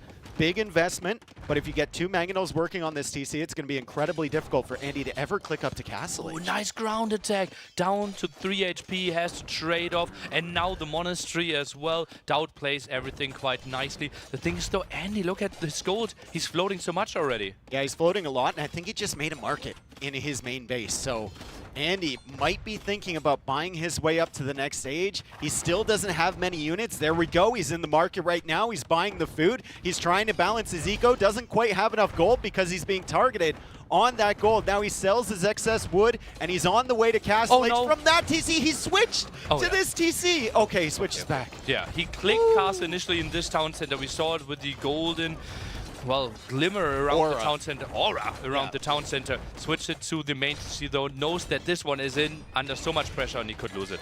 Oh man, his eco is completely split here too, and Daut is doing a smart thing. Like, why run around with the knights if it's only you're only going to run into the TC until it's really, really weak? It's better to probably target that stable and force Andy to build another stable somewhere else. Trying to go for the stable repair here. Scout is trying to do something, but gets ground attacked away there. Daut so far within 12-1 KD. 12-2 now as Andy, oh man, he's trying to hold on to that stable, but he's not able to. And his eco, well, he's pretty far ahead in villagers right now, 11 villagers ahead to be exact. He's putting most of it into repairing the town center. He's out of wood. He's out of wood, nearly. No resources at all. And typically in Age of Empires, if you repair something, it costs half of the initial cost for 100% of the repair. With town centers, it's actually double. That is incredible there as Andy goes for another stable. Daut will spot that behind, but the 2 Mangonels continue their work on that town center. Andy is farming away in his quote-unquote main economy, but he can't really find any safety here on the right side. And behind this, well, Daut has somewhat managed to keep his town center working, so he's actually not that far behind economically. That's sick. That's sick. And yeah, as we can see, like the income has to be reasonably close. So many idle villagers. Town center now in danger. Down to 20 wood again, Dave. He gets the Castle Age, but he's never saving this. Like, it feels like this town center with 3 Mangonels now will go down, and then the Knights are just going to pounce, and Daut knows they can't fit inside the TC right now at its current HP, so he's going to attack the villagers with the Knights. Andy now running through the shots from Daut's Mangonels, and he's YOLOing outwards. He's just trying to take out these Mangonels with everything that he has, but the villager count for Andy is going to be less than Daut soon. Incredible play here, and what can you do? The stable, you can't really use them without any gold income. You want to go for the step ladders, want to go for the camels, but those are not options anymore. And now Daut controls this area. Completely controls this area. Stopped attacking the TC. Let Andy create villagers from that if he wants to. He's just going to walk right past, go after the stables now, as the Knights and the Scouts are still there. 2 monks there too, so Andy can't really engage against those Mangonels without giving Daut new units, and Daut knows exactly where to hit next. But he needs a town center at home. Next click of Daut will be town center at home. Oh, he just clicked it, yeah. Where? Oh, did he? I think he had to. Yeah, hey! He knows that's coming up. This is the only way how he can lose this game. If the step lancers are killing his gold. Brilliant move by him. He's already ahead economically at this stage. You can see the resources collected in favor of Andy, but a lot of that res went into repairing. A lot of it went into making those additional villagers, which then he lost as the Eco KD. Andy finally gets a villager, but it's 16-1 in favor of Daut. The KD is still 27-6 in favor of Daut, and Daut is now in a position to push the farming economy from Andy. Andy goes forward with villagers. He's looking for something, but there's nothing to be found. You see 1,000 extra resources collected for the human player. Makes a lot of sense with the earlier villages. But Daut just killed so much more, so much damage dealt. And that is not including the repair cost. Those stab lancers still trying to find something, but Daut too active and now with the knight defense.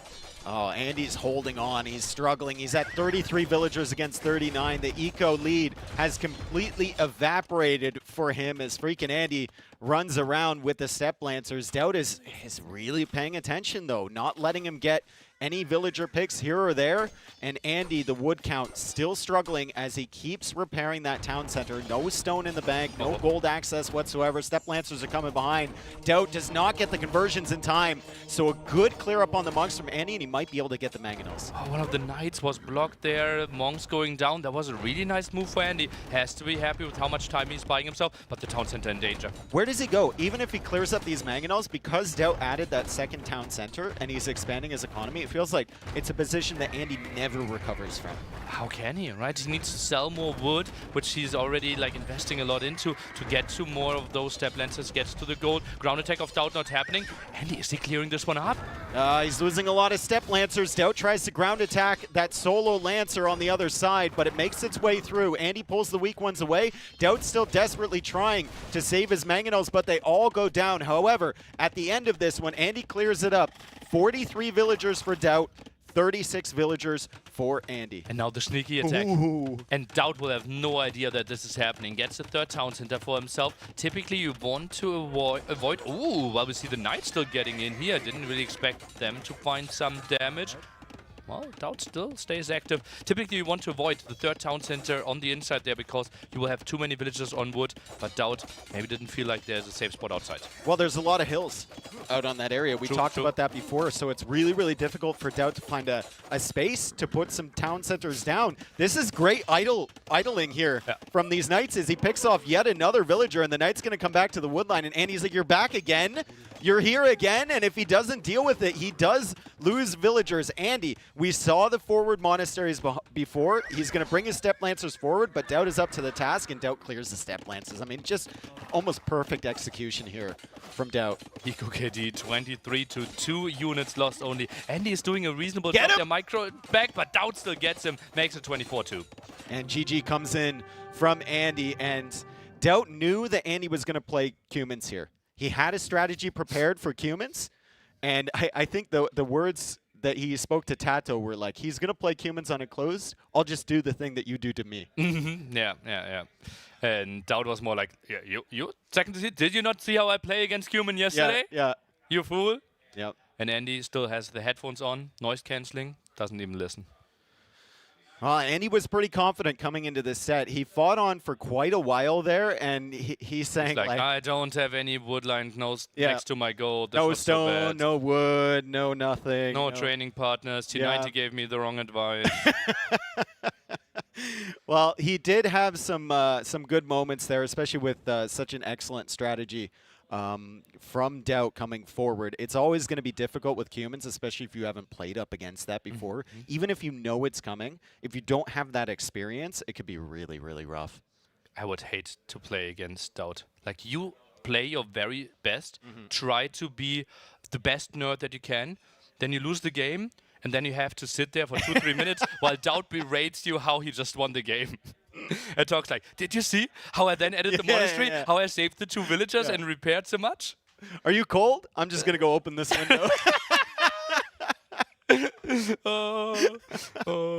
you should have tried Red Bull. Yeah, exactly.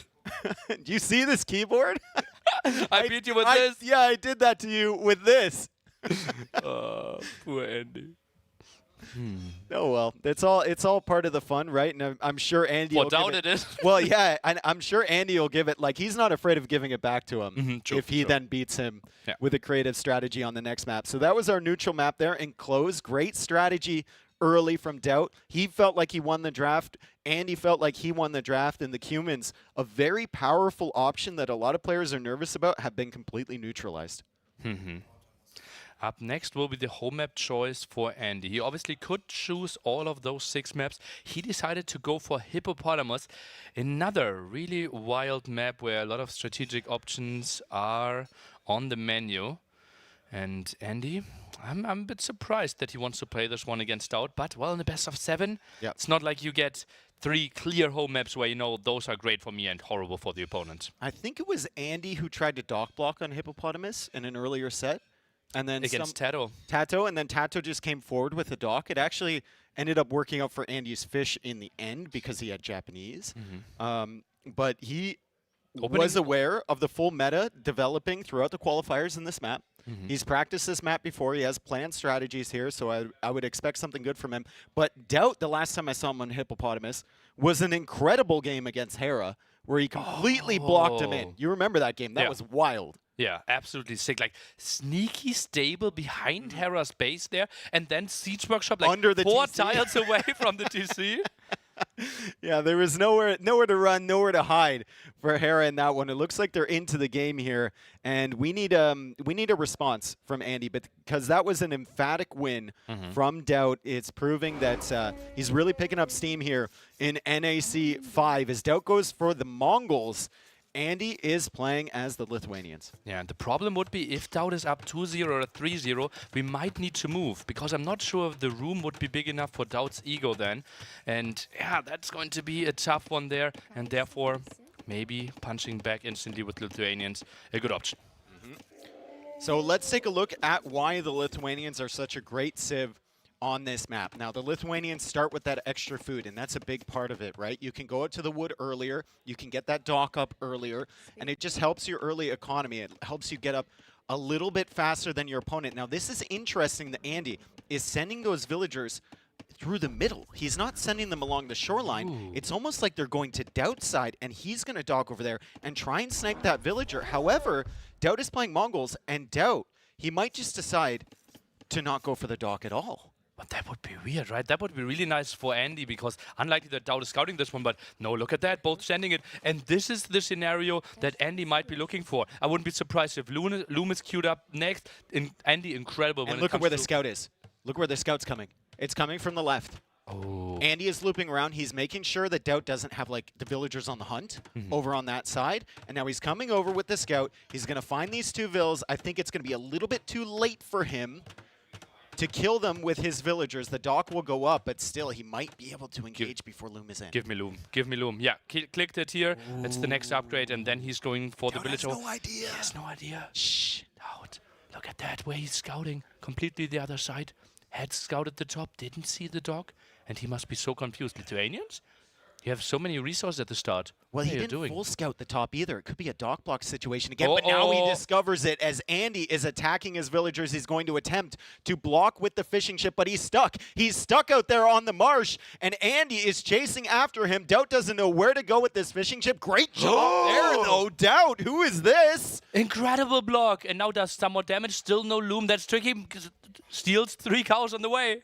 I mean, as long as he can get some value out of this engagement, it might be good. I don't think we're going to see the quick wall attempt here from Daut. He knows better than that as Andy skillfully blocks the villager. This is all from Daut's point of view. He's desperately trying to save those vills, and I don't know if he wants to send 2 more over here. I think Andy will be perfectly happy engaging against those 2. Yeah, well, with the scout together, that's nice. Macro slipping a bit there potentially, but at least got those 3 cows. But water should be an advantage for Andy. And Daut slipping a bit. You saw a lot of idle villagers. That's just the big problem there. And Andy, he now doesn't have any food! Oh, no! That hurts so much! He doesn't have anything on food! Oh! Oh, that's so painful. Oh, and he's housed. And he has to build a mill now. He's housed. Just oh God! It all works out for Daut. Even after losing 2 villagers, at least he won't be housed because of that. And Andy is forced to take shorefish and rely on his fishing ships to get him to the next stage. He might even have to adapt this into some sort of like fast castle play or something at this rate because he's so slow. But how, like, you're guaranteed to lose your water then, right? The opponent is going for the aggression. It's crazy how we are loving to see all the micro here, but the actual winning play was stealing those 3 cows. Daut still doesn't know about that dock. He saw the villagers. He doesn't know about the dock. He can assume that it's there, but maybe you know, he slips up a little bit and doesn't make a fire galley because he doesn't see the dock from Andy. So still potential for things to pan out for Andy, but Daut stealing those 3 water buffalo is such a massive deal. Daut, no barracks, is heavily on gold, so fire galleys can be expected. Goes for another dock there, so more fire galleys, the very likely choice. Scout trying to rest a bit, and finally Daut gets the confirmation. Yeah, he sees the fish. That's an easy fire galley to be made over there. Andy's still harassing the fishing ships with his scout, which is a nice touch. And Andy can always pull those fishing ships back if he feels like he's going to be a lot later, which he knows he's going to be a lot later from Daut. Feudal Age still 50 seconds away when Daut finally reaches, and he's going to have a more powerful scout. So Andy will need to hang out near the 2 fisherwomen there as he uses them as a body block and runs around. Daut says, okay, I'll come back later. Double fire galley. I think this is the moment where Daut should pull his 2 villagers, just to try to get those and force the engagement, right? He can't lose. Can chase those down. I mean, maybe. Daut should also probably go for a demo here. It's easy kill on the scout and the villager. Easy. If Andy 1 fire galley, 1 demo. He's got a dock in the middle there. The fishing ships from Andy will attempt to run, but there's a dock in the way. And I believe there's a fire galley coming out of that too, so. And Andy just runs. Makes a lot of sense. Very little deep fish left here. Both players on shorefish now. Tries to go for the, oh no, 1 deep fish still left. He's like, where are the ships? Andy's going the wrong way. Hiding. Left hand side. Daut. He's confused. Where are they? Ah! Goes for the dog. Hide and seek champion 2024. Oh, nice hit with the spearman there from Andy as he's made one out of his barracks, but I don't see a follow-up building for him. He's going for another dock in the north, and he might try and sneak those fishing ships back. We see a fire galley garrison inside of that dock, so getting ready potentially for a pushback. It also looks like he's extended over to the right side on the other side of the hippopotamus's face with a lumber camp. There we go. And he's still taking the fish from that mill. Quite exposed villagers. 3rd dock now for Andy, and that's even after the barracks. Wouldn't be surprised if Daut is thinking about the archer range next. Already has it, is going for some archers, and Andy won't really have the answers on land. Oh man, Andy's build was just so disrupted by taking those 3 water buffalo. Even with Lithuanians, to be up that late against Mongols just feels so bad. At least you killed the 2 villagers, or classic Daut. Oh, I thought he was going to demo the dock. He tries to go for the bottom He there. saw the bills. Maybe gets 1. Do we commit against 1 bill? I think he sees the potential of 3 villagers. He's such a greedy boy. Yep. Such a greedy boy. Andy knows that's there. He definitely spotted that. I think if there's a villager pick to be had, Daut should take it with the demo. Andy's sneaking back now with those fishing ships. He's going to try and repair that dock. He's going to try and take out the demo with his scout and maybe the spearman, and he's evacuated that area with the fishermen. So great recovery here from Andy, even though his opening build was so disrupted. Daut uses the demo against the scout. At least it didn't die for free. Yeah, well, low HP scout there from earlier as well. There's a lot of low HP fire galleys. Feels like Andy is winning this one slightly, but now the archers are resting. There's a lot of villagers on gold. Yep, a lot of villagers on gold from Andy. You would expect the market sooner rather than later, so he can balance his economy with all that gold. Chasing away the archers right now with the villagers because he really doesn't have anything else at the moment to stop this, and still hasn't placed the tower on the gold. Well, tries to maybe rush an archer range a bit higher there next to his wood line, while we see water is kind of stabilized and is pushed away from the gold. Questionable move. Has to wait for the skirms now. But he doesn't lose a villager. So Andy still has not lost a fishing ship. He hasn't lost a villager. There's been a lot of disruption here. You can see Daut is actually ahead in res collected. But Andy is going to be the first one to take out the fish. Andy killed 2 villagers earlier. And despite the disruptions, Andy is still in a decent spot in this game. He might even be ahead, honestly. Might be. Because he will take those out. The archers, not sure if they will find too much damage with the fire galleys out. And Daut maybe ignoring water for a bit too long. Now some more harassment here. Do we get... The skirms will defend this. Yeah, there's 2 skirms there from Andy, and look at that. He's already using the market a little bit, even before Daut. So that's like a moral victory or something. As Daut will see that the prices have already been influenced there by his opponent. These skirmishers for Lithuanians are a little bit faster than normal skirmishers, so they should be able to catch up to these archers quite quickly. Daut has fletching, but it kind of feels like 1 villager is the maximum potential for this raid, and he's going to lose these archers. And he has still saved those villagers. We are saying 1 maximum, but he is the Lord and gets 2. Got 2! He got 2, so equalize the villager kills from earlier. Still, Andy has cleared up the fishing ships as Daut now hits the market, and Daut is in a position with the Mongol hunt bonus to go up to the castle age. This is some sick timing from the Lord. Not a single farm from Daut, not a single fishing ship. His only income are those 8 villagers at the left side there. Quite an interesting play. Right now he has enough food generation from that, but obviously resources won't be there for a long time. Might want to think about a early castle age timing there with the siege workshop and then get all the hunt and the berries in the center. So you're thinking just extra... it surprises me you actually didn't sell a stone. You're thinking just a couple extra TCs, siege workshop? One in the middle. Just look at that. It's just the Mongols' dream, right? Yeah. Berries for free, some hunt, you even get some stone there in the center. Like that's yeah, nice that's for him. beautiful.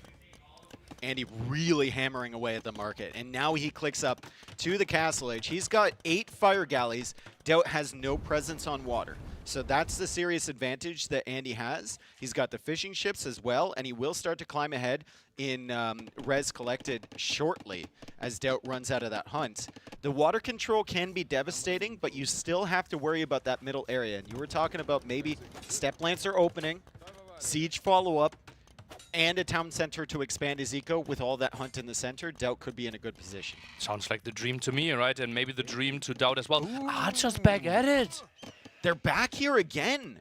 Andy's going to be like, man, I thought I cleared this army up before. He's going to try and save this villager, dodging shots. Neo, as Daut knows that that villager is still weak, he's going to get greedy and come in for the kill. Andy also having to deal with 2 archers on the other side. Looks like those archers did not get the villager kill. Andy managing to save that, but he still has to deal with these 2 over on the eastern edge of the map, and Daut is running out of hunt. Work efficiency down the bin there. Daut will just generate so much more for himself. Full Step Lancer approach. Now the big question, is it an extra town center? Is it going to be the forward siege workshop or a monastery? He decides to go for the town center next to the gold. And those archers finding so much value. Yeah, and the scout is there too from Daut. The archers just being so annoying here. The Step Lancers are on the way. Andy has just been responding to all the plays from Daut ever since that initial forward dock from Andy. It just hasn't gone right, and he's just YOLOing a town center. Daut will immediately bring the Step Lancers over to this area. He's still got a scout. He's still got 2 archers. Andy's skirmisher goes down. The villagers are weak. The Step Lancers are on the way. He's got to watch out. He needs this TC up, and he's going for gates now to try and make sure that this TC completes, but this is a disgusting situation. Still, the archers are there, right? More villagers are going to die, and those Step Lancers even passed the gold. The gold was completely open. I think another attack here at the bottom might be happening. Some nice quick walls by Andy. Does that town center go up? Does that town center go up? Andy has a knight. Okay, he clears the archers with the knight. The Step Lancers can't quite reach over the walls there. Andy is desperately trying to keep himself in this game, and he's going to get that second town center complete, but at Daut's base, we already see 2 town centers. He's making more villagers. He's starting to get his food eco set up, and he's sniping 2 more from Andy. And he might look at the top and think like, okay, 43 against 38 workers, that is reasonable. But that is including fishing ships.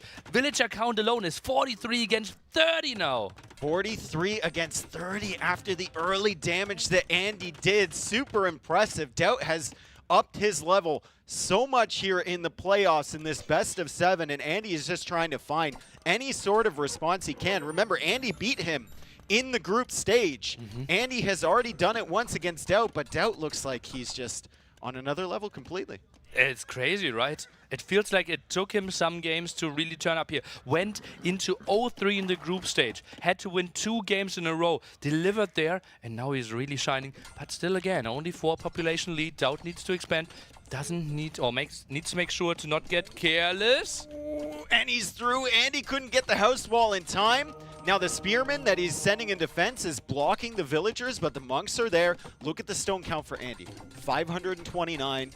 Where do you go with the castle? Do you feel like you're so far behind you have to get aggressive, or are you satisfied with a defensive castle to maybe make some lattice? Against 9 Step Lancers in the field, it sounds like a good way to throw the game if you want to build it aggressively. I think the approach has to be defensive. He's got 3 monks though. Yeah, but how do you get to the middle of the map there? I think it has to be in front of your gold. Goes for extra town centers first. Okay. 3rd town center on the right side. Daut is making another market. He already had one, did he not?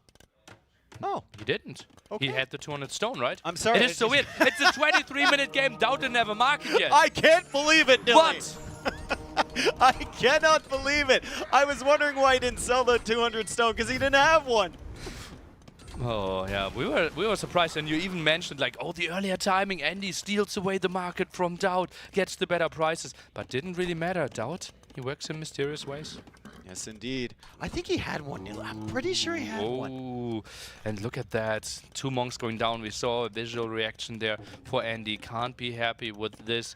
Step Lancers, they're so annoying to play against. Yeah, and Daut is just utilizing his map control currently, and Andy can't really find much to do with that Navy. The advantage that he had, right? He's not finding much damage with that. He is still expanding his fishing eco just a little bit, and that's keeping him in this game. You look at res collected, it's actually not that far behind. It's like a little over 1,000 for Andy.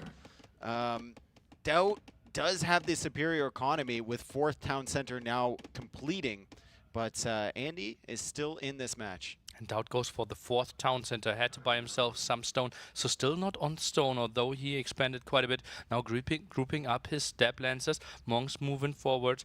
Daut, 1 relic already in his control, is now trying to get the second 4th one. Town Center Seiko. for Andy. 4th Town Center, he still hasn't gone for that castle. He needs to expand his eco first. Daut's still taking some of that free hunt, and Daut is now on stone. So he might be thinking with the map control, he buys himself with the Step Lancers as an army from Andy comes up here. He might be thinking that he can afford to go for a forward castle himself. He's trying to break in on the gold. Andy has not spotted that gold. He missed it. That would have been such a massive raid for Andy. 1 single tile away. Oh, that is so incredibly fortunate for Daut. Could have been lots of villagers dead there for his gold income. Would have reduced the monks that he could have built. And those knights now running into the town centers. Castle going up defensively for Andy. He's managed to hold out the army from Daut. He's trying to keep his villagers coming out from the town centers. And there's not much more damage that Daut can do here in this middle area. He'll continue to deny that gold, but there's other areas of gold on this map. So Daut needs to kind of shift his focus here in the next few minutes. Monks both saved. 3rd one also gets a conversion. Not too bad for Andy. Even builds a 2nd monastery for the defense. And he still has 11 on stone. Although it's all on that patch, maybe he's thinking another castle after this. Maybe he's thinking more latest production to push back the army from Daut as Daut gets devotion. As we know, Daut feels invincible against monks once he gets devotion. Yeah, just jumps on there, and before that he feels the luck is against him. After that he feels like he can take every single fight in the game. Will be tricky though, Andy. He's really good with his monks and still 4 town centers. I wouldn't be even surprised to see Hillfort, honestly. Ooh, he got that Step Lancer. What are we thinking about Hillfort? Hillfort's is great here. It should be, right? I think so. You get the extra range on your town centers. It's an extremely affordable tech, and if Daut decides to push with Siege or maybe even go for a forward castle, Hillforts can deny that castle if it's right next to the town center. No more raids in the back. Also more conversions here happening potentially. And yeah, Andy gets some of them, but loses all his monks. And you can see Daut just charging in there. That's a good engagement at the end of the day. Lots of monks lost from Andy. I can hear Daut screaming it now. I'm devoted! I'm devoted! Why is this happening? Andy still controlling the water too with these fire galleys, and they're constantly patrolling around. So that has to be a headache for Daut. Hillforts right here. Does that would that range with Hillforts? I think it would. Yeah, easily. Not the villagers probably. Maybe not. No. Yeah. It would have killed the first hammer though, if he had enough villagers in there. But yeah, doesn't really matter. Maybe accept some conversions on those villagers, and then I think we have to think about rushing to Imperial Age. Some conversions coming in, even though Daut is devoted. As we see, the Nilly Pray, Devotion, Evo. Excellent. Must-have mod. And now we see Fire Galley fight relatively irrelevant after the conversion there. And Daut, look at that, no more units in the queue. He's about to hit Castle Age, Imperial Age pretty soon on the other side. Andy, more villagers, more monks, but no lighters. Good eco balance for Andy. 42 on food right now. 8 of those are fishing ships, just taking short fish, but still looking nice. Okay, never mind. Not great eco balance, as I noticed that 10 of those villagers are taking short fish over here. The Step Lancers coming in, getting a few conversions, but still, Daut is finding value with this unit. Demo looking for a good engagement. Daut pulls away. 97 villagers for Andy, 99 for Daut, but Imperial Age is on the way here for the Lord. 44 on food for him. Almost has enough stone for another castle. As Andy is now selling stone and thinking about going up to Imp himself. What a recovery here from Andy. Sick, and ahead in workers, right? 96 villagers against the 102. Impressive play by him for sure. The big question mark, what is Daut going for next? Some Mangolites in the queue, but with 44 on food, you could afford more Step Lancers. It's really tough, and especially against Lithuanians. Like, it feels like Lithuanians have a nice counter to Mangolite long term, right? They have the Tower Shield Skirmishers, which could be really, really solid against those. We've got another town center, the 5th town center for Andy as he loses his starting one. It's going up in the north, and Daut is just expanding his economy. He's banking up some stone, maybe thinking about another castle. Andy also expanding his. Really, really great macro from both of these guys. Feels like he needs the castle in the center there just to protect his army, his economy, right? Expand it with so many farms there, just double down, and then the trap war just goes so much more in your favor. Step Lancers still roaming around. 22 kills on these Step Lancers, so Daut has found some insane value with those things. Another town center in the north from Andy as he tries to take the fight here, but the Step Lancer's still looking pretty good, and he's going to have to back up. He's trying to buy himself enough time, probably suspects that Daut will be Imperial Age first, but I think he's going to be happy with only being 30 seconds behind him. Yeah, and he can get chemistry, he can get bombard cannons, an option that the Mongols won't have, so if we get into some shenanigans, traps against traps, might be better options for Andy. Is he baiting him into a demo shot? Was there a demo from that dock right there? There's one in the queue. But it's late. Yeah. It's late. You got to run around first, and then you bait him back. Daut was having none of it, though. He's played against Tato enough times as Daut now comes up here with the Step Lancers. No opportunity to quick wall this, especially against Steps. And, well, those villagers are going to die. That town center is going to be denied. Could we quickly take a look at the right-hand side and how many resources are left? Because there have been villagers for quite some time. Look at that. He isn't far away from running out of resources. Maybe 10,000 wood, 12,000 wood, some stone. He needs to evacuate.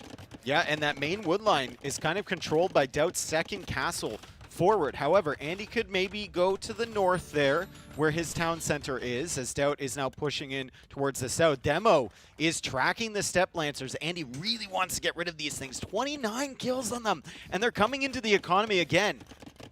They're not done yet. Villagers moving further forward, and Daut, he's just patrolling in, and he will find more villager kills. And he sees it in Run time, away though. from this, right into the demo. Surely. Uh-oh. Surely. Demo's ready. Surely. Boom! Nice demo there from Andy. Doesn't clear everything, but it takes a bunch of those Step Lancers away, and that's one headache somewhat eased for Andy, and another one has just begun here as Daut starts to treb down that castle. 2 trebs of his own. Here we go again. The instant replay. Step Lancers regrouping on this side, and Andy is prepared. That was so sweet. The Step Lancer dies to the town center afterwards. But Daut's economy just too good behind this. Already massed light cap on the field. Is getting so many traps out. And Andy's, look at that. That's his starting base. Looks pretty sad. Yeah, that's not his starting base anymore. That is Daut's vacation home over there as Andy gets another somewhat solid demo against the light cap. But the fishing ships now running out of resources. So Andy can't really take anything with that. Will Andy find the gold this time? Imagine how different this game might be if he had gotten that raid in the first place. Absolutely. Would have been fewer Step Lancers, maybe some later Imperial Age timing as well. Couldn't afford all those traps. Yeah. He's floating quite a bit now, and Daut looks like he's going for the full Mangolite switch. He third still doesn't castle. find it, Nilly. He didn't find the gold. No way. He's just assuming that Daut's never been here. Like, there's Hunt over there, bro. There has to be Hunt. Yeah. And there has to be gold on this part. And Daut is so great. Like, Daut's always going to go for that, right? Well, at some point, for sure, you have to check it. Like, you're really confused because, like, no mill, no mining camp. What's happening there? Maybe your economy is way weaker, but your 2Ks go ahead. You have to have some villagers. Oh, great activity here from the units of Daut, spotting the villagers once again. He's just got so much value. 44-8 Eco KD in this game as Ballistics comes in for Andy before that University falls. We've got some raids on this side. Daut incredibly aware and manages to garrison the villagers, so he's not going to take any losses there. Andy somehow still at 119 villagers, 120 now, but town centers are getting trebbed down. Mang and I are following up behind that. You talked about the scarcity of the resources here on the right side. There's really nothing left for Andy to take, and Andy calls the GG, and it's kind of a rueful grin from him, and he's kind of like, man, what am I doing? Who am I playing against?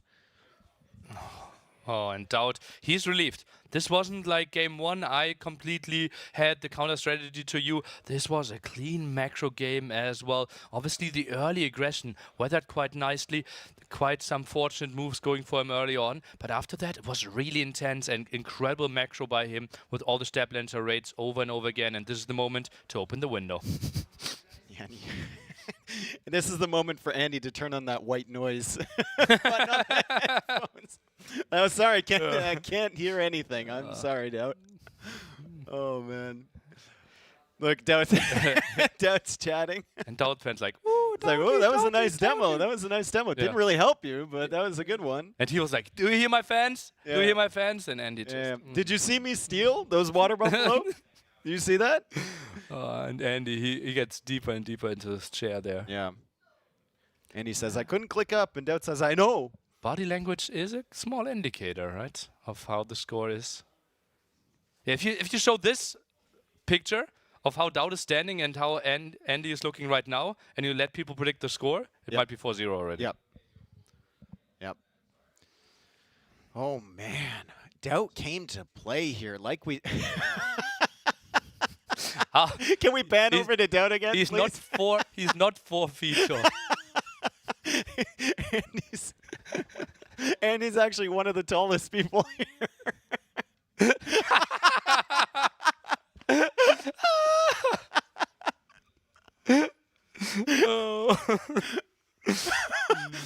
It's never not funny. Look at that! I got the. I got those water buffaloes, and Andy like, yeah, I heard enough of it. I hope they were good.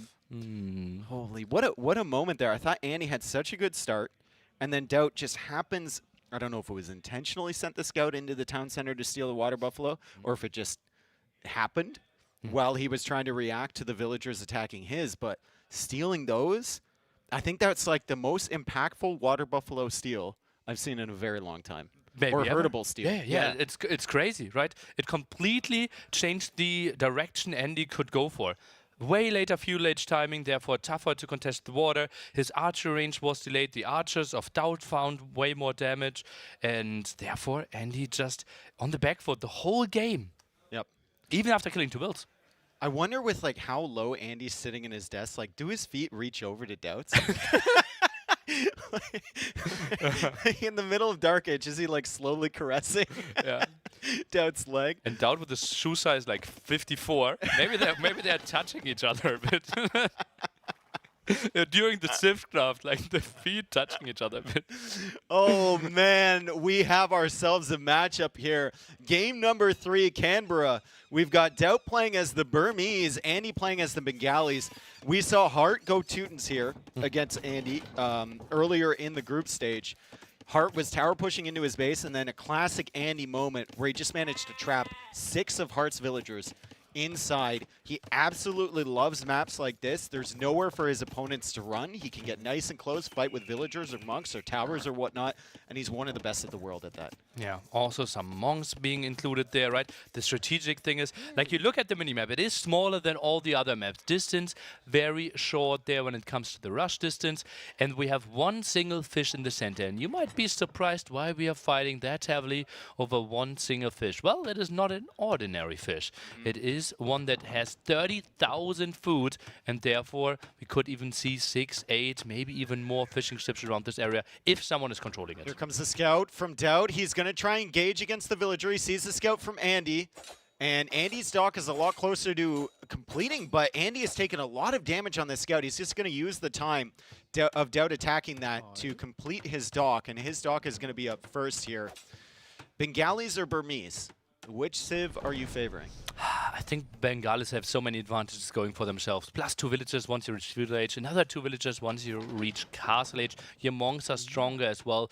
If we somehow get into a Fire Galley fight, 1v1, the Bengalis Fire Galley is winning as well because of the healing. And you're getting like just 2 villagers every age. On a map like this where you're likely to have very low eco, it adds up really close. You're going to be +4 by the time you get to Castle Age. On the other side, we have Burmese. Now, Burmese are great on these close maps, arena-style maps, especially if you're going to be playing into monks, right? We can see right there the lumber camp technologies are free. That means you can go up faster to the next age, get a little bit of wood income, and you don't have to remember to click that or invest into that.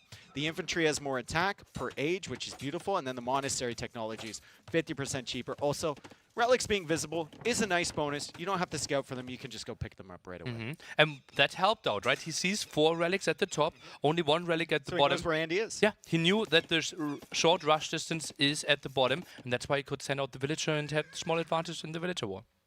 So, Daut is going to be pushing in the deer. Oh no. And it's a long this distance. is something I want to see. Yeah, this is... Oh, God. Give me your predictions. A classic Daut moment. Predictions for when the deer gets in.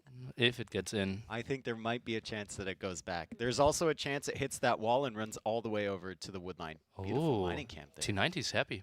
He looks at the calendar. Is it Tuesday? It might be. That's an optimal mining camp. Stone and gold. Daut will continue pushing in the deer. He thought about just leaving it there and pulling the sheep away, and now he's locked it into his base. So that deer is just going to run to the other side of the water and continue being annoying, most likely. Okay, that's some pretty nice play. Oh, wow. Kind of impressed. What's happening here? But now he has way too much on food. What is the strategy? He plays fast castle. He's actually playing fast castle. I didn't even realize. Yeah, with that amount of food, that was really solid. Beautiful job from Daut. I'm so used to seeing him get trolled by those deer. Some of it is user error, and some of it is just him being unlucky when he's pushing a deer. It's constantly going the wrong way, but Andy is not playing fast castle. Andy is pushing forward. He's got 5 villagers. I'm surprised he sent the weak ones out here. That's very, very interesting. Maybe they were the only ones close to the town center that he could select. He will be building a house on the other side of that gold, and then most likely a tower. I think the tower should go up behind your dock so that there's no way for Daut to do any damage to it with Navy. Like this, or? I was thinking just like right behind the dock, on the left side of it. Okay. Well, he is taking the option to fish away from Daut, but Daut, he's not really that interested. But look at the food count.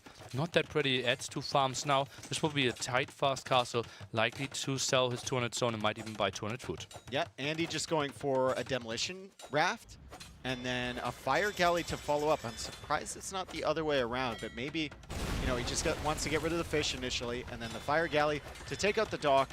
Doesn't want to waste any time. Doesn't know what Daut is doing until he sees the uptime, and he might assume now that it is a fast castle attempt from Daut. Daut is now sending villagers out to stone.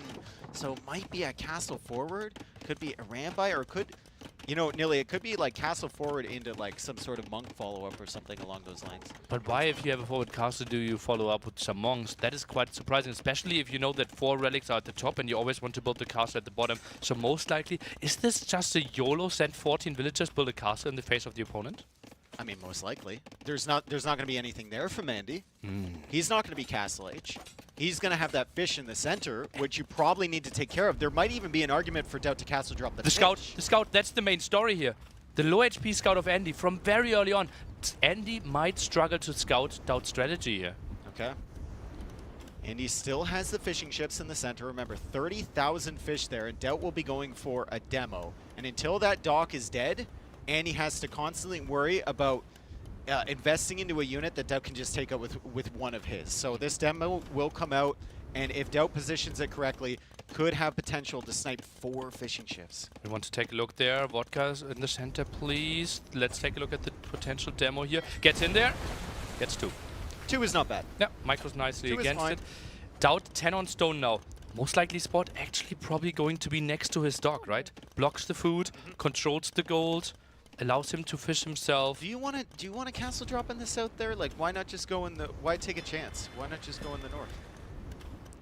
Maybe your Arambai can clear that up anyway. That's also where he has all the villagers, right? That's not the craziest rush distance. Like, this map is so tiny. Let's zoom out a bit more after we see the demo. Gets too nice. Like, the rush distance. I mean, zoom back a little. Vodka, we are not in Canberra. The map is called Canberra. He sends the build. He sends the boys, Dave. He sends the boys and a few girls as well, and they're coming forward. And does he castle drop this center area? That seems the most likely here. He wants to deny that fish from Andy. Andy, on the flip side, is about to click up to the castle age with some market usage of his own. Now, the only question is whether Daut goes for the main base castle drop or the castle drop in the center. It's a monastery first from Daut as he's waiting for Loom. And Andy knows that things are about to get really, really hectic. He still doesn't have a scout over there giving him any information about what Daut's up to. Look at the stone count of Daut. Needs 650, has Oh exactly my God, 650. Wow. Absolutely on point. Builds the castle to control the stone, blocks out the fish there as well, and will threaten the walls. Nice castle that is just having so many areas that it's threatening. Yeah, it allows you to bust into the walls, like you said. It allows you to deny that fish as Andy now shifts his fishing ship over to Daut's base to try and take those shorefish there because he knows that the middle is no longer safe. He's almost in Castle Age himself. He is not on stone himself, so we question, what is the solution to Arambai for the Megalis? It's probably going to be monks. Yeah, and a lot of them. I think maybe even open triple monastery is the way to go. And a Rambai? Well, we could do a bit of math there, right? I don't think... Oh, the demo. Daut's going back on the stone, and Andy is wisely stone-walling behind that. He's just trying to buy himself as much time as possible. Beautiful. Really, really solid job here from Andy. He needs to buy himself another probably minute until the monks are out. Minute and a half, maybe. Daut knows that he needs to follow this up quickly because Andy is ahead economically due to the fish and the extra villagers he got from before. Daut is now building a siege workshop forward in Andy's base. He's got the monk grabbing the relics, and he's still got more villagers on stone. Transporter. It could have been a transporter. Daut, he controls enough of the area. I think now it might be a bit late. The dog could die, but a transporter could have made so much sense here.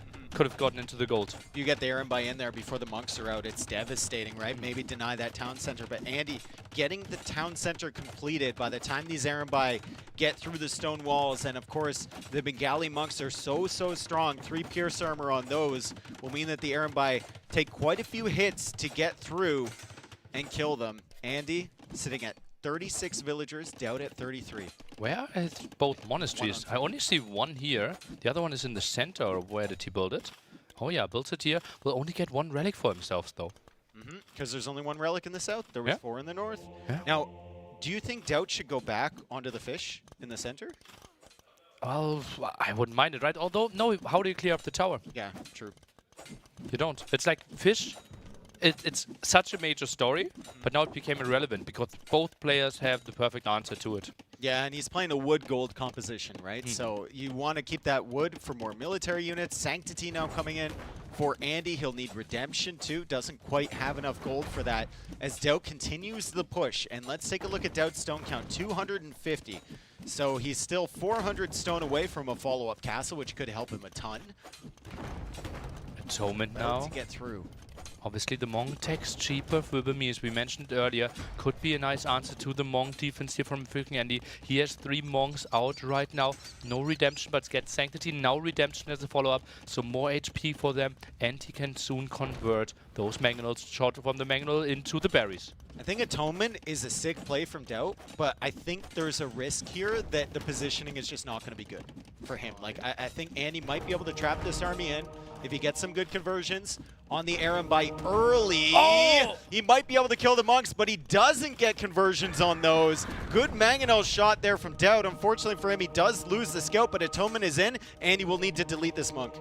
He doesn't have Atonement and has to delete it. Incredible play by Daut. The timing there. Just masterful. Yeah, that's just a sick play from Daut. He's really prioritizing the correct text at the correct time, and he's catching Andy off guard. Atonement now coming out as a response from Andy. He already has Redemption. He has Sanctity. If it's an all-out monk battle between these two. Andy probably has the better eco and the better upgrades to take that. But Daut has the timing advantage. Daut has the positional advantage. Daut has enough stone for a castle here. In game 3, he's up 2-0. Important to not kill his own castle. Important to not kill Oh, his own... No way! He killed his own castle with his own mangonel. Why was that house there? What? That's what Daut's saying right now. He accidentally denies his own castle 650 stone down the drain for Daut, and there's some life here for Andy. And so much life now. 6 more villagers. The defense will be reasonable for him. He has the monks out. He will get the defensive tower. And that would have been potentially the game-ending castle. We've seen many Daut castles in our casting career. I don't think I've ever seen one from him quite like that in quite such an important moment. He's bound to be super frustrated with himself. He's still not in a terrible position, but Andy, he's got some room to breathe, and now he can mass his monk numbers and start pushing across the field. And this is how Andy wants to play, right? Defensive, strategic play here. And we can take a look at it again. Look at the stone count there at the top. 670 now drops to 40, and the mangonel shot. God, it was at the perfect time, damage. It was just at the perfect time. Why is the mangonel attacking the house? Says Daut. Oh, God. Oh, that boy. hurts much. And now Andy's trying to return the favor. He's sending the villagers over there and tries to get a castle up in Daut's face. Town center first for Andy, and then he'll follow it up right after that. You can see the monks in the middle here. Daut is getting devotion. Daut still only has 8 Erembai. It looks like he wants to prioritize Imperial Age now. He's kind of building up the food. He's building up the gold.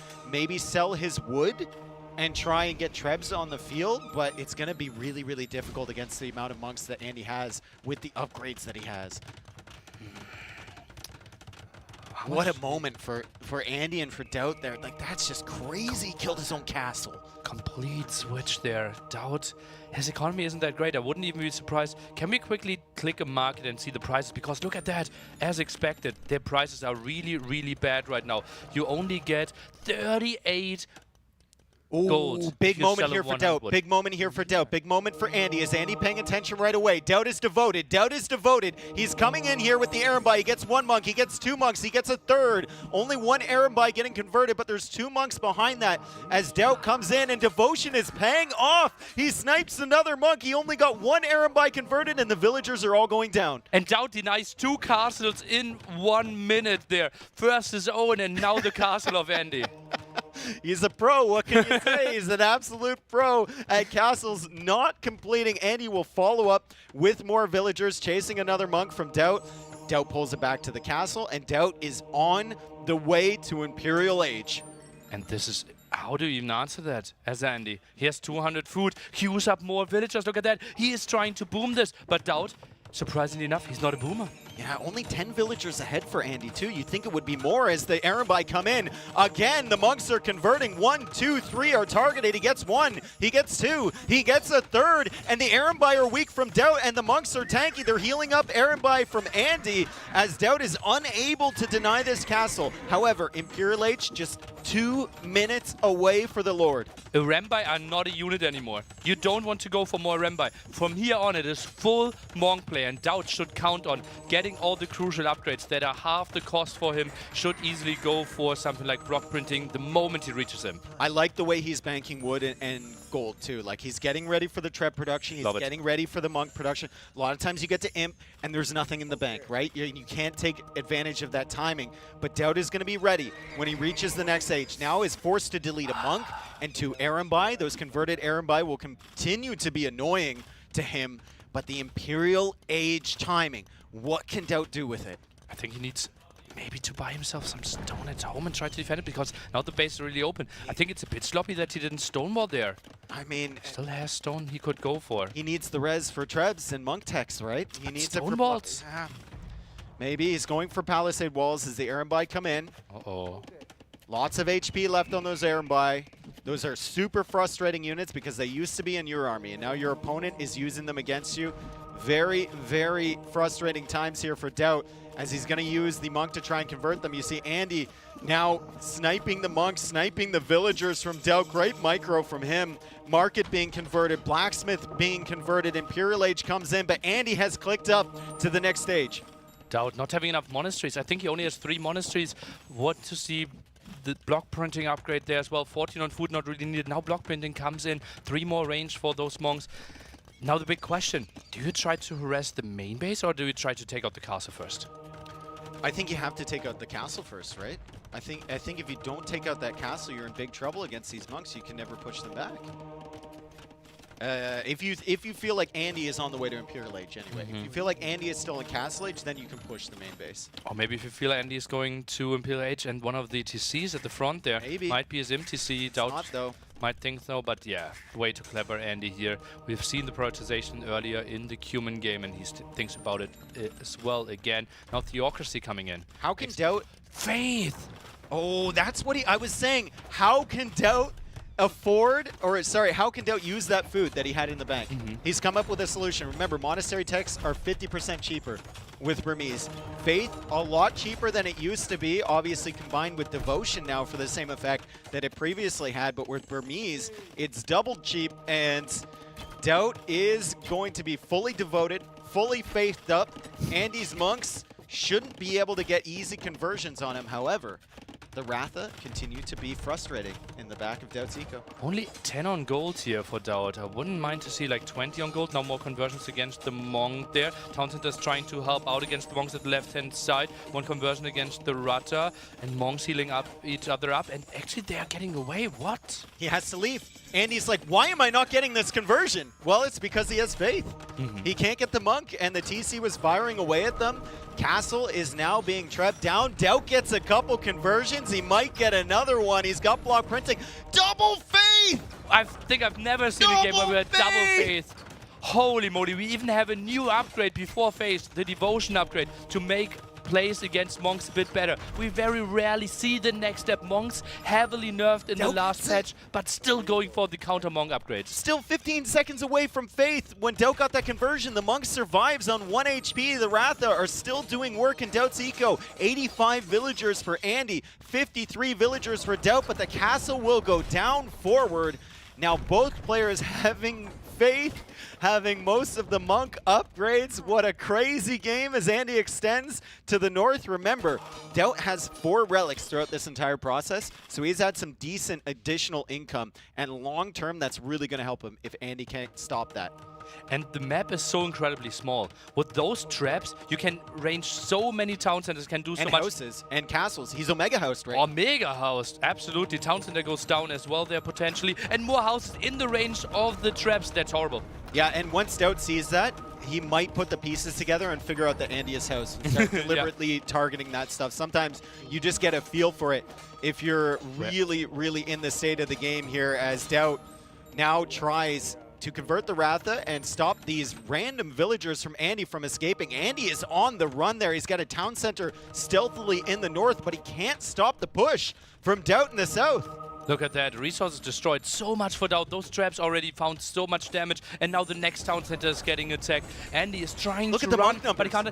Look at the monk numbers. 22 for Daut, 0 for Andy. 6 in the queue. Oh, man. A single unit here out when it comes to military, but that one will get converted pretty soon as well. 22 monks. Daut, he can convert everything. He didn't even have Sanctity. And this is after he denied his own castle. He kind of opened the door just a crack for Andy to come back in this game, but what a recovery here from Daut. You said he didn't have Sanctity, and I'm just now processing the implications of that throughout this game. Remember, it's half price, folks. And so much better, right? 50% extra HP on all your monks. He has 29 of them on the field now, 25 monks, 3 more of those traps. Now finds the area at the top. Andy tries to go for a desperate move, tries to tag into Lightcap. A great unit against some monks, but not against 27 of them. Oh my goodness, there's a wave of religion slowly making its way into Andy's base. He's got some towers to try and push that back, but Andy continues the migration into the north as Daut. I'm calling him monk now. As Daut It's the same. continues. It's the same. It's basically the same. Daut continues to get some good conversions in the south. So great job from him, and every villager he converts is a 2-villager swing. Take one away from your opponent, add it to yourself. What are the solutions here from Andy? It's just got to be some light cav push, but there's simply too many monks. He's trying to wall in the vills now. How do you go for mass light cav with 8 on food, Dave? He has 2 on the field, 3 more in the queue, but you need like 20 light cav to clear this one up. Daut has all the upgrades. Beautiful game. Absolutely beautiful game from both players. We now see conversion and dissertation at the bottom. 24 or 42 against 20 there. Yeah, and that's the bonus of getting, you know, devotion earlier. You get faith earlier. He had block printing earlier. Daut was just hitting the timings. Andy was constantly recovering. And double faith. Can Andy get the conversions that he needs? He's got 9 monks right now. Daut has 30 monks with 12 in the queue. The light cap, and he gets the light cap at the left-hand side instantly. That's so good for Daut as well. Yes, villagers are being sent in. Perfectly. Villagers are going to try and take out the trebs, but Daut is just sitting here with the monks. This is a crazy, crazy engagement on the front. Daut continues to work away with the trebs. It feels like the light cav are going to be enough here from Andy. The villagers are going to be enough, so this army will disappear. The castle has locked down that northern area a little bit for Andy.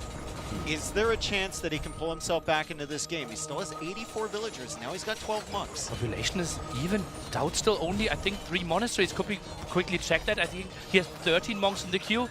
He could have 50% more army. Oh only boy. those 3. Only those 3. And now a treb out from Andy in the north there. Daut still hanging around. Oh, 9 monks there! Oh my goodness, so many idle monks in the south. He's got monks working away in the north. It's just hard to keep yourself focused in a game like this. You're constantly clicking monks, constantly checking the faith remaining on them and whether they can get new conversions. So many units targeted here. 61 conversions now for Daut in total. Maybe we can get a look at the POV of what the players are doing here. Absolute madness. Mass idle villagers there for Andy, as you can see, is trying to expand, tries to go for more gold. On the left-hand side, we see Daut, and we can see the APM not too far off from both of them. Yeah, Daut's doing a really, really solid job here. Andy, the same as Andy tries to push back Daut. We'll go back to the observer POV here. The treb stack from Daut is impressive behind that wood line, and he's taken out the castle from Andy. Andy has 1 treb. He's got all these villagers, 23 villagers, 7 monks, 2 light calves, a treb and a dream, as he tries to push back this position from Daut. Also, all of his monks are currently converting monks from Daut. Daut needs to stay on top of this. 18 monks in the queue there. It simply needs some more monasteries, but tough to realize here. He feels like, okay, I'm at the limit there with my gold income. He has 44 in gold, Dave. 44 on gold and the 4 relics too. The Trebs are now working away on the siege workshop. Andy just casually runs right underneath Daut's TC in the north for another town center over there. He's still trying to run. He's still trying to expand his eco and trying to get conversions at the same time. Villagers working away on the Trebs. This is kind of the second game he's played in this tournament where he's had villagers constantly attacking Trebs at all times, and he continues to find value with them. Conversions now at 77 for Daut, 47 for Andy. Man, absolute crazy. And oh, Lightcap showing up at the bottom, and Daut not really taking care of that. That could be quite some nice kills, and that is an exposed gold then. 4 more monasteries for Daut. Finally. This is exactly what we needed. 27 monks in the queue. You know it's bad when you have double the amount of monks in the queue than you have on the field. Oh. Holy, Trebs still alive, 2 of them. So many monasteries coming up, and that Lightcav is putting in work down there. Andy's not giving up. He refuses to give up. Daut is now going forward with the TC because he doesn't see the town center from Andy over in the north, and this map has just provided us with some of the most wild games here in NAC 5. One of the most banned maps as well, because people don't want to accept this madness. They don't want to play against crazy players like Andy and like Daut on these maps. Lightcav continues to put in work. In the south, he continues to kill villagers. Eco count right now, 55 for Andy, 87 for Daut, but if Andy gets that villager conversion with each one of his monks, he'll be ahead in villager count. So 88 against 55. Finally, look at all those monasteries. Isn't that pretty? That's something that Barbecue Turkman would screenshot and post it on socials. Absolutely beautiful. Those monasteries, Nilly. Mm-hmm. There's so many. So many. It's a ghost town. What is this in castle? Daut's main eco. He goes to the castle because he saw the town center. He couldn't get away with the town center of his own. He's currently trying to convert the villas in the north as Andy tries to convert the monks from Daut, but Daut converts the monks back. That used to be his monks that are now Daut's monks that are now going over to Andy's side again. Can't quite decide on which religion they want to follow at the moment. So many monks targeted as they're standing in the open field shouting at the other old men. Conversions are now 98 to 71 in favor of Daut. Let's take a look at this 26 on gold. Now, where is he even clicking? As you can see, just tries to make something happen with the Aremba. Quite questionable that he Look moves at the into monk the queue. monks. Look at that, yeah. And more monks coming in. And he just right-clicks, next click. Okay, try to convert this one. There's no hotkeys. There's not a single... Look at that. He has one single group with 8 monks and another group with some traps. You know how it is. As soon as your monks are spread out, as soon as you have like 30 of them, control groups go out the window. You just don't have time to set them up. You just have to point and click with the Andy, with the priest mod there, and Andy is pushing forward with villagers. He just made a mining camp, I believe. Okay, there's a stone there. Town center, yeah, but he eats all those conversions there, as we can see, tries to make something happen, lots more clicking for him, and only has one single group, basically, with 18 villagers. He doesn't know what to do. You can tell. Just by looking at his movements here, he's like moving a light cav around. He's not attacking anything. Yeah. He doesn't know where to go. He doesn't know what to do. Daut seems to be everywhere that Andy tries to push one. An extremely casual 41 monks on the field here for Daut. We've got only 1 in the queue for Andy and only 8 on the field. We're about to break the 200 conversion count in this game. Andy's body language clearly showing that he's not happy with how this game is going, and Daut on the verge of a 100 population lead. And this is a monk stack you just can't get rid of. It doesn't matter how many light kev you had. How many would you need? You need like 15? Something like that to even approach attacking this? Approach you can, but you won't be enough. It's now 50 monks on the map. Oh my goodness. And Daut still has 15 behind. He's got the converted Aaron by Andy's like, what on earth did I just experience? Daut is like, oh yeah. Madre mia. And he's like, oh, Andy, when I killed my castle. Yeah. I gave that to you, and I still take it. Yeah. The micro. Yeah. Oh, what God. did we just watch? Andy gets smaller and smaller. Can we have the cam back? And Daut is standing up, and he's like, oh, God. I'm so good. Just imagine I wouldn't have killed my castle there, and then we would have had a 20-minute game. I would have already been doing the internet recount. I'm devoted. Sir, are you sure this would destroy your own castle? Don't doubt me. I have double faith. True. How did we get that image, right? The construction workers and Daut is like, oh, look at that. The camera's following.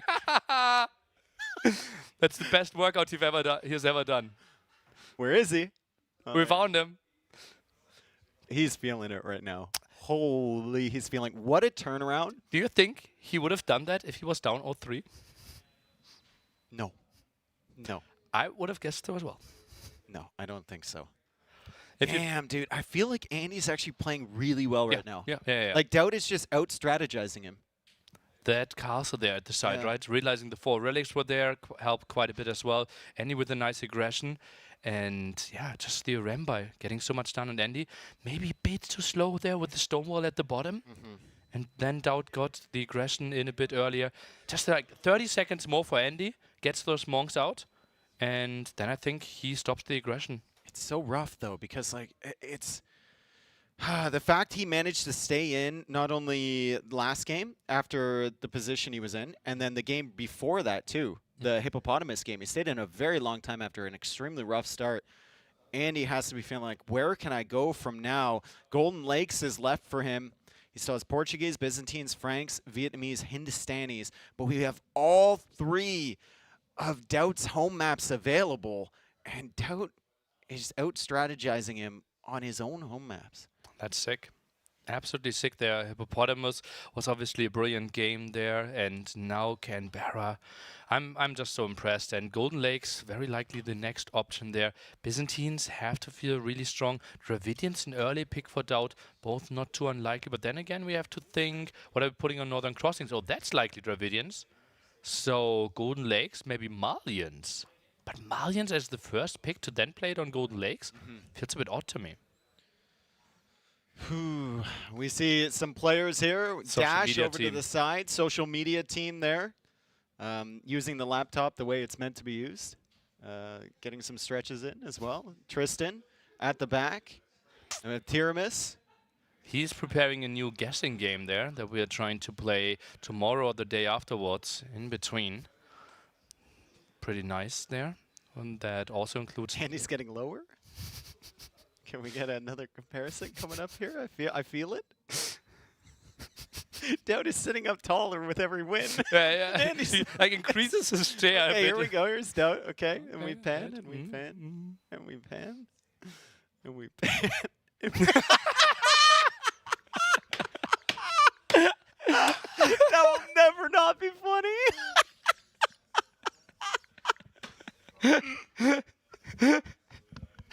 Oh. And now we look at his We belly. also see a chin.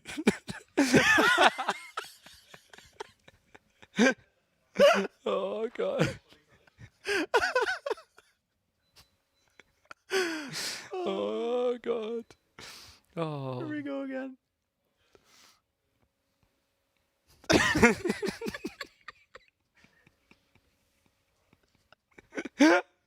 Oh god. Oh, but they're actually into the game. Oh. And this is like probably something where someone that has a lot of tournament experience could handle the situation. But Andy, the first ever big offline tournament for him, his biggest run in a big S-tier tournament as well. This is pretty ugly, right? This would be a tough situation for you if you play online, if you're down 3-0. But this guy starting to dance and berate you after every game, this has to be really tough for his mindset. Yeah.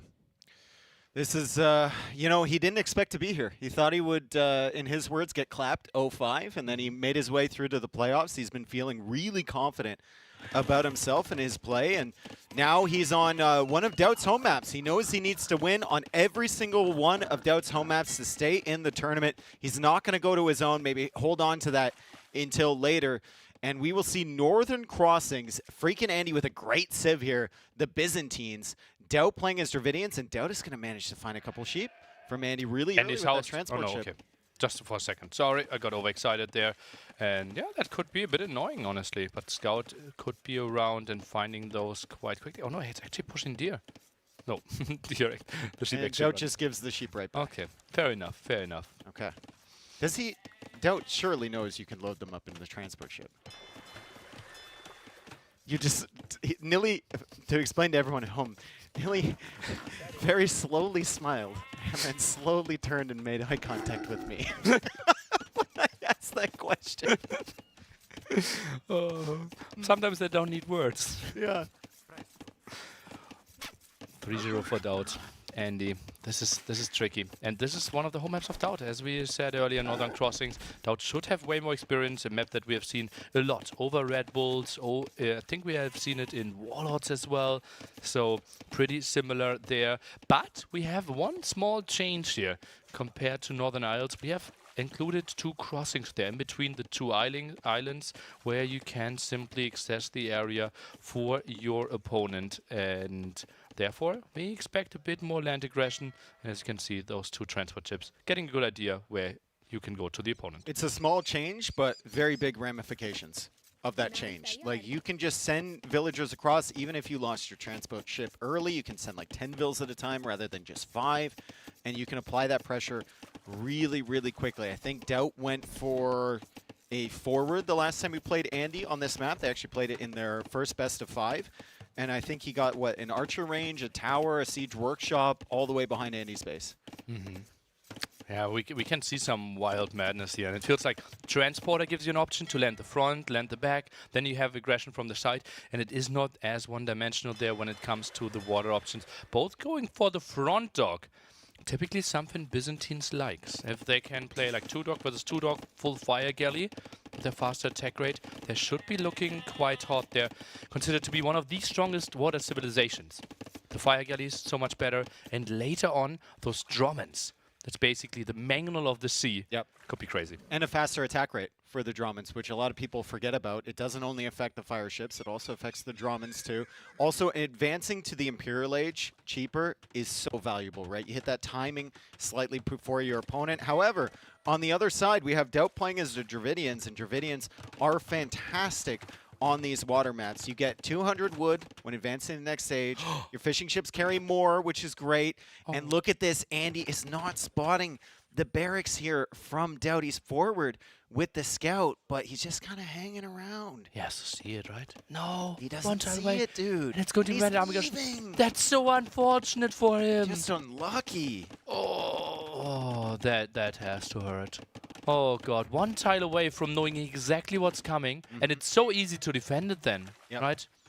You just wall up at home, get your archers out slowly, but you know, okay, it's looking good for me on water because the opponent doesn't have a lot of docks. But this way, completely caught off guard. I think Andy might spot this with Byzantines. If Daut loads in that transport ship, he has Town Watch. Now that he's in Feudal Age, I think Andy might see this. So if we could go to Andy's point of view, or not point of view, but scouting. Oh yeah. Yeah, he will see this. Yeah. So really, really solid job. He's also got the transport ship here. And full vision, because of Town Watch, he's going to see that transport ship. Now, whether he knows what's inside of that is a question. And Daut will be unloading in the darkness there. Andy is going to go investigate with his own transport ship. He sees the men-at-arms. He's going to have maybe not as much time as he otherwise would if he explored the barracks earlier, but he's going to have quite a bit of warning for what's coming towards him. Was scout fighting there, nice quick waltz, now needs to make sure, okay, I don't take any damage, just waltz this one off, nice preemptive waltz, needs to make sure that those men-at-arms are not finding any damage.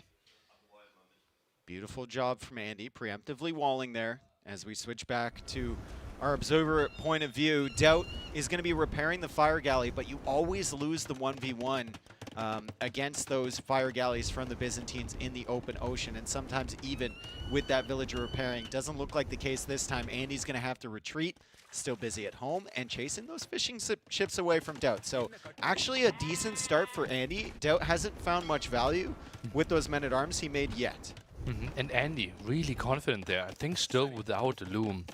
Just knows, okay, I will have the walls up, your men-at-arms, they can't shoot over my walls, and therefore, just completely walled. Yep. I love it. Very calm. Oh, good scouting from Andy. He found the villager from Daut. Remember, last time Daut went for a forward, and he went for a single villager tower. Daut pulls away with the men-at-arms. No, he's got to be so frustrated about that. He had a way in. Oh, that could have been 3 dead villagers, right? No men-at-arms there with some nice blocking. Could have been an option. They were relatively far away from the town center. Oh, man. I wonder what his thought process was there. Maybe he wasn't sure what was behind. Maybe he thought he was going to get trapped. Maybe he was paying attention to something else. But Daut not finding immediate value, and you can see the Byzantine fires just absolutely ripping through these ships 3-on-1, and they're going to turn around and deal with that final fire galley. Daut still forward with the men-at-arms. The villager was, I believe, cleared up, or maybe he ran away with that. There's no longer a villager forward. Maybe we can take a look. Those spearmen, maybe they have a kill, and then get an idea. This one doesn't. The 0 kills. Something happened to that villager. He loaded into the transport ship or something? Yep, looks like it. Ooh, but there's a fire there. Oh, it goes down so quick, Nilly. Businesses are crazy. Holy, that thing is burning. That could be the dead villager, plus a lot of scouting loss. Skirms fighting this nice one. Job. Really, really nice job. Daut is going to be looking for that transport ship later. He probably has it on a control group, and he's going to keep pressing it. Like, where did it go? But that villager is not getting home safely. Andy, with skirmishers here, he's got some spearmen. He should be able to defend against those men-at-arms, and Daut a little bit too late with that villager. He might lose another one to the fires. Funnily enough, both players docked in the center, but both docked at home now, or further back, to get some fishing ships. Daut already double dock in the back there. Quite some beautiful numbers for himself. Needs to go for some fire galleys pretty soon. Andy with the back dock as well. It feels like a good opening for Andy, but Daut can boom away from this. I mean, Daut's men-at-arms, while they haven't gotten direct damage, they've still forced out the walls, right? And Andy has looped around really, really quickly with those fire galleys, and he's going to find the fish at the back. Uh-oh, this will be tricky now. Is he going for the dock here? Yeah, it's not really going for the for the fishing ships But yet. there's another one. Another one to the left-hand side might intercept this villager in some danger. Oh, that will be tricky, but still not really the prioritization. And now Daut is arresting the front. Yeah, Daut killing the fishing ships quite a bit slower than Andy does, as now the fire galley still has not yet killed a fishing ship, and Andy will come along with a defensive fire galley of his own. We look at the resources right now. Both players near to clicking up. I think Daut is probably going to be about 10-15 seconds faster than Andy, but still competitive uptimes here. And Daut only with 6 fishing ships alive. They've been on the run the entire time. Andy, more resources collected overall. And keeps his 200 stone, although he had a market, therefore knowing, okay, this is likely going to be a long, long game. Is planning with potentially 3 town centers here for himself. Gets the gold upgrade, wouldn't be surprised if even the farm upgrade might be one of his next steps. Some fishing ships added in the back most likely. And this one will stabilize quite a bit.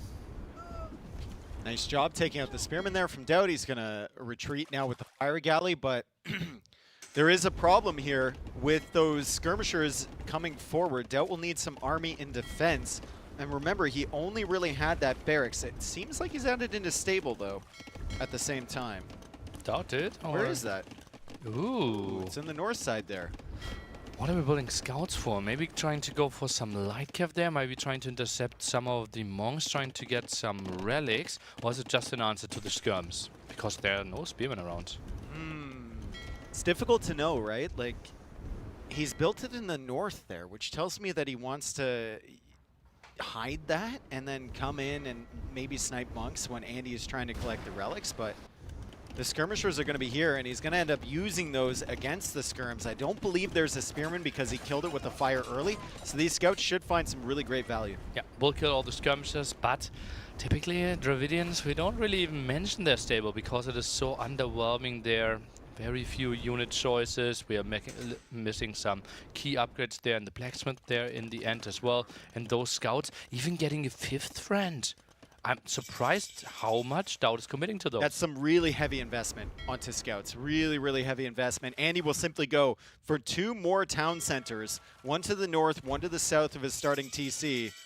And he's kind of controlling the water with his fire galleys too. So the scouts are going to have trouble making their way across that marshland there. However, Andy a little bit later to the war galley upgrade, and he's getting his fires cleared at the back. So Daut will continue to defend his fish.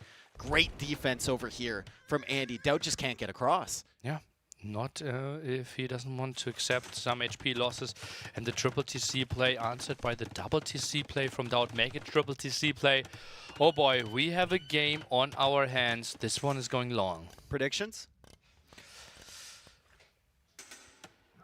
54 minutes, 57 seconds. 47 minutes and 12 seconds. Oh, okay, okay.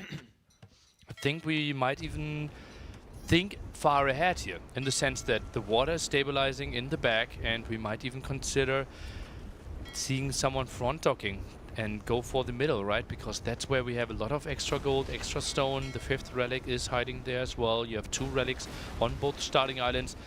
We made sure that each of the islands has the same amount of wood, so that will be completely equal and shouldn't decide the game. Long term, which civ do you like better? Byzantines. Byzantines? Big Byzantines fan. Okay. Thing is, the only option against Byzantines is kind of the demo. We have heavy demo on the side for Dravidians, but with the new Dromans and you can ground attack there, I don't think that's the greatest option. There go the fish for Daut, and the fishing ships are still alive for the time being for Andy. He's added a few more of those, as Daut does not really have a presence on water at all. So Andy is keeping his town centers running with the fishing economy. Daut is going to have to add something on land to keep his going. And you can see that reflected just a little bit in the villager count currently. 51 villagers for Andy, 46 villagers for Daut. More res collected for Andy as well, as the light cav, unsurprisingly from the Dravidians, finding not a lot of value in the economy from Andy. How does Daut have 7 on food and no idle TC time? How is that a thing? I think maybe he was collecting the Ibex or the fishing ships were bringing in quite a bit of food. Remember, Dravidian fishing ships carry more. So when they drop off, but most of them died, right? Well, maybe they dropped off before they died. Okay, maybe they did. And Doc dies there. Now we see the farm upgrade, only 10 on food. And Daut still keeps his town centers running. I wouldn't be surprised if he buys himself even another 100, 200 food, because he should be at the limit with it. Really good position for Andy, though. Holding over here with the Spearman and a forward siege workshop with 3 town centers behind. Daut's got a monk out of his monastery. He's trying to convert the fire galleys. Won't get him, but he will grab that relic. And the light cav are looping around to the north again, but Andy is wise to the situation. He's got Spearmen in the exposed areas of his economy. Daut will try to go for a siege workshop in the north, but the Spearmen are there. And remember, town patrol for Andy, so he can see a lot of this stuff before it actually hits his economy. Yeah, so much vision there. Might even spot the siege workshop. Oh, builds the house there to block it. That's really nice for him. Quite interesting that we see soon 14 spearmen out on the field against Dravidians. 2 villagers coming across. There's a house foundation there from Andy. The 2 vills from Daut will build the siege workshop anyway. He's got the light cav here, and he's going to pick off a few villagers from our blue player, but Andy in the south also has a forward of his own, and look at this. He's got the fire galleys in the middle controlling that rocky terrain. He's got the monks converting. He's got the spearmen near the gold, and he even converts himself a few extra villagers to make more forward buildings as the Mangonel works away on that TC. Daut is under an amazing amount of pressure here in the south. Oh, that was just 15 villagers on stone, but the Mangonel should maybe prevent that. Daut, does he have a second stone spot maybe at the top? Could be a good option for him to somehow get a cast up. I wouldn't be surprised if he soon sends 15 villagers there. He has way too much wood anyways. Really nice macro from Daut to start adding in those farms while all this is happening. You can see he's up to 22 on food, and he's not taking advantage of the fish there, so it's really, really difficult to do that at the same time he's being pushed. And he looks like he wants to go for a gate on the other side of that town center, which is interesting. He's trying to trap in the villagers from Daut, prevent anything from coming over there, and maybe converting his units too. And the pikemen have dealt with the siege forward, so really, really solid job here from Andy. Almost has enough to click up to Imperial Age with Byzantines too. Yeah, and we made all that wild prediction when it came to the playtimes, but we underestimated the power of Andy, and killing the fish just made it so much easier for Andy to have the extra resources to put them out on the map. Daut is going for the 4th town center, is trying to make something happen with his light cav, but how against that amount of pikemen? It's crazy, and how against this Imperial Age timing? And if you're in Andy's position, as he goes for a castle forward now, if you're in Andy's position, you can make Dramens right away without chemistry. However, Daut has something to say about this. He's coming in with the light cap. There's pikemen here for Andy. Good attack rounds coming in, getting a little bit of additional damage. And the Dravidian light cap don't seem to be enough, as Andy will bait these likely back into his pikemen and his fire ship. There's not much of a military at all from Daut to deny this forward castle if Andy sends enough villagers. Oh, light cav still 3 alive, but really low HP. Maybe ground attack. No, not happening there. Lots of villagers dying there for Andy. Therefore, the TC still not built, but that was another nice shot. Killed 16 economic units by now. Yeah, those villagers are super weak too. He's trying to get the attack rounds down. He needs to make sure he doesn't do the same thing that Daut did last game and kill his own castle, but it looks like he's going to be fine, as Andy will send... Ooh, he almost attack rounded his own villagers there. I think he's sending, what, 10 villagers forward here? 9 villagers, okay. Okay, now gets the castle to start. 50 seconds till he reaches Imperial Age. Another shot into those villagers. Daut tries to answer with his own castle. Deletes the barracks. Is he pulling enough villagers? He is pulling all the villagers he can. He's pulling every single villager in the general vicinity here. Andy's got 9, creating that castle. Daut has quite a few, 20 villagers working away on the castle over to the right side. The fire is also helping. One castle is almost completed, 69%. The other one's at 80. Daut's castle will go up first. Will he be able to deny the castle from Andy? Andy gets to Imperial Age. He really needs this castle to be completed. It's almost up, 94.5%, 95, 96. The castle is still, the one villager, he's right-clicking it, goes down, but more villagers are coming from left-hand side. Daut needs to quick-ball this one ASAP. Daut needs to quick wall. Oh. Daut is trying to quick wall. Daut has Dravidian Lycav denying the castle foundation. Andy gets to imp, but there's no forward castle to take advantage of that. However, he's queuing up some Dramons, and Daut is only at 64 villagers. If you're a Daut fan, you love to see the last minute, but if you're a Daut fan, you hate to see if you look at the score. And you look at the villager count, you look at the military count, it's just simply not there, right? Andy doesn't get the castle up, but he might even convert a villager and start building it with one of Daut's former villagers. So he just goes for another castle, a little bit further behind that. The Dramons will come along and take care of the castle from Daut. He still has the water control, he still has the eco advantage, he still has the Imperial Age over Daut's castle. Crazy moment there for Daut. He accomplishes not dying for another couple minutes, but long term, still not a good position for him. There was a lot of villager that he had to pull as well, right? It was 15, 20 villagers idle, had to invest all the stone there as well. Villagers fighting behind this one. Idle TC now pretty wild for the Lord. He's denying another castle. He's denying another castle. He knows And he how to. converted the fast fire shift, so, I mean, all the villagers coming across will run into that. Devotion now coming in for Andy. He's tired of being converted after last game, and now the start to the Imperial Age here. Is Andy throwing this one away just a little bit, committing to this? Daut is... Oh, that's a Daut second... got a Droman! Daut converted a What? Droman from Andy! And he has a castle, right? He can protect this Drummond reasonably well. More villagers going down. Daut is kind of equalizing the population here. Will the fast fire ship manage to kill that Droman? No. Daut still has villagers in front. Andy is now attacking the villagers from Daut with the Drummond of his own. Fast fires are still in the vicinity as he tries to micro against that, but Daut's got it targeted for another conversion. What on earth are we seeing here? Andy just can't get a castle up against Daut. 2 Daut castles in a row. Daut will attempt to go for another castle in between the 2 unsuccessful foundations that Andy tried to place. And Andy, if you look at his resources, is just struggling to get anything on the field. He's got so much in the bank, but what do you make if you can't complete the castles? Casual fletching timing. He's now landing with villagers. Remember, this castle is at 98%. He might get it up.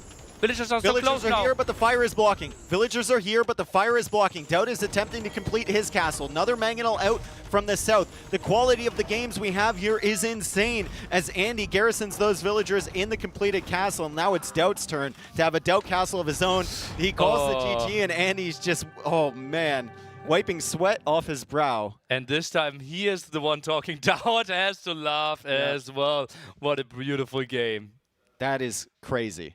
4 castles. At one point, only one of them completed on the same screen. Yep. Yeah. 3 alternating. Daut, 3 Daut castles next to each other. Oh boy. Well, Andy took one of Daut's home maps. That's got to be a really great feeling for him after he lost 2 of his own. He's only down 3-1 now, but he's on the board. And Daut gets a chance to pick the next map, and he's really going to have to consider carefully. He doesn't want to give Andy any momentum. 3-2 sounds a lot better than 3-1. You want to kind of finish him off here. Yeah, and now Andy is talking. Daut is talking back as well. Still wants to discuss all that. Oh, that was a pretty one there. Probably not the most expensive real estate on that coasty area.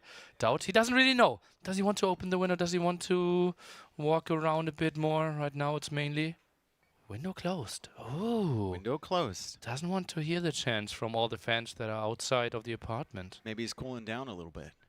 Oh, maybe he goes down with his chair? Maybe. Game 4. Game 5, actually, coming up shortly. We have Golden Lakes left, Langanati, Dry Graveyards. So not as close as the previous few maps, enclosed Canberra, Hippopotamus, Northern Crossings. A lot more open areas to run around here. However, there is still some water involved on Langanati and Golden Lakes. What do you think Daut's going to? Does he go to Golden Lakes so he has 2 coming home, or does he go and try and finish it off here? I think Langanati feels like a reasonable one for him. Their Dry Graveyards, it's just a bit too intense after this messy game that we just had. Langanati had to get some reasonable control for everyone who sees all those numbers going through there at the bottom. Obviously, 100% of all donations are going into the prize pool. So if you feel like, well, I still have some dollars flying around. I want to support those players, giving us all this great entertainment. 100% of the donations into the prize pool, and all the highlights, obviously, on the YouTube channel Nearly AOE 2. It's been, I mean, it's been a wild ride. The viewers have been incredibly generous up to this point. We already managed to, you know, the community already managed to cover Nilly's costs for this event, which I think you didn't expect would be met in full. Yeah. And now we're just adding to the prize pool, which is like a dream scenario, essentially, as we get into game number 5 here, and it's going to be on dry graveyards. Andy is playing as Portuguese. Daut is playing as the Incas. Okay, Incas here. Daut, obviously, the self-proclaimed Meso King of the world. Loves to play as Mayans, loves to play as Aztecs. He's self-proclaimed in a lot of things. That's not the only one. It's a very large list. Andy trying to steal a boar away from Daut, is trying to go to the other side and tries to make something happen, but didn't really find Daut. Obviously not that easy on this map. Typically you try to steal it, having some indicators on the map, big wood lines, you know that the opponent is around there, some gold spots, but here it is so scattered around, therefore a bit more tricky to lame in general. That's maybe why Daut wouldn't expect it, and that's why Andy went for it. Hashtag mind games. And if we think about the lames on boars, I think the only other lame in NAC 5 was Andy coming forward on Outcrop, right? Laming with the scout. I don't recall seeing anyone else do it. I think so as well, yeah. It's not as common anymore, especially with the 9 villager start, right? You're going to pull the boars in earlier on average, most likely, so you have less time. You also want to push in those deer. And Andy hasn't pushed in the deer immediately. Daut is now scouting some of the middle of the map. The double wolf. Andy might still have nightmares from those. Shortest game of NAC 5 and maybe shortest game of NAC history. I'm not too sure. We have a Daut Viper game there from NAC 1 that lasts 3 minutes as well. But Andy certainly not too happy with those 2 wolves in the center there, remembering the game against Jordan. He felt he was incredibly unlucky. He said, I didn't know, like, how many wolves spawn on this map, I think someone asked him. And he said, probably 2. It was the 2 that attacked his militia. He felt like it was so unlucky in that circumstance. But he's going to go for Loom a little bit earlier here. Loom and then queues up a villager. So maybe had problems with a house or misjudged his build a little bit. Let's take a look. Has the mill, should have the lumber camp there as well, Andy. So typically this is the time to go up. Has some ILTC time now, eh? Typical 9 seconds, not the biggest of deals. What do you expect? 0 seconds though from most players here. Yeah, perfectly acceptable opening there from Andy. What do you think the strategy for him is going to be? Is it just archer range? Is it scouts? Is it men-at-arms again? Well, typically scouts into some range. This is what most people want to play against the meso players, right? You want to have the mobility, but then don't want to get overwhelmed by some spearman, archer, eagle composition, and therefore you add in some archers of your own. Wouldn't be surprised if he opens archer range directly, but then you're lacking mobility. Yeah, and there's Daut with the barracks already up, the militia already on the way in. He's going to have 4 on gold here, likely go into men-at-arms with some sort of archer range follow-up as Andy tries to get the really big walls up. He's going to find the sheep that Daut lamed at the back, and he's going to bring him back to his town center. Daut will want to intercept those before they make it all the way back, but it means that he can't immediately deny those walls. Okay, well, sends those sheep maybe again to the right side. Okay, I think maybe to the top might have been an option as well. Knows that the villagers around there, and Eagle kills the villager, especially with the hill advantage. Especially with the sheep to block it. He's going to use the sheep to block it. Even Andy can't quick wall against 2 sheep and an eagle on a hill. Beautiful blockage from Daut. Is he getting it? Militia coming as well. Saved. I just knew that. As soon as Andy threaded the needle through the sheep, hyping it up, and then suddenly, ooh, there's no chance. But he's held the wall. He's held the hole in the walls, and the militia are going to make their way through. Men-at-arms, of course, on the way, and the archer range follow-up is coming. Let me see the clicks. Andy, this is really intense for him. Get out of the way. They need to block from the left side, though, right? Get out of the way. Oh, squeezes through there. Right through the middle. Split formation on the sheep, and Andy finds a way, and of course his scout saving the villager. And now the eagle is weak, which could actually matter here. Daut is running around with the men-at-arms, doesn't want to run into the TC. Definitely wants to attack those berries, but the berries are very close to the town center, so he has to be careful here. Yeah, built away from the town center though, therefore the villagers a bit further away, some of them to the left, but it feels like every single scout should go there. Quite surprisingly big walls here from Andy, still open at the left-hand side, might even still be open at the right-hand side. Andy just building his scouts. He's trying to bait, it feels like he's trying to bait Daut to attack the villagers. Like, he's fine if Daut does that. Then he can just turn around, poke them a few times, engage with the scouts, don't lose that much HP.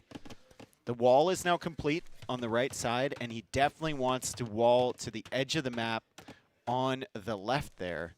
And that fortified church's ruins is actually going to help him quite a bit. Yeah, hides the army there, and Andy, oh, he doesn't know. He doesn't know, he might think, is the army at the top? I wouldn't be surprised if he splits his scouts now. Yeah. Did a lot of people, like, jump off the edge of the map there? There's a lot of tombstones.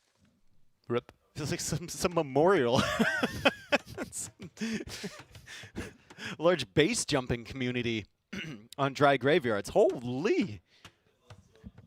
Maybe some stupid round earthers, thinking that if they jump over there, they come out on the other side. It's only on that side. Interesting. Okay, one hole in the center there from Andy, as Daut has an archer and a spearman, but Andy fully walled, and he will feel safe enough to extend across the center of the map with the scouts and look for some value in Daut's economy. And Daut is definitely not fully walled on his side. No, tries to build some walls at the bottom. Most of his production is at the front. Oh, this will be tricky. Men-at-Arms are in. Men-at-Arms are in. Archer makes this really difficult. The Spearman also makes this difficult to clear up. But there are some skirmishers here from Andy. If he can maybe distract out and bait those Men-at-Arms into the town center, could be super valuable. But great second army coming forward from Daut. And Andy, not paying attention, loses the scout against that thing. And Daut already has Spearman in defense at home. Daut has all the initiative here. The walls from Andy have been breached, and I don't think he's going to repair them anytime soon. And I don't know what kind of value he's going to find with these scouts with the spearman production from Daut. He only has one spearman at home right now, but obviously villagers are around there as well. Wouldn't be surprised if he just feels like, okay, everything is so tight there. Let's send over the scouts home and try to take some good engagements there. Third most banned civ versus Daut is Incas. Makes sense. After Aztecs and Mayans. No. Self-proclaimed Mezzo King.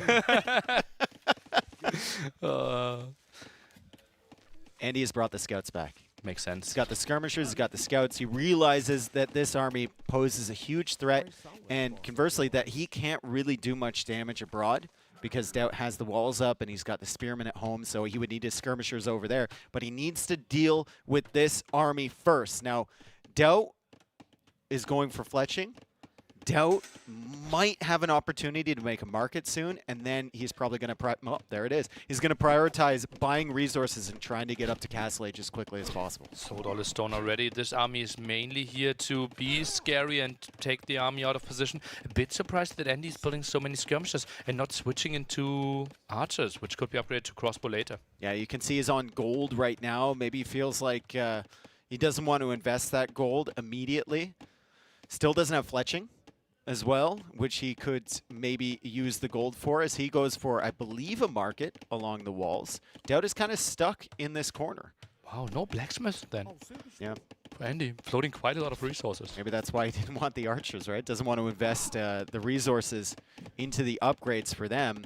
Scouts still patrolling around this. Daut can easily get trapped here. Daut will get trapped here. It's a market for Andy. He chases in with the skirmishers, but the scouts are in the wrong spot. He's going to have to loop around again. Where are these scouts going? They're trying to find the gap. The skirmishers are getting hit, and that's a little bit of a misplay from Andy. It could have been like a free clear on this entire army, but the skirmishers walked right through all of those men-at-arms. Oh, the woodline a bit tricky there. Tried to be fancy with the market. Is it a full double market now? Yes, it is. I think he's finishing both markets. Oh, you see the reaction there. Yeah.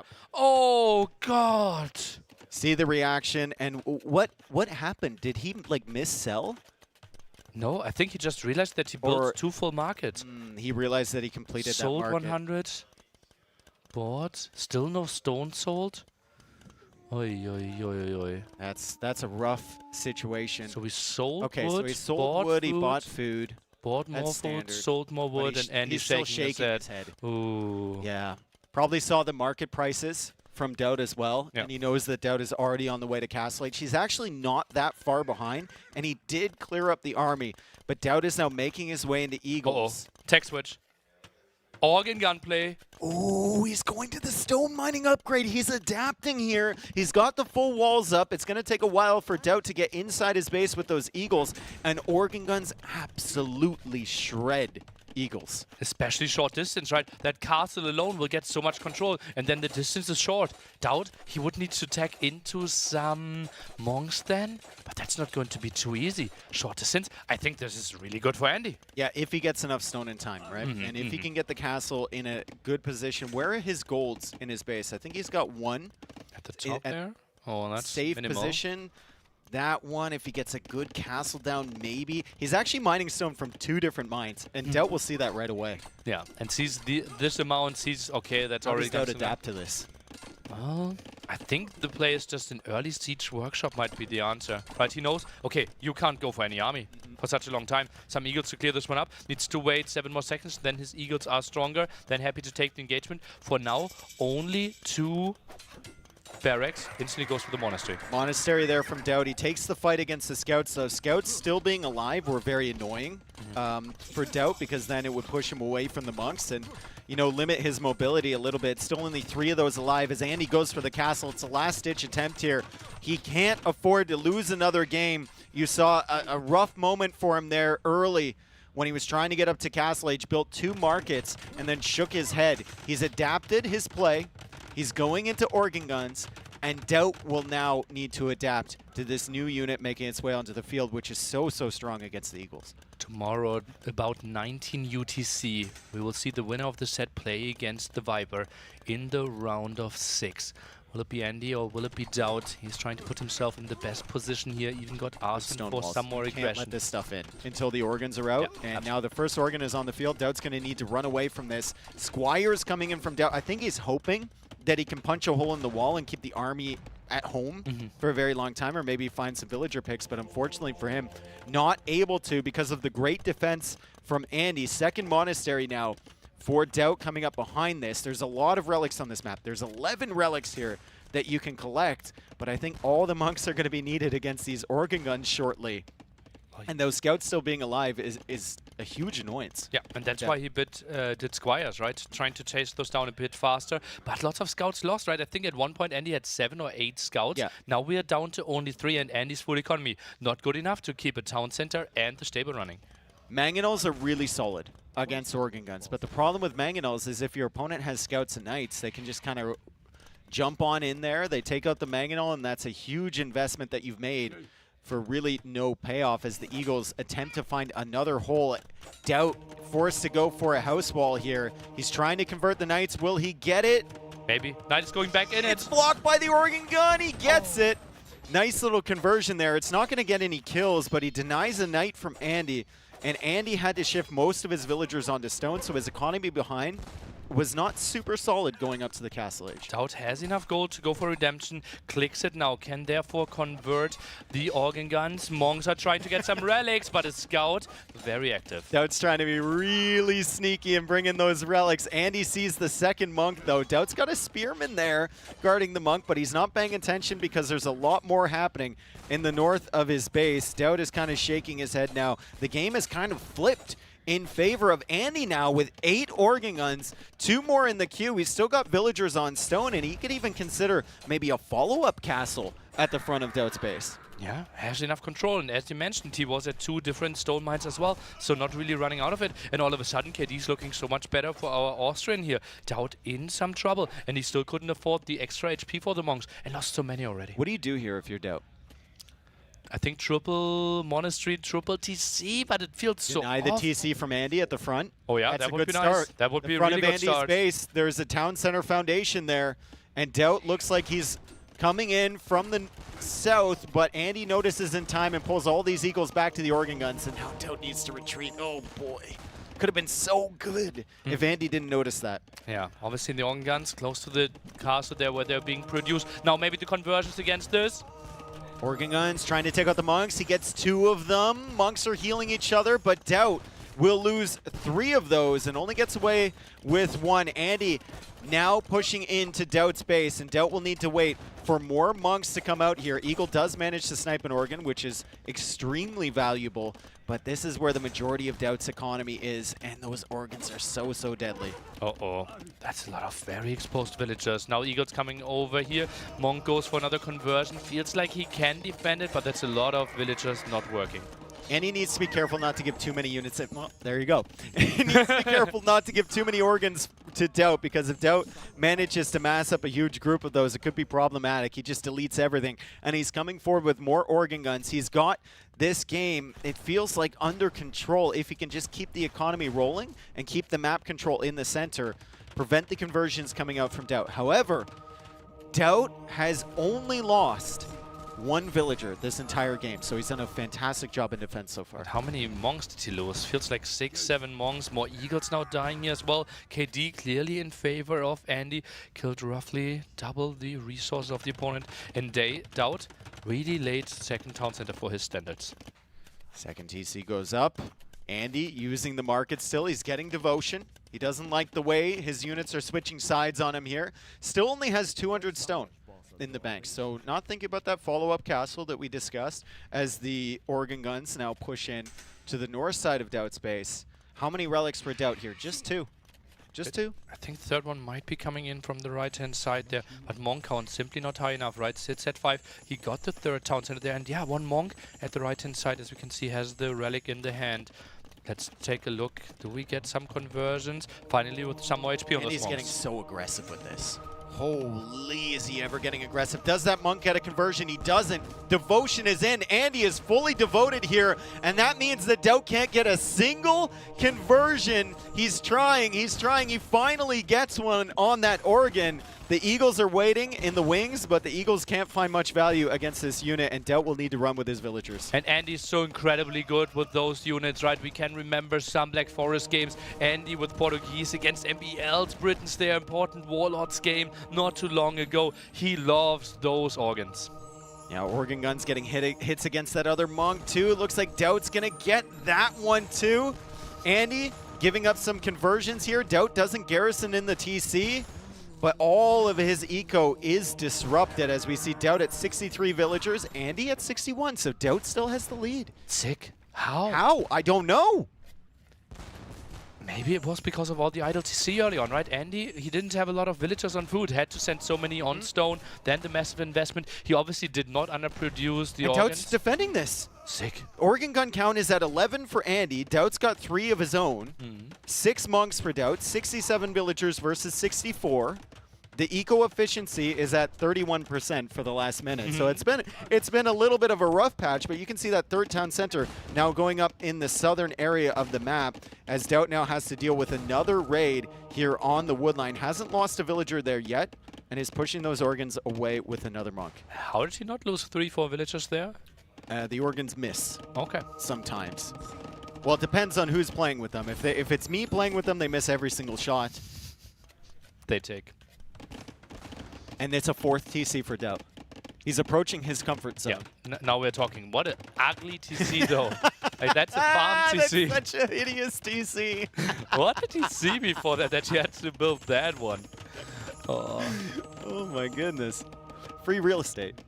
Speed upgrade could be really nice for those monks, right? Trying to chase down the organs might be an option. Maybe even thinking about some mangonels here, or do you think Portuguese, well, they're too likely going for redemption? 5th town center. 5th town center, sick. 5th town center. I know Daut, regardless. Atonement.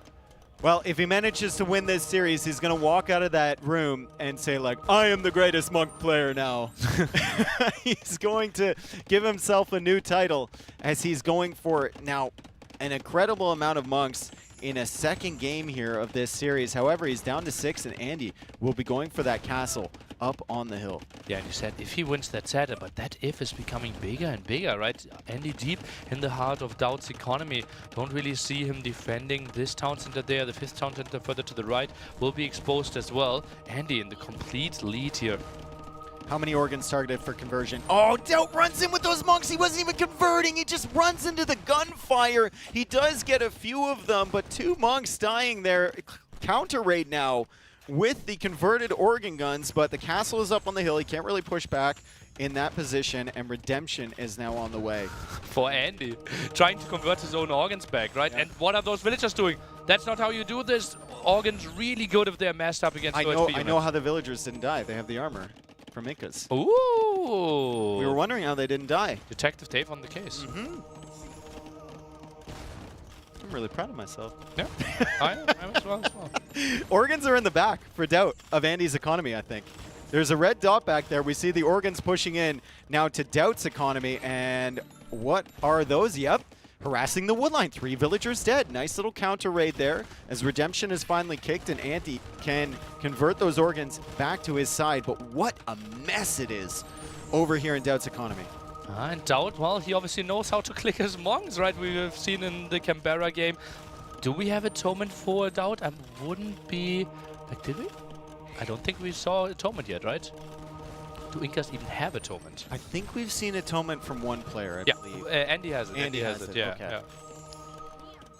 Yeah. Incas get Atonement. They should. Okay. I think. Well, then I won't even open the There's website. another castle from Andy. And there's a castle from Daut. Extremely casually. Andy will start building that. Daut will be able to see it. Daut has a couple converted organ guns. He's got more monks just recovering their faith. Apparently they don't get Atonement, so that explains why they don't have it. And the castle is going up from Daut in defense. But Andy is out of range, and it feels like that castle will complete as well. Neither player really all that close to going in. Maybe Daut can figure something with the market. Maybe Andy as well if he sells the stone. Is it a race to Imperial Age now? And this is the spot where Daut has to play Fast Imp because he faces 3 castles. But Andy, he can choose if he wants to play Fast Imp, most likely win the Trap War because he has 3 castles, or if he wants to loop around and play on a different angle. Daut's definitely playing Fast Imp. He stalled out all of his town center production. There's a monk in the back kind of distracting him. He's at 87 villagers. Andy is at 96. And organs, the beautiful thing about them is they kind of are part of Andy's long-term composition, right? So it's not like a unit he's just making in Castle Age and then he's going to tech switch into something out. The organs are really, really solid against Incas. However, Daut's got a ton of monks. He's got a ton of monks. He does lack Atonement, which really, really hurts, and he's on the way to Imperial Age, but Andy, on the other side, clicks up at exactly the same time as Daut. This is the death of all those 6 monks, no? Should be some conversions there, then there should be a chain reaction here. Oh, These God. are just going into the other direction. I think this might even be a mistake trying to take the engagement, but now it's only 4 monks. Organs are being converted. Daut is going to lose all of these, but at least he gets a few units along the way. However, he's giving some monks back to Andy, and his base is still under attack. Where is he getting his gold from? How many relics can he hope to have once Andy takes out that monastery? Really, really going to be stretched for resources here as Andy starts to take more and more map control. 3 relics untaken or not taken so far, and those are the ones at the very top of the map. Daut tries to get another castle up right now. 1 monk, 1 eagle, and everything Daut can put on the map goes for the big eagle switch, though. As we can see, him adding barracks makes a lot of sense against that mass amount of monks, but won't be that great against 12 organs on the map. Are you, if you go eagles, are you trying to get into Andy's eco at home, or do you have to focus on the army forward? The thing is, I think you're losing too much of the valuable area here at the front, right? Go for 3 traps, try to clear this one up, and you have to jump. You have to get the last armor upgrade together with Elite Eagle. Yeah. If you raid at home, you're losing all your 5 relics. How do Fabric Shields Eagles do against Organs? I guess Organs have the bonus damage against... I don't even think you need all the armor, right? Yeah. I think the first projectile is simply not doing too much damage. Okay. Nice little stack there from Andy. How many organ guns does he have? 15. It's approaching the territory where you just feel helpless, right? You're sending in units, and those things are just shooting them down right away. Incas do have Onager as a potential unit, but we saw Andy with all the monk techs from before, so he's going to have Redemption. He's probably going to have block printing as well. And if you tech into Onager to deal with those organ guns, they're just going to get converted. Yeah. So it's got to be Eagles here. I don't see Siege as an option at all. It has to be Mass Eagles. We only have 7 on the field. Elite Eagle is coming in. And Daut, he wants to be patient here, wants to mass up, but Andy not really giving him the time. Now more traps in the queue. I wouldn't be surprised if Daut loses his castle before he can really get to a proper trap count. Another defensive castle from Andy. So he's identified a threat of maybe those eagles coming forward and pushing into his eco. He's going to protect the gold. He's going to go for another town center way over to the left-hand side and maybe discover the 3 relics sitting over there. Daut needs to defend this area. Andy has been pushing him away from this the entirety of Castle Age, and now he poses even more of a threat in Imperial Age with access to trebuchets. The Eagles will attempt to come in, but Andy, with the units at home, able to defend, also goes for a gate there, still pushing back these villagers. Beautiful play from Andy. Daut has to completely abandon his starting base. And Andy has to switch into hand cannoneers now, right? Look at that. Resources not too far away from Arquebus. One of my favorite upgrades in the game. And then those eagles, they would be really struggling. Oh, nice find. Nice find. Nice find from Daut. He's over here with the Eagles. He's going to prevent that expansion from Andy. And the final armor upgrade is on the way for Daut, which will not only benefit his Eagles, but also apply to his villagers. So make them a little bit more hardy against the shots from the organ guns. Okay, Daut only 30 population behind. Needs to catch up there with his houses. Obviously only needs half the amount there with Incas having the bonus, but needs to build them eventually. Eagles at the back. Andy is distracted, and look at that. Another army making its way across the field. Andy is not pushing Daut's main base fast enough. It feels like Daut is completely evacuated here. He's going to lose the relics, but the Eagles are a huge threat to Andy's villager count, as Daut also has trebuchets in the center there. Look at all this idle time as Daut tries to pull the organs out of position and heads in with more Eagles. Oh, those villagers trying to deal with the traps. Kind of a repeat of the Canberra game here. Do we maybe see a full block of... Has the gate being built there? But I thought this was low HP. Hand cannons coming out for Andy. Super solid. He repositions the organ guns. He's going to stop the trebuchets from taking out that castle. However, Daut continues to find villager kills at the odd areas. Every time Andy extends for a gold, it feels like Daut is there. Daut also keeps producing more and more villagers and running them to the corners, getting the resources away from the main army of Andy. Great job from Vodka to actually keep up with all these raids that are happening. There's things on every single corner. Andy tries to go for a castle now in the middle of the map. Andy is running the villagers in the north. Andy's being harassed on the right. And Daut now losing villagers on the stone in the middle. Villager count is ahead for Daut right now. 90 for Andy, 102 for Daut with 31 Eagles on the field. Population. And he's clearing this up. Population and score are telling two different, absolutely different stories here. Daut is actually increasing population quite a bit. He is somehow making this happen. He only needs access to gold. He has 30 on gold, and he loves the Eagles. So he went for the counter raid option, Dilly, and Andy fell for it. He pulled all of his army back. He didn't keep the pressure on there, and Daut doesn't have to worry about his main base being pushed anymore. He can fully focus on raiding the economy from Andy. 33 Eagles, 6 in the queue, 104 villagers behind this, and he's almost got enough that maybe he can think about diving this army. However, that is an extremely powerful army against infantry units. We got the organ guns and we've got the hand cannons. Daut, is he jumping this? I don't think he can. No. 24 hand cannons, but eventually he will need to jump it, right? Because there are 3 traps out there. There will be a big threat towards his castle. Oh boy, we're getting to a state where Andy's just going to have an unstoppable force that Daut will really struggle to counter.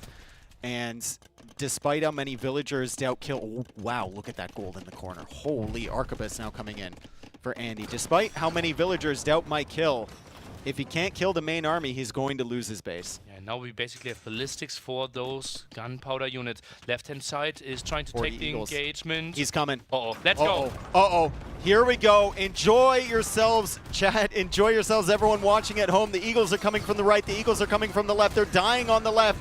They are not dying fast enough on the right as the Trebs go down, and the organs are now being slaughtered.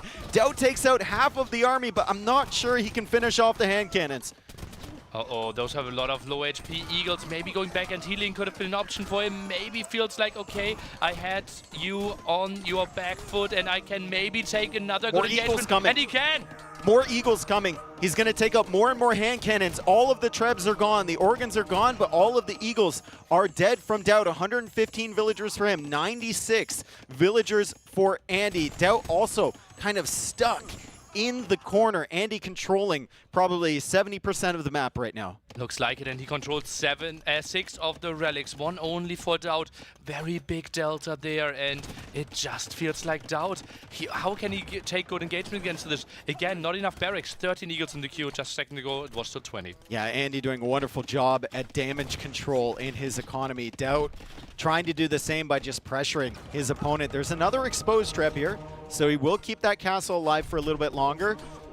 If he kills it, which he does, pulling some eagles away to deal with the monks. But like I said, he just can't deal with the hand cannons. He has no solutions against that right now. His only solution is to distract Andy and hope that he kills enough economy. Andy sitting pretty at 102 villagers, though. Yeah, must be And nice. ooh. Oh, that's an aggressive castle. Can replace it a bit further to the left-hand side. Daut stays active with his villager kills here. Killed more than 60 villagers already, and I wouldn't be surprised if that number will rise even more. Splitting some eagles over there to kill more villagers. Eco KD right now 66 to 25 in favor of Daut. Andy can't get that castle up there because Daut's house was in that area, and he prevents another castle with a house and a palisade foundation. He's coming in with the eagles. There's no army there to support, so that might be a Daut castle, but Andy notices in time. He's going to pull the vills away, and he's going to bring the hand cannons over to deal with the eagle army from Daut once again. Attacking to Botkin here. Maybe the next step for Daut could be thinking about skirmishes to deal with those hand cannon here. Just feels weird though. Daut still has 36 on gold, but it feels like he's going to run out of places to take gold. Honestly, he had so much in that corner. If we can go to the south corner for a second, we can see what's left. Ooh, it's not looking good down there, is it? And that's so many hand cannons, and they will protect this area nicely. Now the last armor upgrade for those hand cannons as well makes it tough for those eagles to take good engagements. Daut now goes for another trap, tries to clear up this area, but the eagle number simply not there. Soon at 24, but that's not a match against the 43 hand cannon here. Yeah, and they're hitting all their shots, right? They went from stormtroopers to special forces with one technology, and every time the eagles approach, they're killing all of them before they even get close. The eagles are now trying to snipe the trebs once again, but incredibly patient approach here from Andy to protect the trebuchets with his hand cannons. And like I said, the accuracy has improved dramatically. The eagles are just being absolutely slaughtered. Oh god, that is absolutely brutal there. Daut is increasing in his population, but that's mainly villagers. 131. The eagle numbers are not there. I think going for the archer range is the right choice, but it might come too late. A second semifinals that have just excellent games here. Andy trying to pull this one back with 2 straight wins in a row. At this rate, it feels very, very likely.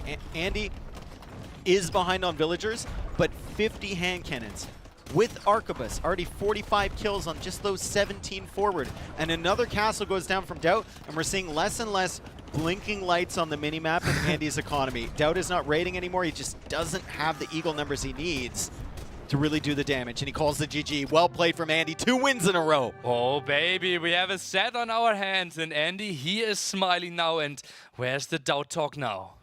Andy smirking a little bit, maybe, you know, talking talking to Daut just a tad. Deep Andy territory here. And Daut, he needs to cool off a little bit. Okay. Where's all the you know, hand waving and smiles and everything now? All gone. All gone. I will have to see how players will approach game 6 and 7. So much on the line for both of them, obviously. Trying to take a small rest. We will take a good look at potential next maps and the civilization choices there. Oh, and that's a weird way of wearing my headset. It's better than Jordan. Oh yeah, he was Back really to front, confused, yeah. right? Yeah. Classic Jordan. Classic Jordan. Yeah. We were laughing and enjoying ourselves. Haha. Okay, so final 2 maps, Golden Lake. Yanganati here. Look at that. Malian's first pick still.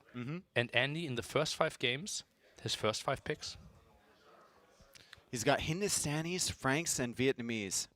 I think I definitely favor Daut Sips here. I think Malians for Golden Lakes, and then you have Romans follow up on Yanganati.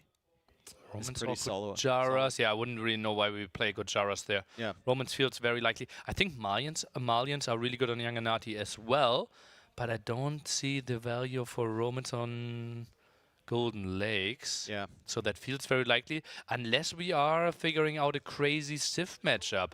Franks for Yanganati feels likely, and then Gujaras maybe as the counter against this. And on the other side, Golden Lakes, probably Vietnamese and trying to play CA. Daut is lounging on the couch right now. He's taking a little bit of a break.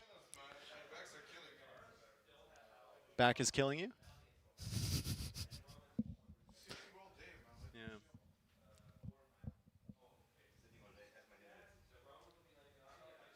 This one.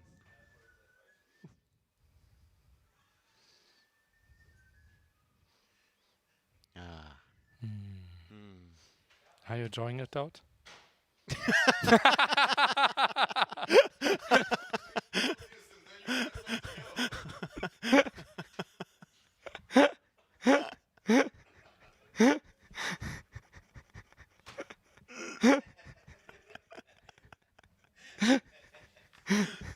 Oh god.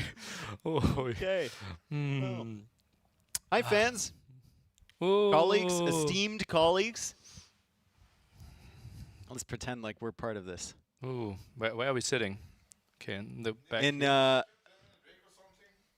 In Tristan's lap? No, okay, on this chair, and then I'm sitting on this chair. somebody's head. Okay, thank you, Tristan.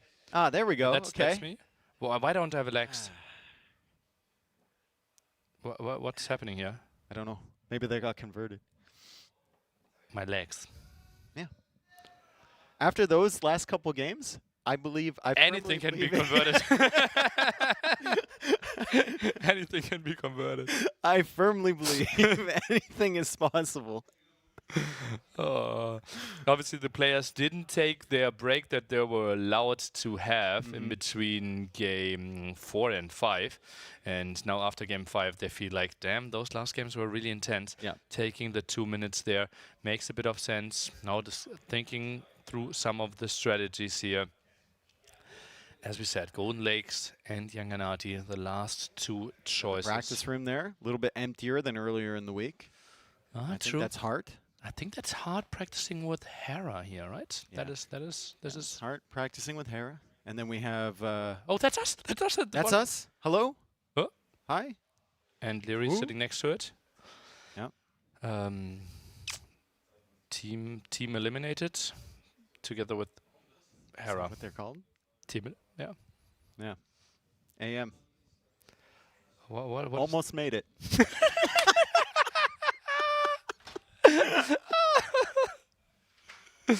Oh.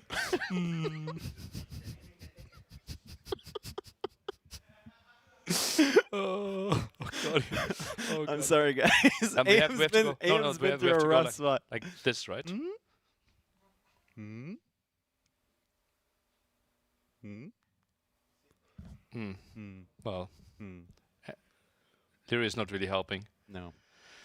Feels bad, man. So what are we practicing there? Arena. Okay. Oh, now he's going for it. Help us out, Andy. Help us out, Leary. No, he doesn't care. He's just question mark.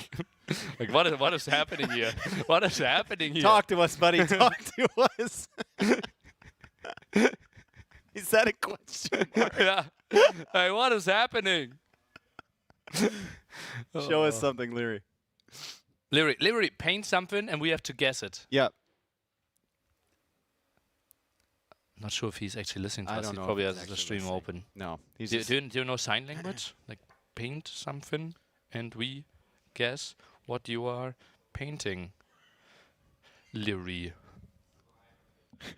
How is that Leary? Yeah, that's Leary. Leary's Oh, buddy yeah, form. true. Okay. Okay, he gets it. Yeah. Okay. All right. No, he doesn't get it. Feels bad, man. Yeah. I really enjoyed the segment the other day where we watched him try and plug in his It made it to HDMI. YouTube highlights as well. Yeah, I know. I've watched that short probably like 10 times. Just oh, it's so good. Okay. We're finally almost ready here for a game 6. Andy's won 2 in a row. Daut started off with 3 wins for himself. Andy trying to go back to back to back to then bring us to a game number 7.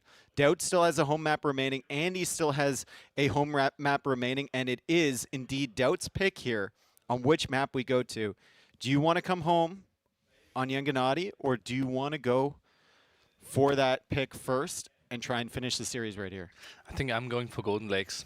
Just the last game, Dry Graveyards didn't go too well. Yanganati, in my book, something that is a bit more similar. Golden Lakes, try to switch it up and try with get into the set with a bit of fresher mind. Is there a map pick here where you pick it and then the civs from that map will give you greater insight onto what's available in the next one? Great logic, Dave. I don't think so, though, because what is that really helping us? And now we can see that both players are microing quite a bit, and lots of players taking their time here. The docks in the corners as we know it, and this looks to be Hindustanis against Malians, from what I believe. Vodka just taking a small break there as well. Yeah, we can watch the POVs. It's fine. Yeah, that's the beauty, right? Yep. Something we very rarely get to see, both of them playing at the same time. By the way, guys, Vodka does 12-hour days. Yeah. Vodka is crazy, dude. And then he gets off and immediately plays 5 matches of ping pong. Yeah, and that guy is incredible. After that, he queues 4v4 team games with the Italian community. Until 6 in the morning. Yeah, sick. Yeah. He's actually a god tier gamer. So we've got Andy here playing as I believe it is the Hindustanis. And we're going to have Daut with playing as the Malians. Okay. Then let's go. And we have FreakinAndy, as we have said. And we will have Hindustanis here. Not really that typical that we will see those, simply because, well, they have cheaper villagers. Whoops, I pressed the same button twice.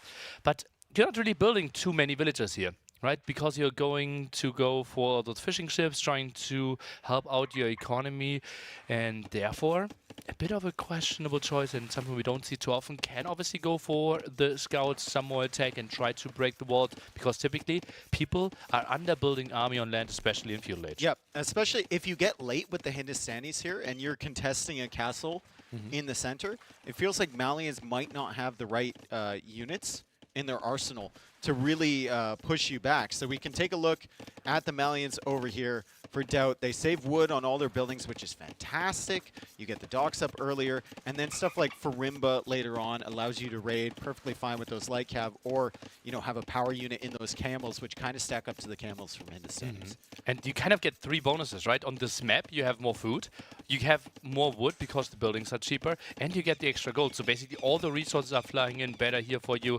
It's just beautiful to play. Despite being 26 and 20 overall, they're 0 and 5 on Golden Lakes. Obviously, this includes the qualifiers, but that is pretty sick. That's crazy. Yeah, I think we included even some other maps as well there, included some tournaments that had very similar settings. I'm a bit surprised. 0 and 5? Well, you're obviously missing some advantage there at the top, right? Yep. No Arbalest timing, no Bracer. It's not easy to have the crazy power spike in the first 2-3 minutes early in, something we often see being used on this map. Yeah, and when there's, less maps in a set, let's say it's a best of 3 or something, your opponent is more likely to grab a great civ against it too. So maybe something like Persians matching up really nicely against Malians, and we don't see that here. Yeah. Right? Because it's a longer set, there's less civs available, the players are smarter with their bans, so maybe there's something behind that losing record for Malians, but maybe it's just because they were earlier rounds. It seems like a really solid civ here. Great scouting already for Daut. He's scouted a ton of the map, and he's found exactly where Andy is. And FreakinAndy kind of with a blind counter here. Very small walls early on. That cheap is. Dun, dun, dun, dun, dun, dun. Where's he going? He's got things to do. He's got people to see. That is a beautiful sight right there. That sheep is a walk-in. As we see Andy now looping out with 2 different villagers. I know what it's doing. It's trying to run away from Daut, playing the Malians.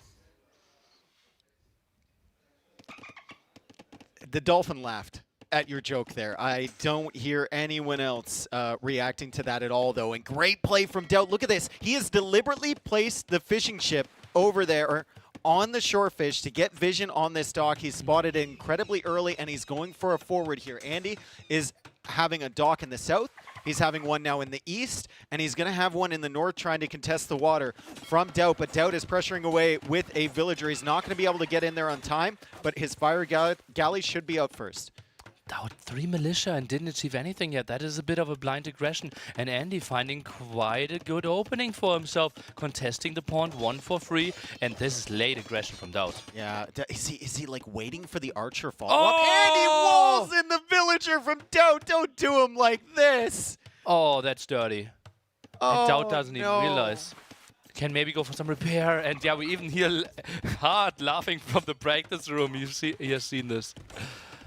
Daut will try and get damage against his villager, but all that damage is going to be pumped directly into that stone wall there from Andy as Daut now pushes forward with the villagers, with some archers behind, and of course, with those militia that we saw before. Andy will go for a tower behind this. Daut will continue attacking that house, and he's going to pull his scout back, but he won't be able to save this one. Andy also being contested on that right pawn. I see a dock foundation over there from Daut, so very, very sneaky stuff. Don't think Andy can see that just yet. Oh, what a shaky game. The pressure's really on, and you see both players there feeling it, right? Andy, he sees the army. Daut, we can see that the macro is slipping a bit, tries to find a better angle. So far, Andy looks really hot. Yeah, Andy's looking pretty good, but he hasn't been able to do any damage so far against that fishing economy other than trapping in that villager. He opens the gate. Right. No, he doesn't. No! He could have escaped. And Daut will now go for a tower. Andy forced to go onto stone with those villagers. Only has 36 right now because he spent it on the tower and this gate and the stone walls. Wow, the late man-at-armor upgrade here. Still has the 3 militia. Feels like he can go for all that damage. Includes the archers. That's not too easy. Andy needs to find some walls there as well.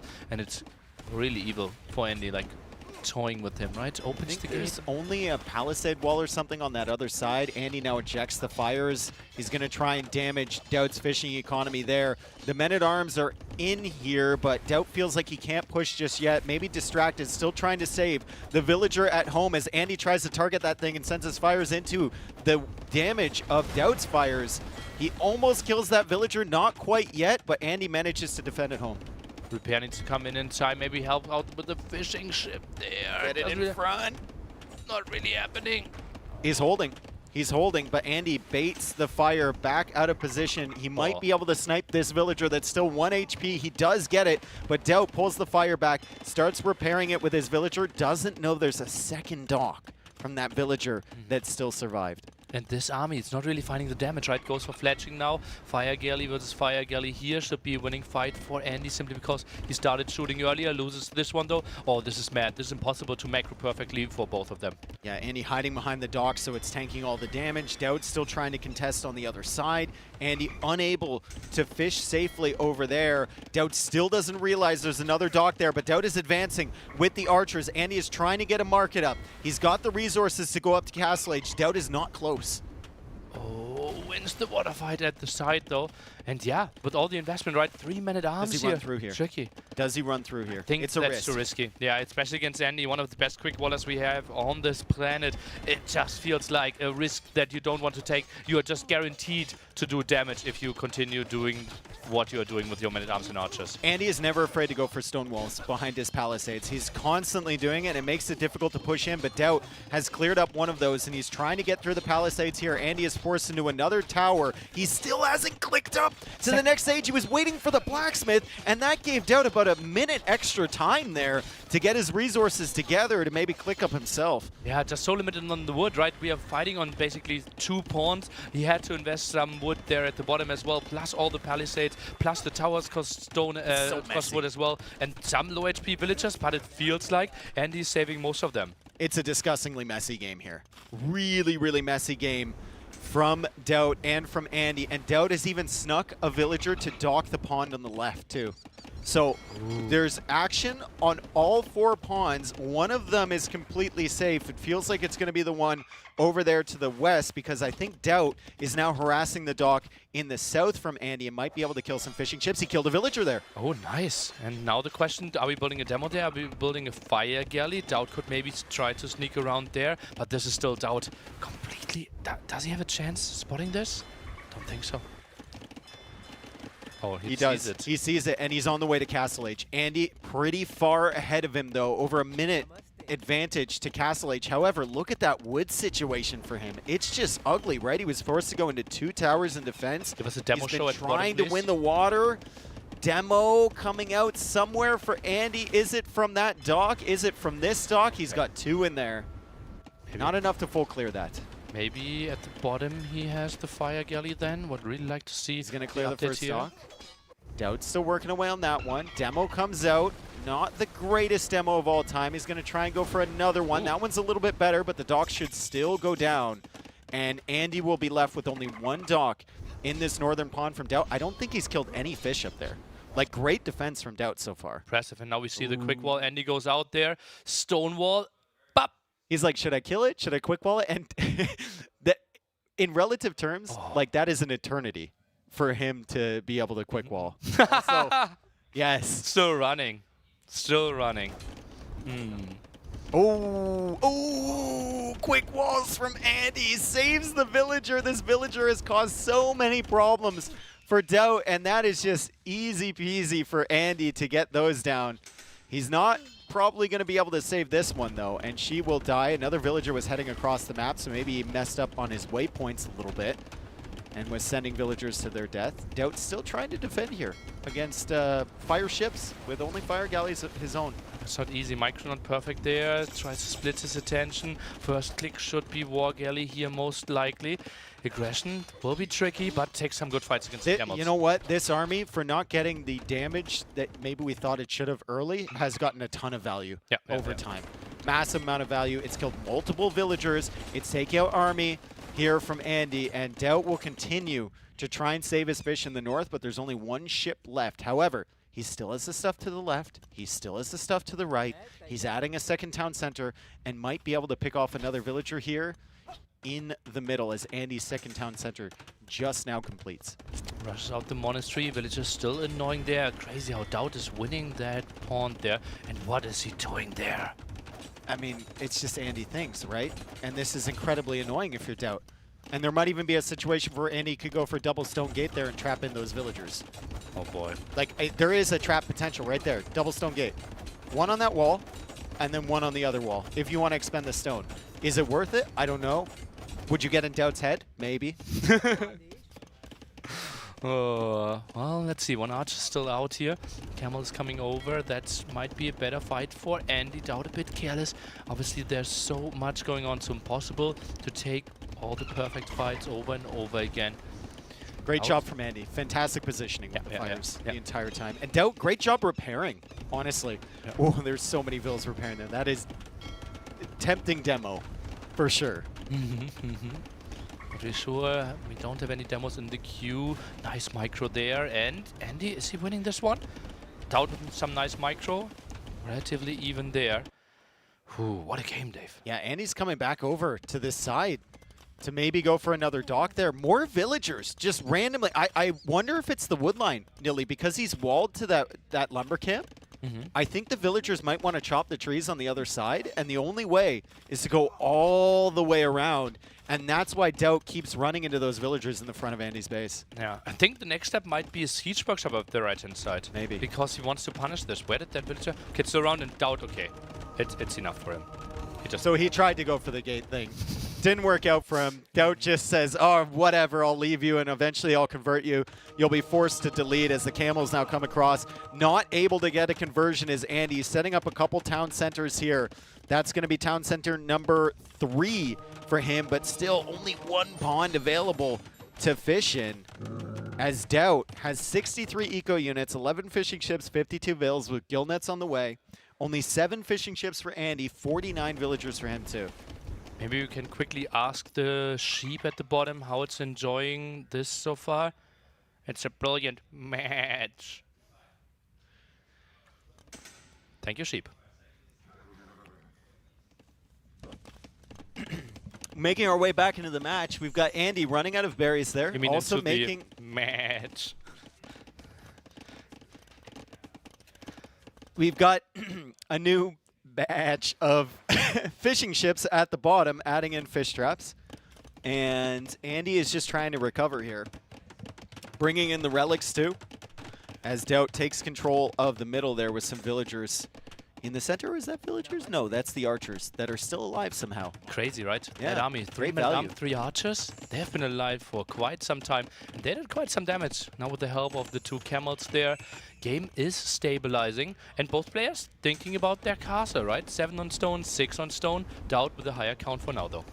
I think Andy's is a much more natural castle to place at the front of your base. But where does... Oh, my goodness. There's no way he gets away with that. Daut needs to notice this right away. He can pull the fires over, and by the time that dock goes up, it's going to be pretty low HP, but there's so much to notice, right? Andy has random wall foundations, old dock foundations, everything like that. How are you going to notice that in time? Also, looks like Andy's docked the left side, too. Yeah. As Daut comes forward with more villagers for that castle you were talking about. He's contesting everything. Daut, Andy doesn't have a single farm. He has 10 on food, and he has only 10 fishing ships. This will be tricky. It goes for the fish traps now, and that's not fully walled off. That could be a problem later on, but we have the bigger problem through the center here. Monks will defend against this one quite nicely. I'm a bit surprised that Daut you're wants not to take devoted. You're not devoted. Okay. He's not devoted. Maybe all monks converted together? No. That castle is now in the valley on the cracked terrain. Meh. Nearly not likely. Yeah, a little bit of a sheepish castle there from Daut. He could have potentially made it a slightly further forward, as now Andy is taking out the fishing ships on the left. Andy also threatening the fish on the right. Daut has the fishing advantage, but not for long if Andy keeps this up. Actually, Daut doesn't have the fishing advantage anymore. Andy is adding in so many fish traps in the south. It's triple dock, right? It's the full boom here, the full fish boom. But it has to be a massive amount of idle TC from both sides now. I think Daut with 5 villager lead. Oh, and that will be lost too. Yeah. Daut will lose all 4 pawns. Wow. After contesting all 3 and having fish in 3 of them, Andy somehow manages to just take advantage of the fact that Daut is paying attention to so many different areas and sneaks those villagers and now going for stone walls at home. So he believes in his late game composition here. We just have to ask whether he's going to have enough gold long term if Daut manages to hold that center area. And obviously this map is kind of the love child of Four Lakes and Golden Pit. No, and you're not devoted. And the Four Lakes part is kind of over now. Therefore, we move a bit more into the Golden Pit phase. And Daut, therefore, just think about the early imp timing, right? And we said Malians might be struggling a bit with that. But Daut, if your imp timing is that far ahead, then you should still be looking pretty good. And one sick thing for the Malians is the text coming in faster. Yeah. Right? Like chemistry, Oh, instant. baby. Yeah. And you can immediately start pressuring here as we see... Also, another tech, masonry. Also, faster out of the university for the Malians. Do you mean the Malians? Yeah. Lead those. Yeah. Devotion now, husbandry as well. Daut. Is he playing full camels? Feels a bit like it, right? Yep. There it is, devotion. He's devoted now, so he's going to feel confident taking these fights against the monks. Husbandry on the way, forging on the way. He's cleared up the dock from Andy. That's really, really nice. He can get some solid food eco there, and then great farming in his base. They're not the most beautiful farms, but they're there. Let's compare farm count. I think it might be like close to 0. We can zoom out a bit more. We're getting 26. Okay. And Daut sits at 33 That's on the other really side. solid. Okay. Okay. Has 15. Yeah, and the fishing ships. 21 fishing ships. He's adding in even more, but he's investing a ton of wood into that. 55 on wood right now for Andy. It's kind of insane, and that's the result of the fishing ships. We get a live sheep cam over in the corner. Beautiful value added by production here. They made it happen.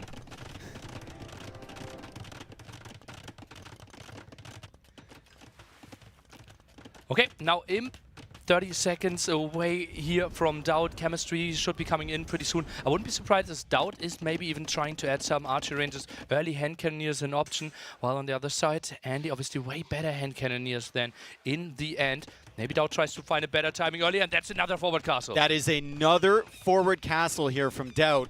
He places it right on the farms from Andy. Andy wisely made his first castle defensively, but I don't think he expected the Imperial Age to be quite this fast from Daut. Heavy Camel coming in. That's a tech that takes a long time to get. We'll likely see chemistry at some point too, and then the trebuchets being added. Also has the Gebettos behind these camels, so it's going to be incredibly difficult for Andy to do anything. All of those villagers targeted by the monks here. So be it. Andy trying to get the conversions on the Gebettos, but the castle will go up and the monks are incredibly exposed. And what did he get? He gets one conversion and loses all his... One conversion. Oh That's boy! it. And now the villagers, they're just shanking the monks. And Daut can just hop inside the castle instead of getting converted.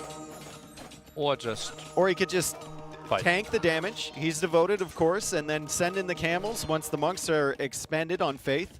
And he's going to be fine. Daut, we're looking at the resources, doesn't quite have enough for another follow-up castle. Good counter raid here from Andy in this middle area.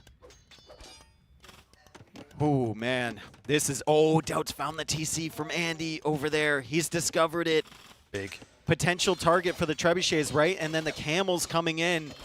And how do you get gold then? Could we quickly check Andy? How much gold does he even have on his He's got home one base? gold tile forward. And that's it? That's and only brutal. some villagers? Yep. Yeah, he has one relic only working for him as well. Daut got 3 relics behind all this madness. And this is the aggression here. Now the castle in a lot of danger. Andy reaches Imperial Age and now goes for mass stables. But we already have the heavy camel tech against it. We already have the heavy camel tech. The only thing he can make really is like light cap with this gold supply, right? Oh, Unless no. he wants to sell everything else. He's going for heavy camel himself.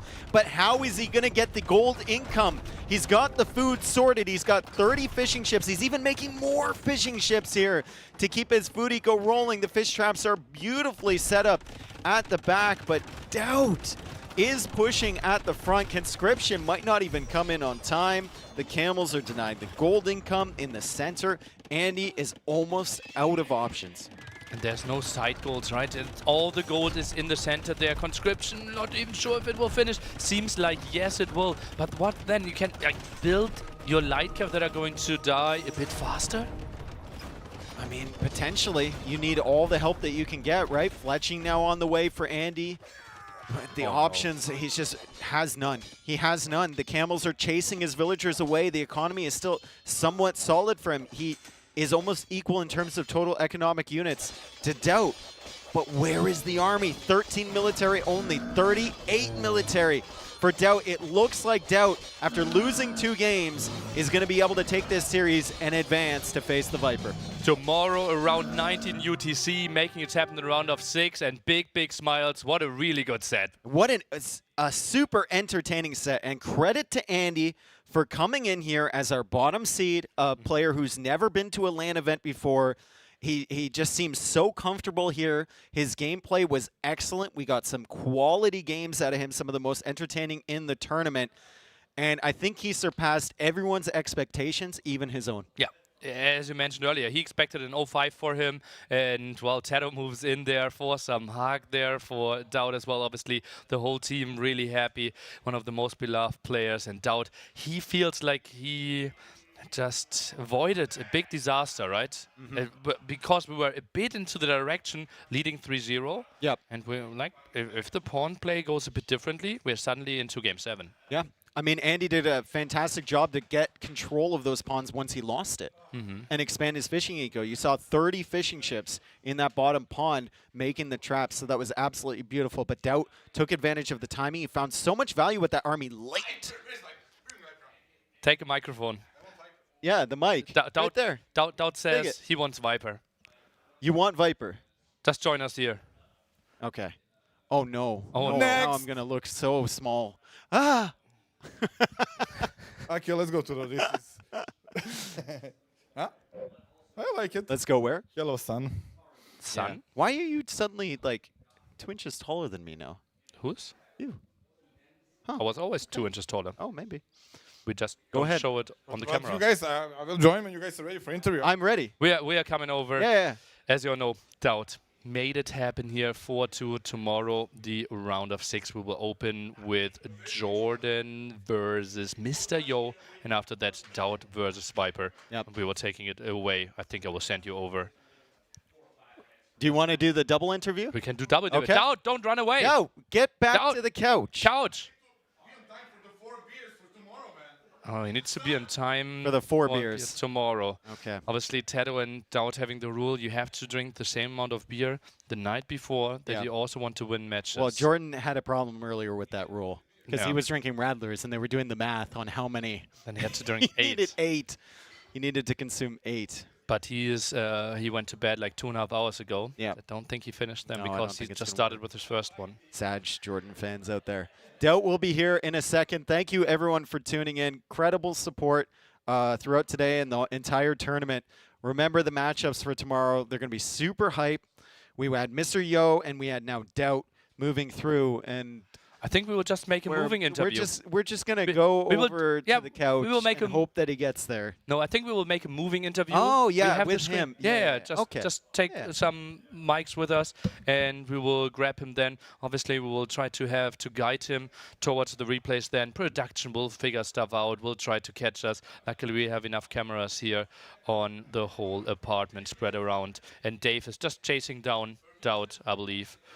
And yeah, okay, he accepted to come down. And yeah, what a brilliant set.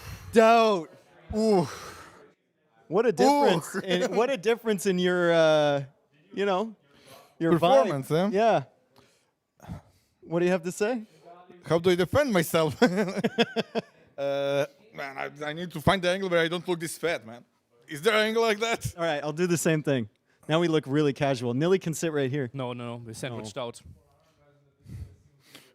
If I don't breathe, I cannot do interview. But there's no belly then. Yeah. What's the question? All right, Daut. You did not feel very great after the first few days in this tournament. Actually, that's what I was saying. Like, when I lose, I was like, I played solid. Yeah. I was never complaining how I played bad. I was just like, well, things didn't click, draft, saves, and, well, something just clicks, something doesn't. And the first few days, like, everything went wrong. And now things are going back to the right place. And I could see your reactions in the room there. What were you saying to him, like, in between games? Do you think I remember? That was like a lifetime ago. It's best of 7-9. How much is it? I think the Canberra game we laughed a lot. Oh, yeah. Guys, we go one by one. Obviously, you know that I like that. And if you move over a bit, I can... Or we just... Aha, that's how we get there. So you kind of predicted the Civ matchup, Humans against Khmer. It's not hard to predict, right? Humans only can play that map from the map pool. And he was like, how did they lose that? Humans should always win. I was like, I guess you're new. Back in my day on Hideout, when humans do a double TC boom, Khmer just do this and always win, right? And it worked like a charm. What are you looking for here? When you come forward, are you just like hoping that he's not adding military early, or are you trying to take out that second He's TC humans, as fast right? as possible? He's humans, we know second TC is coming, but still I went there to confirm. I was mostly looking if he got a stable to send the early scouts to snipe my forward villager. But he was actually unlucky, he got spearman, but I think he was always out of vision of my units. So that plan worked, and also we were kind of close on that side. That was, things were going my way. They were clicking. Yeah, we were very close on that side. You said you played this before. On a scale from 1 to 10, like, what's your confidence level going up against Humans with Khmer on this map? Against normal player, 9. Against Hera, 50-50. Like, Hera would manage to defend someone here. He would manage. Now, this fight, he took out your Manganos, but you had added the second town center. Oh, that was ugly how I grouped them up in the corner. I was like, how do I have only one knight? Where's the rest of them? So you had added the second town center before this. What did you think, like, what was your impression in terms of his villager count? Did you think you were equal economically, or were you still catching up? I can count, Dave. I saw I was killing a lot of villagers. At that point of the game, human is usually like 20 villagers ahead, and I killed like Okay, 15. I want to talk about this. You lose the 2 villagers here. You're trying to block with the fishing ship. It obviously doesn't work I out, blocked right? myself, But obviously. at the same time, you took 3 water buffaloes from him. It doesn't show it here. And then he was stuck with like 360 It's all, food, I mean, and he couldn't go up. He was mad. Was that intentional to take those, or did you just like find I said them? at the beginning, things need to click. Yeah. Like such a random luck factor that I passed DC and Buffaloes, let's take them. And that completely screwed over his game. If that didn't happen, I guess he wins the game, right? 2 villager skill, it's quite big. These step lancers found so much value too. Like you were running around the entire time. You kept trying to kill them. I know you got hit with one demo shot, but once you got devotion, it felt like you were doing fine. Thank you, devs. Thank you, devs. That upgrade, who come up with that idea deserves a raise, like permanent job. That was so good. Who's paying it? You? I will pay it. Take % of my price pool. Oh, game 3. Oh, I like this one. Embarrassed. This is beautiful. What was your Did you? I'm waiting for the question. I know what's coming. What did you make any adjustments, or was this the game plan? This was what I planned yesterday night with Hera. So thank you, Hera. No. We were thinking like Scholz or Canberra. He usually picks one, and other one is banned. Okay, then ask yourself the question. It's coming. It's coming down. You're never gonna live this down. This is the most Daut castle I've ever seen. I made it. My God. Let me see. I didn't even know what happened. You're see, Mangonel's they're taking attacking the the house, and you timed the hit at the perfect time when the. Oh! And I didn't even kill the house, man. Like during that, I was microing. Like it was even intentional. I wanted to drop a castle, and when he's busy with the castle, I kill his gold villagers. I kill the castle as well, but gold villagers were out as well on the middle. Do you think you're the greatest monk player of all time? Well, having 3 monasteries and like 35 monks queue, probably not. Probably not. I think at one point, yeah, I think you had 10 in each, and Yeah, then that's you what I dropped saw. like 5 more in the same spot. It was a beautiful game. I was like, where are my monks, right? And then I realized, oh, look at the corner there, what do we have? And then I had like 10 more monasteries. Let's finish the game. At what point did you know that you had won this game, or was it one of those where you're just so focused you can't even start thinking about that? That's the beauty of those clown games. You don't feel the pressure, like monk convert monk. Yeah. There's nothing else, right? There's absolutely nothing else. So I felt no pressure. Like I knew if castle went up, I would be on the spot, but I was still feeling like, okay, we will win him then. Monk converts monk, mines are cheaper, I have better economy, let's go. Do you enjoy this type of games? I'm starting to enjoy them. If you keep winning them, right? Especially against Andy. I think you did a great job here. Andy is like renowned, one of the best monk players. For sure. But you had the timing every single time on him. Felt like you were faster to the attacks. It was the first game I think Nili and I can remember where both players got faith. And Burmese kind of help on that regard. Yeah. Like when I click, it's so cheap, but let's get it right away. Like I know it's 50%, but man, that's a cheap upgrade. You spent a lot of this game just standing around. I was like, come on, Andy, resign. Like, do you really need to micro again? Like, it's like that checkers game. Like, first it's all white pieces, then it's all green, black pieces, and so on. And there was like, you don't have economy. Okay, make 10 more monasteries, I will take them all back. What did you say in between the games to him? Haha.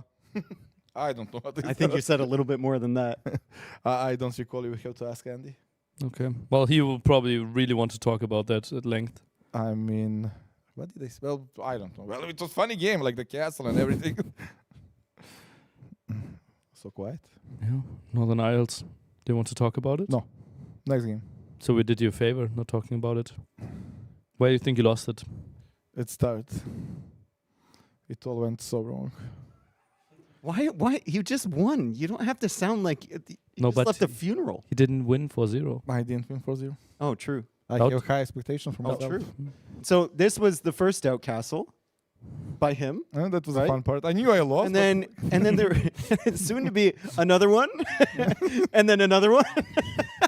I was honestly astonished that you managed to deny this in the first place, and then I think you converted a fast fire, a Droman, like I was doing it for the show, and then I converted Roman. maybe there's a chance. But no, Ansky finished the castles. Was obviously over even before that. That was fun one. He was incredibly ahead indeed. And what went so wrong in the opening? Obviously, like 3 militia. You tried to go with men-at-arms, didn't properly scout him before. There you go. You explained it. I didn't scout him. He walled, he saw everything. Byzantines, those things are insane. Yeah. That needs nerf, right? Those things like... But Dravidians was like Just your too second pick. So you had to have some trust in them. Well, I'm seed A, so I would take Byzantines if I could. I thought this was going to be the greatest block of all time. And then he so just hyped. walks right through. Should have clicked more. I was so happy. Look what I can do. Block with the ships. Like, Cast is going to allow me. And then he just... Yeah. Right on through the middle. Disaster. You still had a good position, though. Like, it felt like he made 2 full markets. He was shaking his head. He was very frustrated when he went up to Castle Age. You were there first, and then he completely shifted over to stone. I think he had double mining camps on the stone, Oregon guns, and it just felt like you could never find a solution. Yeah, well, it's like even if I go for the, let's say, mangonels, he will convert them. I think the only solution would be if I played heavy all-in an early Castle Age. Siege shop eagles, less eagles, and just try to win there or lose because Vansky gets the mass and Vansky can afford redemption monks. Game over. You got a few conversions here, but Incas don't have atonement, so there was really no way to stop. Honestly, I didn't even know they don't have. We didn't either. We had to check. I didn't even check. I didn't want to do it. Honestly, I was like, I'm not going monkey. Not again. Not again. Oh, they don't have it. Actually. I didn't even know. Maybe with the knowledge that they can get organs, do you think maybe playing Feudal Age heavier, maybe the second barracks there could have been an option? One of type of all-ins, right? Either all-in in Feudal or all-in in early castle. This, like, not going to work. After this clear up, did you get hope? Only if he choke. Like, I knew if his mind is clear, he will win. But if he starts to panic after this cleanup, I was like, okay, maybe. But he didn't panic. I think he got Arquebus and then those things. just absolutely slaughter, right? Like all of these eagles just die so quick. Pity. And you had eagles. 50 villagers in the corner on like This one is tile painful of to gold. watch. Yeah. You should though. Okay, we can tell you. Daut is sending in red eagles. 10 cannoneers are killing everything. Daut is losing a castle, I hate losing when eagles die. villagers. My soul hurts. Why do you send them to their death over and over and over? I like to inside? suffer. Okay, game 6, you can watch again. Oh, Yeah, there we go. Now let's get excited. Lean forward. Yeah, okay. This was a good one. Complete mess, right? I couldn't afford many times I would upgrade. I was like, what did I do wrong in the open? Like, I couldn't afford even villager. I guess I did not scout the ships, and that did hurt me. Oh, the micro god. Oh, and that villager in my base. God, so annoying. But I guess we're coming up to that later. Yeah, he went for the towers in defense. He was on stone really early. You got so much value with this army that couldn't get in early. Like, I think he kept having villagers run outside of his base to try and chop the And I wood. could never kill you it. killed the fishing ship. You were attacking the dock. Like, Yeah, I was living the life, but opening was not clear because, well, I don't know, I messed up. Maybe a bit of pressure was like, it's enough to lose like leading 2-0 and then 3-2. If I lose from 3-0 to 4-2, I'm giving up, and I kind of got into my head. do you think you've gotten over the decider game thing that was happening? That thing is gone. Yeah, Until it's I get to gone? the decider. This was not decider yet, right? Hopefully. No. Tomorrow 4-0. Viper, right? For whom? Why are you even asking that question, Nilly? Okay. With the monk god. Maybe we'll take a look at Ezo King. Maybe we take a look at the brackets together. We will be back tomorrow at 16 UTC. Jordan versus Mr. Yo will be our opener. We will start half an hour before that and walk you through the draft and all the ideas that people put into all their thoughts when it comes to picking maps and civilizations. And after that, the Viper versus Daut. Yes, but I'm supposed to say, Let's go. we can do this. Oh, this is now like, oh, thank you for tuning in. I will try to provide the best show tomorrow again. I will, and the Viper is obviously admirable opponent. He is falling good, right? And time to keep him on the ground. Kick him and he's down. I'm winning tomorrow. Goodbye.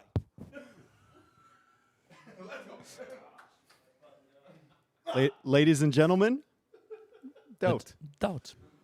Yeah, not much else to say. You guys know that you really want to tune in and want to see if the Viper is being pushed down to the ground, or if Daut is the one getting pushed down to the ground and opening some more windows. It was a beautiful day of Age of Empires. It was an amazing, actually 3 days in a row of just incredible AoE, I think. And we saw a 7-game set, Yo and ACCM. The Daut set, I mean, it goes to 6, and we have the incredible Graveyards game and that absolutely astonishing Canberra game. Yeah. Just pure entertainment. Daut saying he's going to stomp Viper into the ground. Bunch of bad sheep jokes from Nilly. Just everything that you could want as an Age of Empires 2 fan. I'm looking forward to Daut versus Viper. It's going to be I think it's going to be entertainment. And Jordan against Mr. Yo. Yep. Yo only getting better. Jordan, really high level, higher than most of us would have expected. Give me 2 predictions for tomorrow. Well, Jordan said he would rather face Yo than ACCM, which is crazy to me, considering Yo's history. I asked him why. He said, I think I'd match up better against Yo than ACCM. So he's going in there with confidence. I think Jordan's performed very well. I think Mr. Yo has more in the tank, though, and I would say 4-3 for Mr. Yo because he always just manages to somehow be there in the semis. Mr. Yo is like always hanging around. Even when he doesn't look great early, he shows up late when it matters. And 4-3, Mr. Yo. Daut versus Viper. Daut thinks he might be able to stomp Viper into the ground. I still am giving him maybe 2 map wins. 4-2 for Viper. Likely scenario where it's 4-1. I would absolutely agree with you. I would have also gone for 4-3, Yo 4-1 for the Viper. You just know that you don't want to miss it. If you miss anything, any of the highlights, we have everything instantly on YouTube. You, every evening before going to bed, are watching through all the shorts. Your shorts guy is going insane. Actually, I'm flipping through my phone and I'm like, oh, I'm on a short. Oh, nice. Hi, Mom. Great entertainment there on YouTube. We will try to give you all the sets, all the in-between stuff, all the highlights. Andy, a great player and a great addition to NAC, but his run will end here together with ACCM. Yep. Andy, ACCM deserve a ton of credit, folks. Yeah. If you didn't know Andy before, please go follow him. He does stream on Twitch. ACCM is a channel. I'm not sure he's as active as Andy, though. But he deserves all the support he can get. And if you love seeing that crazy gameplay of his with the quick walls and the monks and everything like that, I think he's FreakinAndy on Twitch. He's looking over at me. He's like, yeah, at least got 3 followers. We got something out of this. Yeah, he should be incredibly proud of himself. Yeah, honestly, and so should ACCM. He finished last place last year. Yeah, 05. 05 last year, and then he comes in this year. He has 7 games against Yo. Giving me a salute over there. Love the guy. Deserves a ton of credit, honestly. Yeah, and you don't want to miss tomorrow. We are back 16 UTC. Goodbye, Hippo lovers.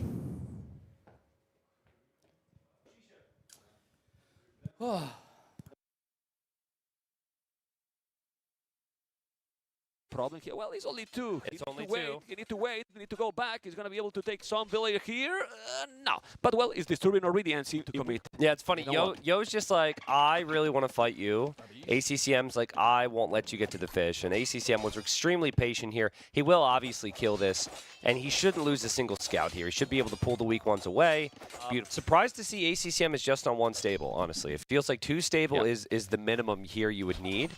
But he might be trying to save some wood for other things. Still, with only 1 stable, this could be a little bit more problematic than I thought. It will be tricky for sure. I don't know if he has a stable inside and we don't see it. I don't think so, but still, the Eagles are stronger now. They will destroy the Eagles with hit and run micro. But it's the Scorpions and the Monks that if you keep mixed in here, help you win these engagements a bit easier. And wow, Yo actually is just going to leave his Scorpions be, which is surprising. ACCM is going to snipe them. That's beautiful from ACCM. That is very well done. And while Yo still can make lots of farming here, that was a fight that ACCM will be. It is a node. He's doing illness now that I don't even understand, but he's gonna take more villages. He has to kill more and more. And the question oh, I love this. Tristan is now raiding in the other side as well. Yeah, the right side raid is only because this here is possible. Ooh. And Yo doesn't see it because Yo is really distracted. And ACCM's really giving himself a shot here. He's going to gain the villager lead by about 15 villagers.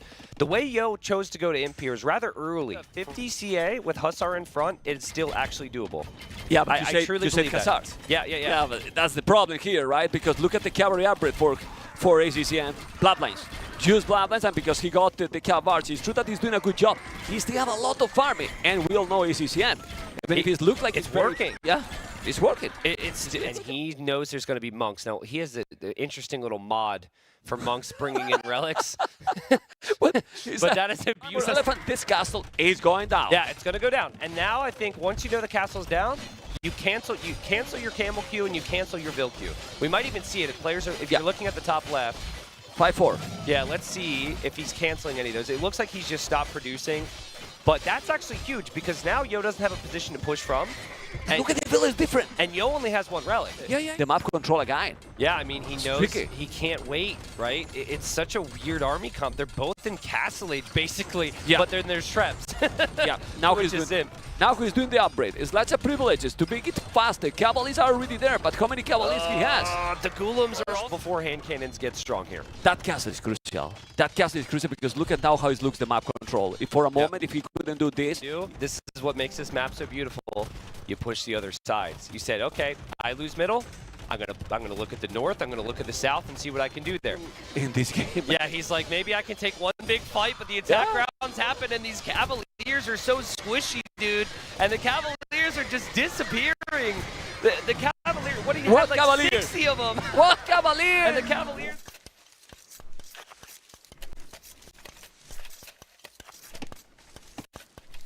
Jay?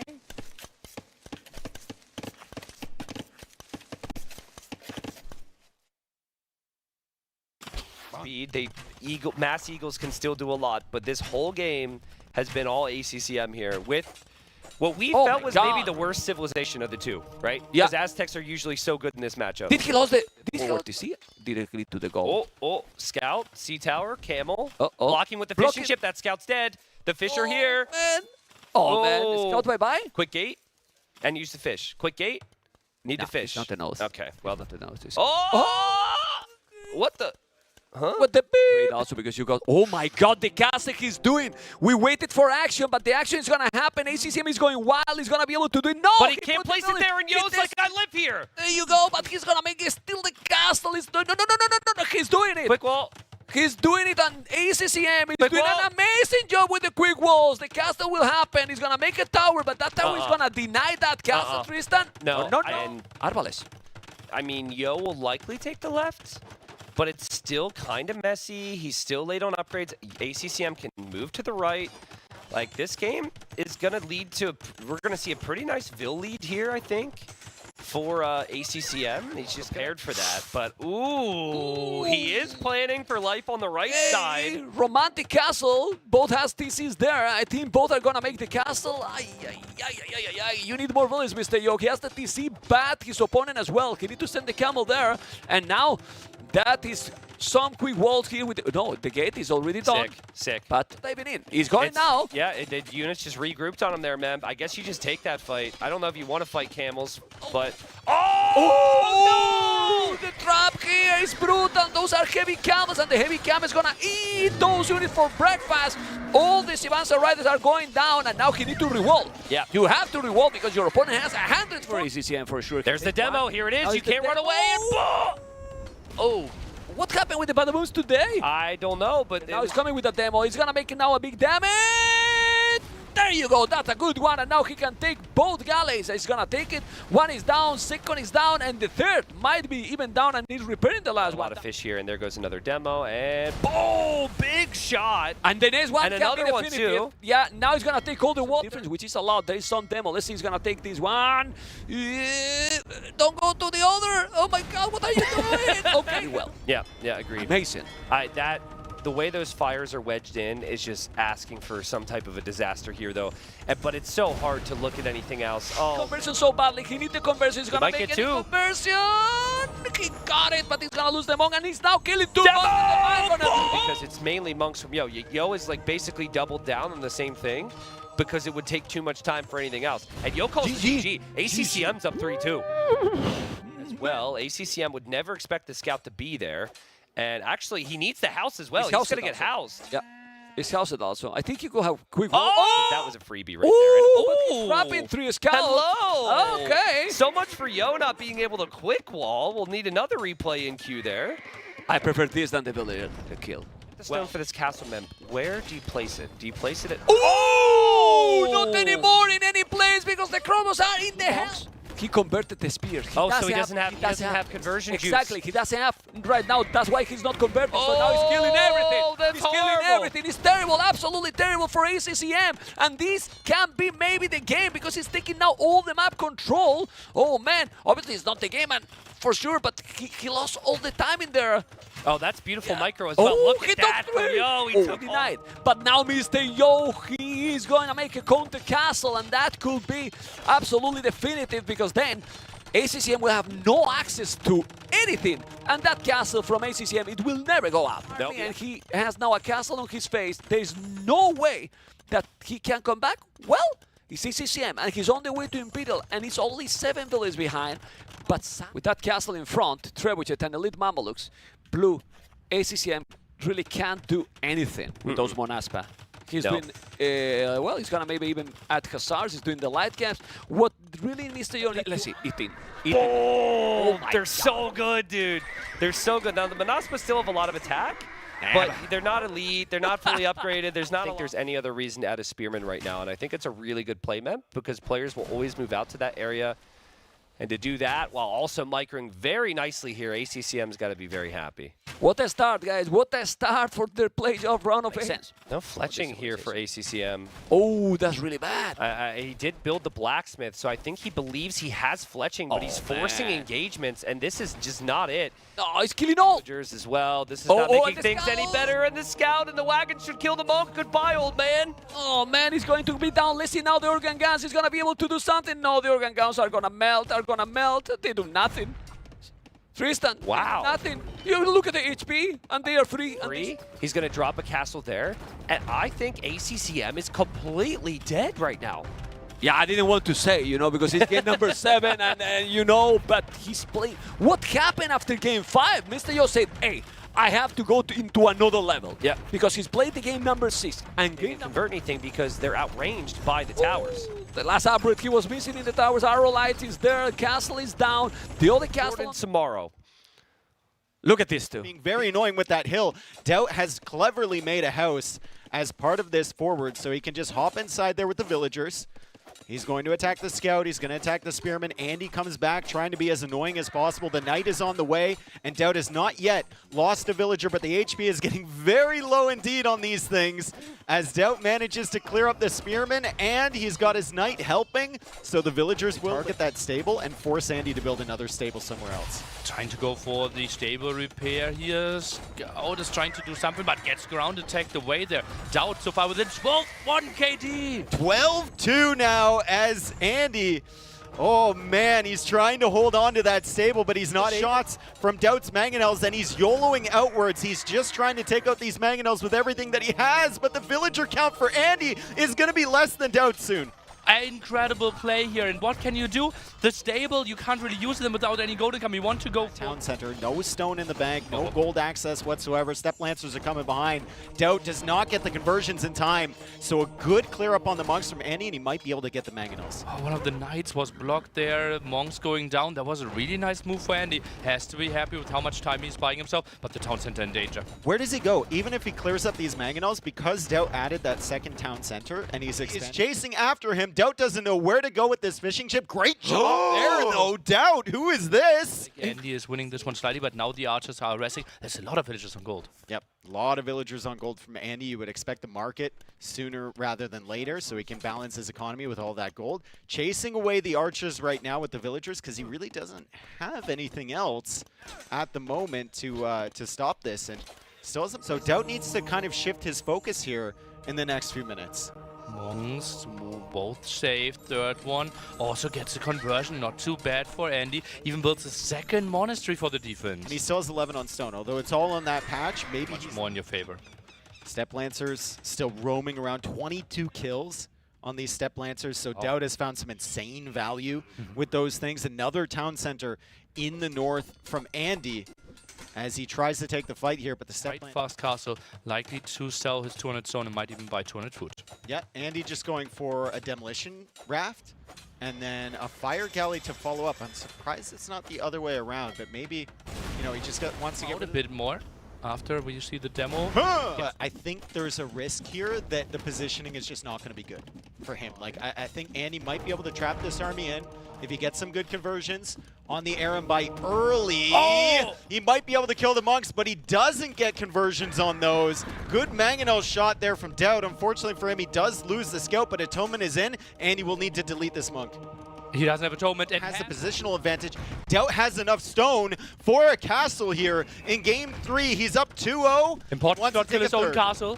Important to not kill No way! He killed his own castle with his own mangonel.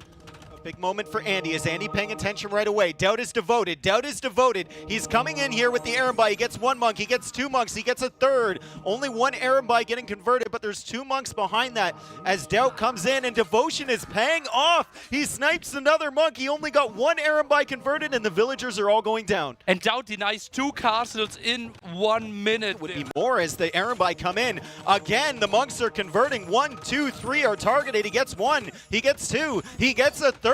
And the Aaron Buy are weak from Daut, and the monks are tanky. They're healing up Aaron Buy from Andy as Daut is unable to deny this castle. However, Imperial Age... You can range so many town centers, can do so and much. Houses and castles. He's Omega Housed, right? Omega Housed, absolutely. Town center goes down as well there potentially. And more houses in the range of the traps. That's horrible.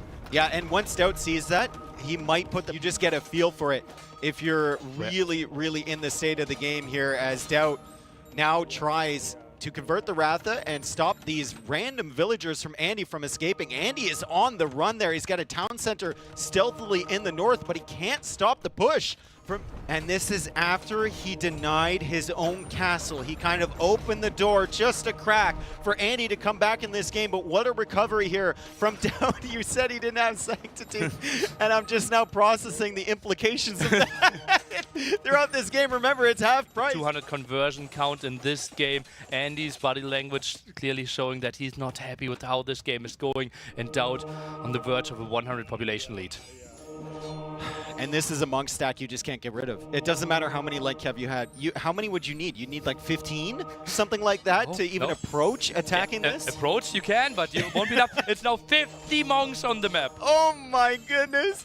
And Daut still has 15 behind. He's got the converted Aaron Buy, and he's like, what? He sees the men-at-arms. He's going to have maybe not as much time as he otherwise would if he explored the barracks earlier, but he's going to have quite a bit of warning for what's coming towards him. Was scout fighting there, nice quick waltz, now needs to make sure, okay, I don't take any damage, just waltz this one off, nice preemptive waltz, needs to make sure that those men-at-arms are not finding any damage. So much vision there, might even spot the siege workshop. Oh, builds the house there to block it, that's really nice for him. Quite interesting that we see soon 14 spearmen out on the field against Dravidians. 2 villagers coming across. There's a house foundation there from Andy. The 2 vills from Daut will build the siege workshop anyway. He's got the light cav here, and he's going to pick off a few villagers from our blue player, but Andy in the south also has over to the right side. The fire is also helping.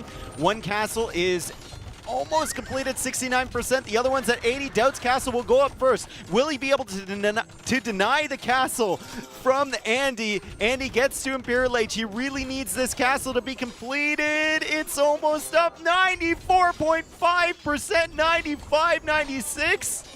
The castle is still, the 1 villager, he's right-clicking it, goes down, but more villagers are coming from left-hand side. Daut needs to quick wall this one ASAP. Daut needs to quick wall. Imperial Age over Daut's castle. Crazy moment there for Daut. He accomplishes not dying for another couple minutes, but long-term, still not a good position for him. There was a lot of villager that he had to pull as well, right? It was 15, 20 villagers idle, had to invest all the stone there as well. Villagers fighting behind this one. Idle TC now pretty wild for the Lord. And Eagle kills a villager, especially with the hill advantage. Especially with the sheep to block it. He's going to use the sheep to block it. Even Andy can't quick wall against 2 sheep and an eagle on a hill. Beautiful blockage from Daut. Is he getting it? Militia coming as well. But still no stone sold.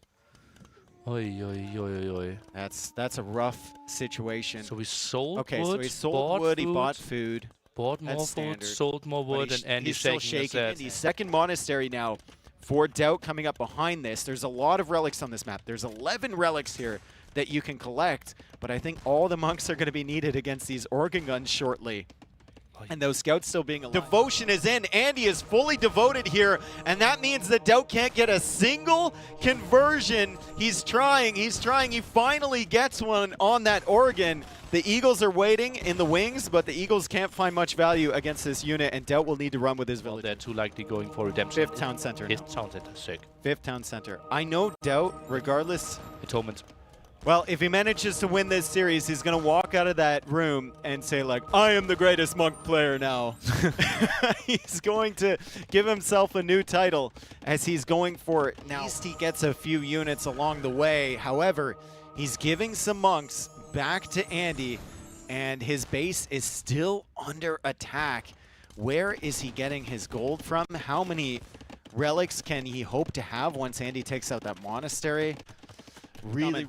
Let's go. Uh-oh. Here we go. Enjoy yourselves, chat. Enjoy yourselves, everyone watching at home. The Eagles are coming from the right. The Eagles are coming from the left. They're dying on the left. They are not dying fast enough on the right as the Trebs go down, and the organs are now being slaughtered. Daut takes out half of the army, but I'm not sure he can finish off the hand cannons. Uh-oh, those have a lot of low HP Eagles. Maybe going back and healing could have been an option for him. Maybe feels like, okay, I had you on your back foot and I can maybe take another More good Eagles engagement. coming. And he can! More Eagles coming. He's going to take up more and more hand cannons. All of the just those 17 forward. And another castle goes down from Daut, and we're seeing less and less blinking lights on the minimap in Andy's economy. Daut is not raiding anymore. He just doesn't have the Eagle numbers he needs. Pull his scout back, but he won't be able to save this one. Andy also being contested on that right pawn. I see a dock foundation over there from Daut, so very, very sneaky stuff. Don't think Andy can see that just yet. Oh, what a shaky game. The pressure's really on, and you see both players there feeling it, right? Andy, he sees... With the archers, Andy is trying to get a market up. He's got the resources to go up to Castle Age. Daut is not close.